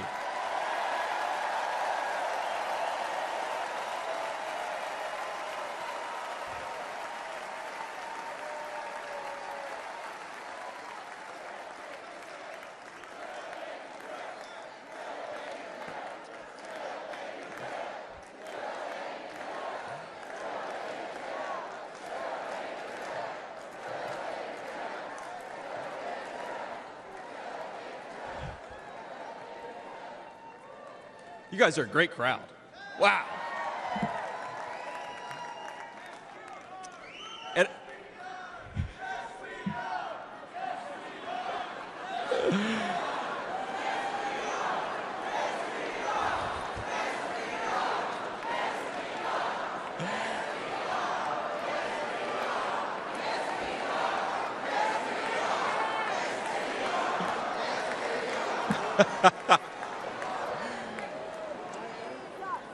And it's about, our movement is about single moms like mine who struggled with money and addiction but never gave up. And I'm proud to say that tonight my mom is here, 10 years clean and sober. I love you, Mom.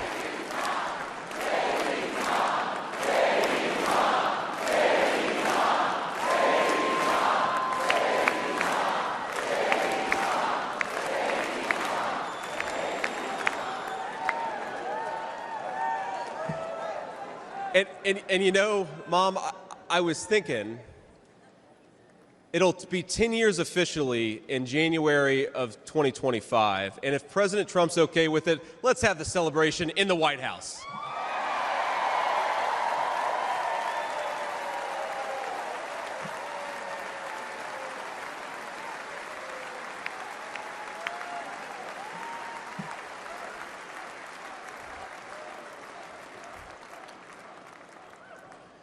And our movement, ladies and gentlemen, it's about grandparents all across this country who are living on Social Security and raising grandchildren they didn't expect to raise. And while we're on the topic of grandparents, let me tell you another Mamaw story. Now, my Mamaw died shortly before I left for Iraq in 2005. And when we went through her things, we found 19 loaded handguns. They were...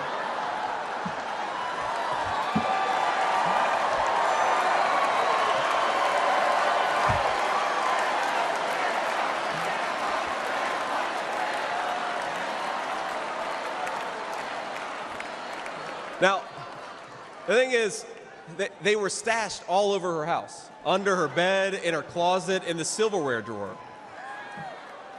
And we wondered what was going on, and it occurred to us that towards the end of her life, Mamaw couldn't get around so well.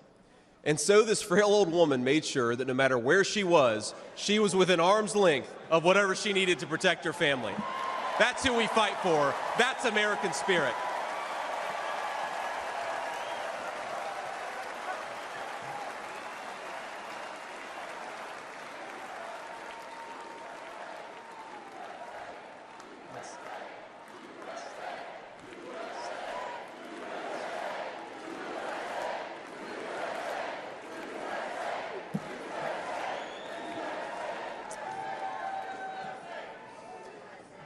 Now, Joe Biden has been a politician in Washington for longer than I've been alive, 39 years old.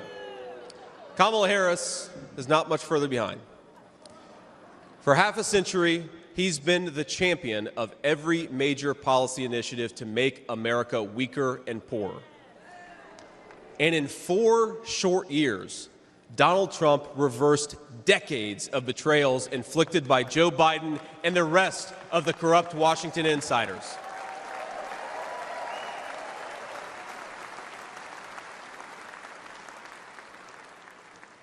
He created the greatest economy in history for workers. Really was amazing. There's this chart that shows worker wages, and they stagnated for pretty much my entire life until President Donald J. Trump came along. Workers' wages went through the roof.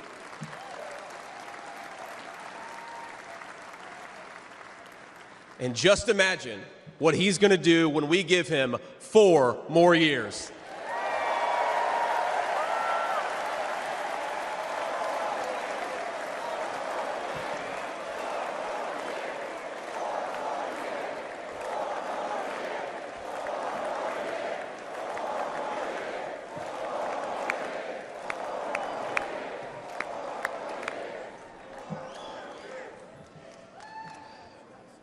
Months ago, I heard some young family member observe that their parents' generation, the baby boomers, could afford to buy a home when they first entered the workforce. But I don't know, this person observed, if I'll ever be able to afford a home. The absurd cost of housing is the result of so many failures, and it reveals so much about what's broken in Washington. I can tell you exactly how it happened. Wall Street barons crashed the economy and American builders went out of business. As tradesmen scrambled for jobs, houses stopped being built. The lack of good jobs, of course, led to stagnant wages.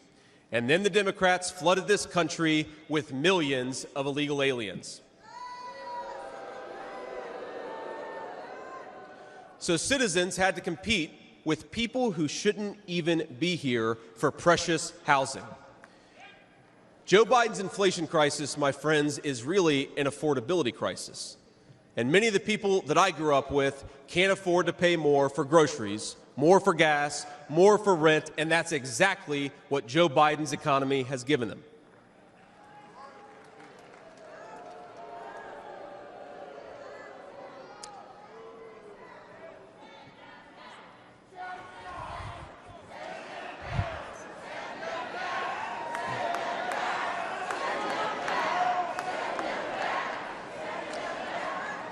So prices soared, dreams were shattered, and China and the cartels sent fentanyl across the border, adding addiction to the heartache. But ladies and gentlemen, that is not the end of our story. We've heard about villains and their victims. I've talked a lot about that, but let me tell you about the future. President Trump's vision is so simple and yet so powerful. We're done, ladies and gentlemen, catering to Wall Street. We'll commit to the working man.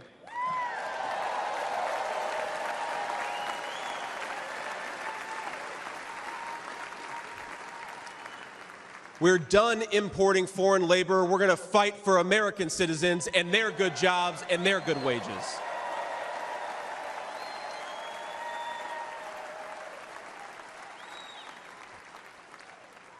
We're done buying energy from countries that hate us. We're going to get it right here from American workers in Pennsylvania, in Ohio, and across the country.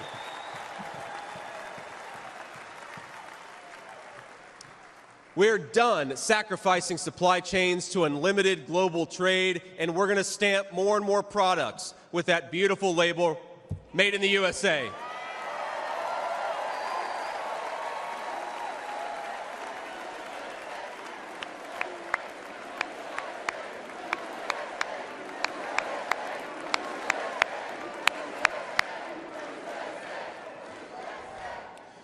We're going to build factories again, put people to work making real products for American families made with the hands of American workers. Together, We will protect the wages of American workers and stop the Chinese Communist Party from building their middle class on the backs of American citizens.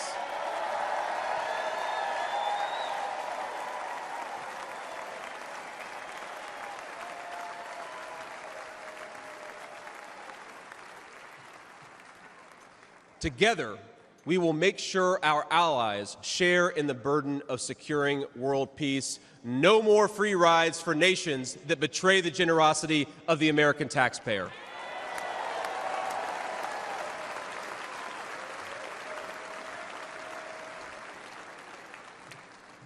Together, we will send our kids to war only when we must. But as President Trump showed with the elimination of ISIS and so much more, when we punch, we're going to punch hard.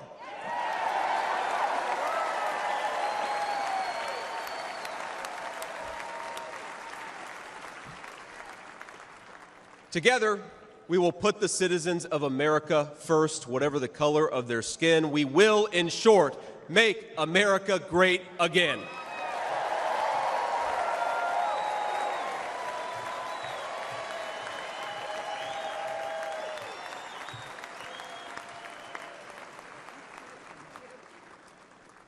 You know, one of the things that you hear people say sometimes is that America is an idea.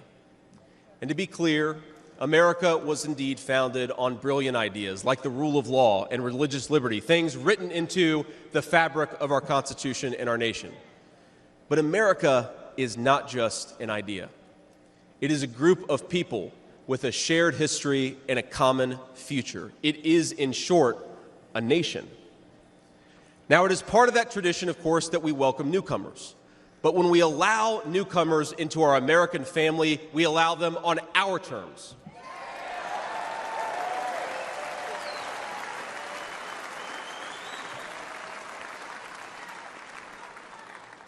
That's the way we preserve the continuity of this project from 250 years past to hopefully 250 years in the future.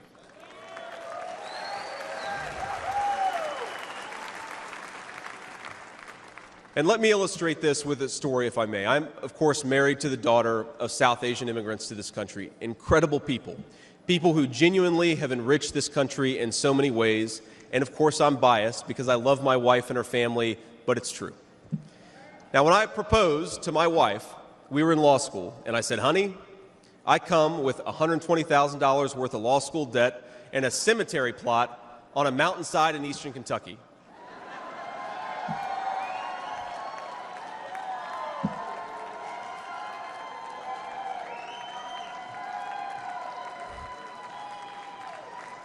And I guess standing here tonight, it's just gotten weirder and weirder, honey. But that's what she was getting. Now, that cemetery plot in eastern Kentucky is near my family's ancestral home. And like a lot of people, we came from the mountains of Appalachia into the factories of Ohio, Pennsylvania, Michigan, and Wisconsin.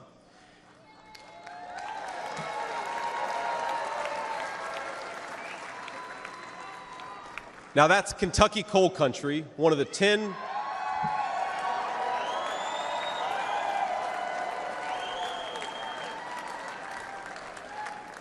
Now, it's one of the 10 poorest counties in the entire United States of America.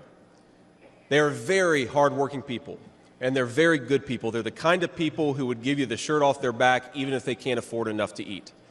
And our media calls them privileged and looks down on them. But they love this country, not only because it's a good idea, but because in their bones they know that this is their home. And it will be their children's home, and they would die fighting to protect it.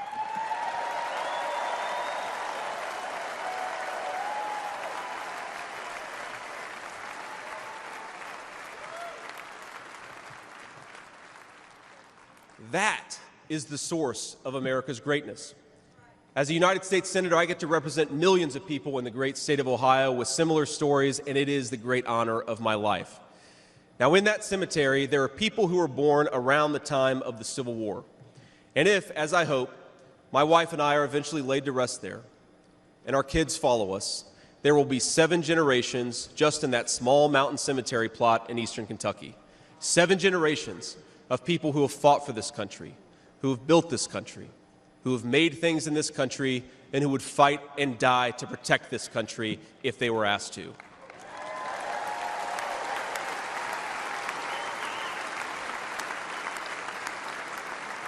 Now that's not just an idea, my friends. That's not just a set of principles. Even though the ideas and the principles are great, that is a homeland. That is our homeland.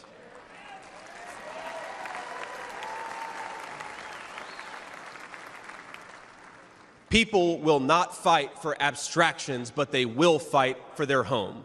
And if this movement of ours is going to succeed, and if this country is going to thrive, our leaders have to remember that America is a nation and its citizens deserve leaders who put its interests first.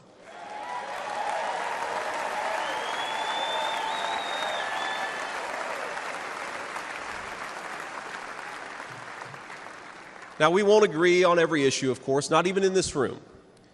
We may disagree from time to time about how best to reinvigorate American industry and renew American family. That's fine. In fact, it's more than fine. It's good. But never forget that the reason why this united Republican Party exists, why we do this, why we care about those great ideas and that great history, is that we want this nation to thrive for centuries to come.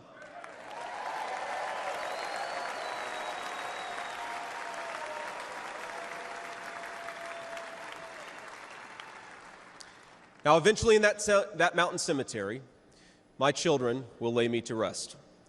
And when they do, I would like them to know that thanks to the work of this Republican Party, the United States of America is as strong and as proud and as great as ever.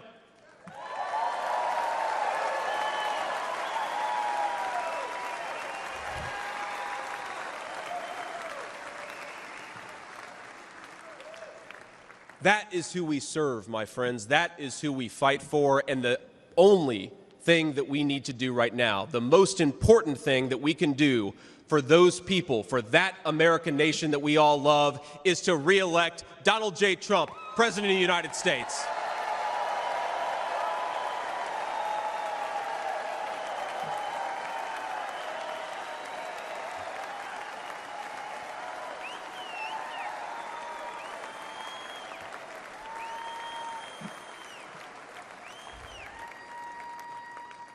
Mr. President, I will never take for granted the trust you have put in me.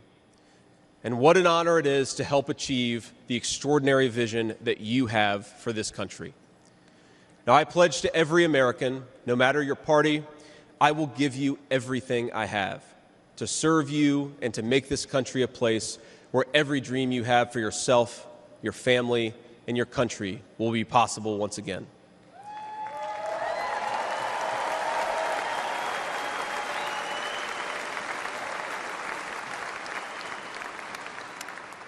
And I promise you one more thing.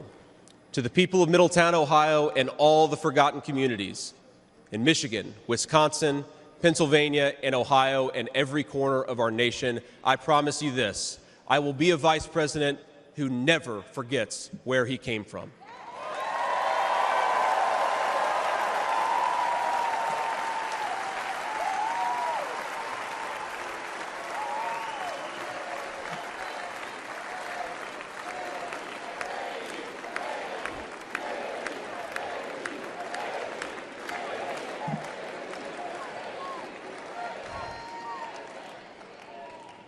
And every single day for the next 4 years, when I walk into that White House to help President Trump, I will be doing it for you, for your family, for your future, and for this great country. Thank you. God bless all of you, and God bless our great country.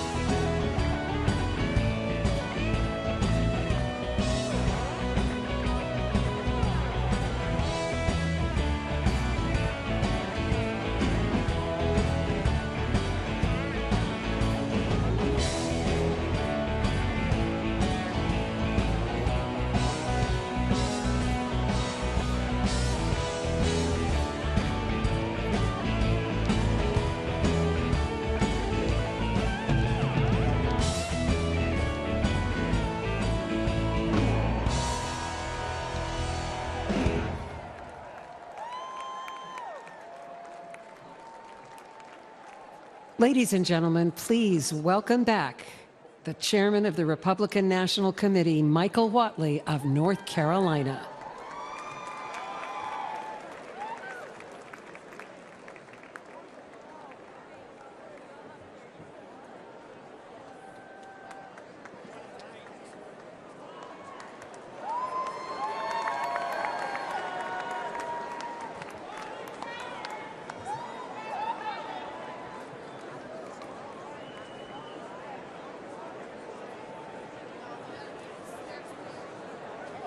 Delegates and alternates,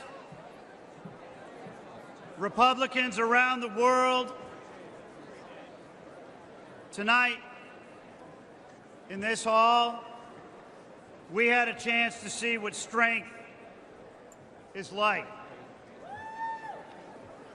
Strength looks like heartbroken Gold Star families talking about their loved ones and talking about their loss.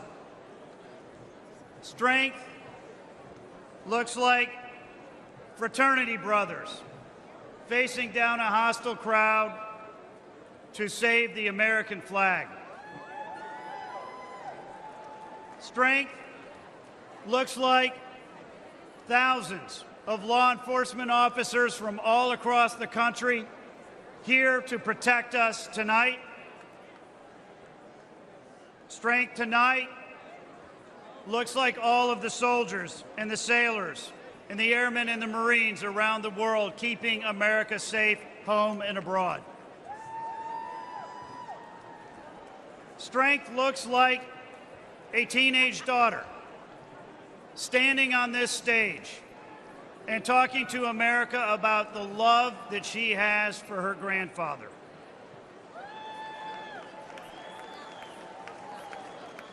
Strength looks like a kid born in rural Appalachia who put himself through school and answered a call to service when America needed him and joined the Marines, and has answered another call to serve as our next vice president.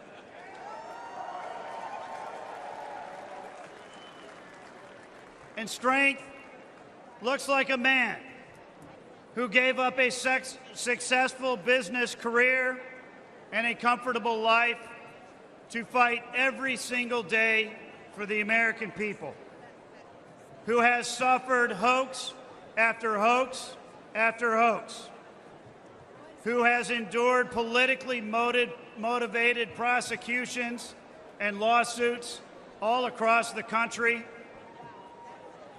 and who, when he was knocked down by a would-be assassin's bullet, got back up and encouraged America to fight, fight, fight.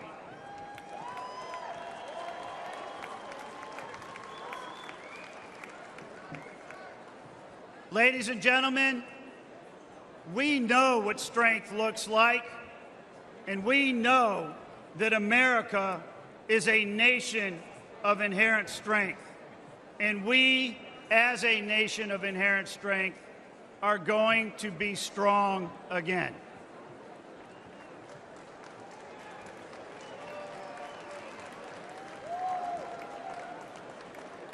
For tonight's benediction, please welcome the lead pastor at Bayou Blue Assembly in Houma, Louisiana, Pastor Packy Thompson.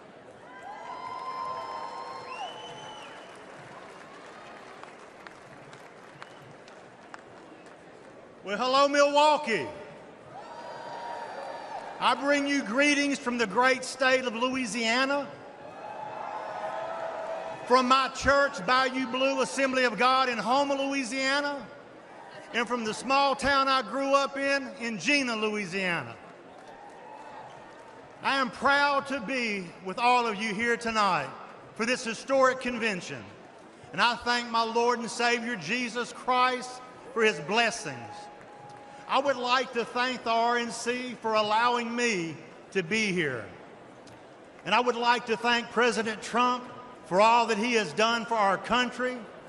I want you to know, sir, that you are loved and respected in my state of Louisiana.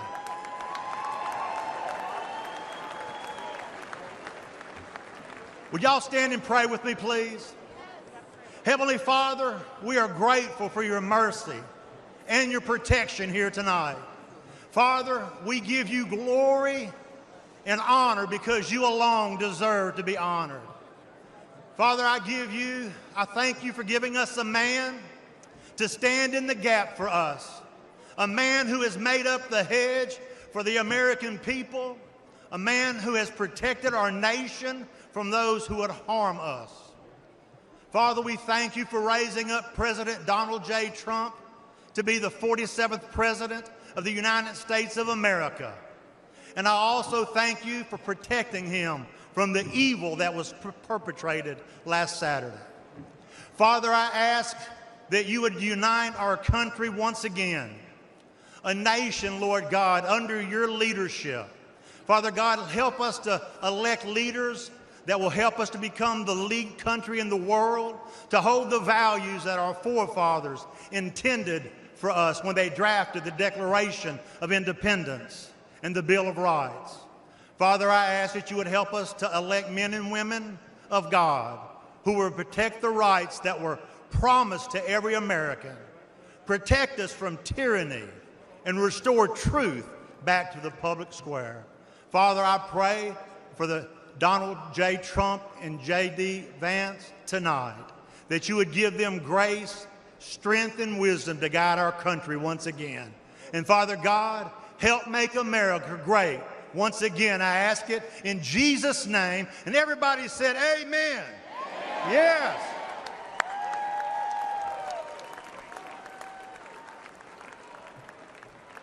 The chair recognizes the delegate from the Commonwealth of Pennsylvania for the purpose of offering a motion. Mr. Chairman, I am Fred Keller from the Commonwealth of Pennsylvania, the birthplace of America. I make the motion that this convention now adjourn. The question now occurs on the motion to adjourn. All those in favor signify by saying aye. Aye. All those opposed, no. In the opinion of the chair, the ayes have it and the motion is adopted. Accordingly, this convention stands adjourned until 5 p.m. tomorrow. Thank you.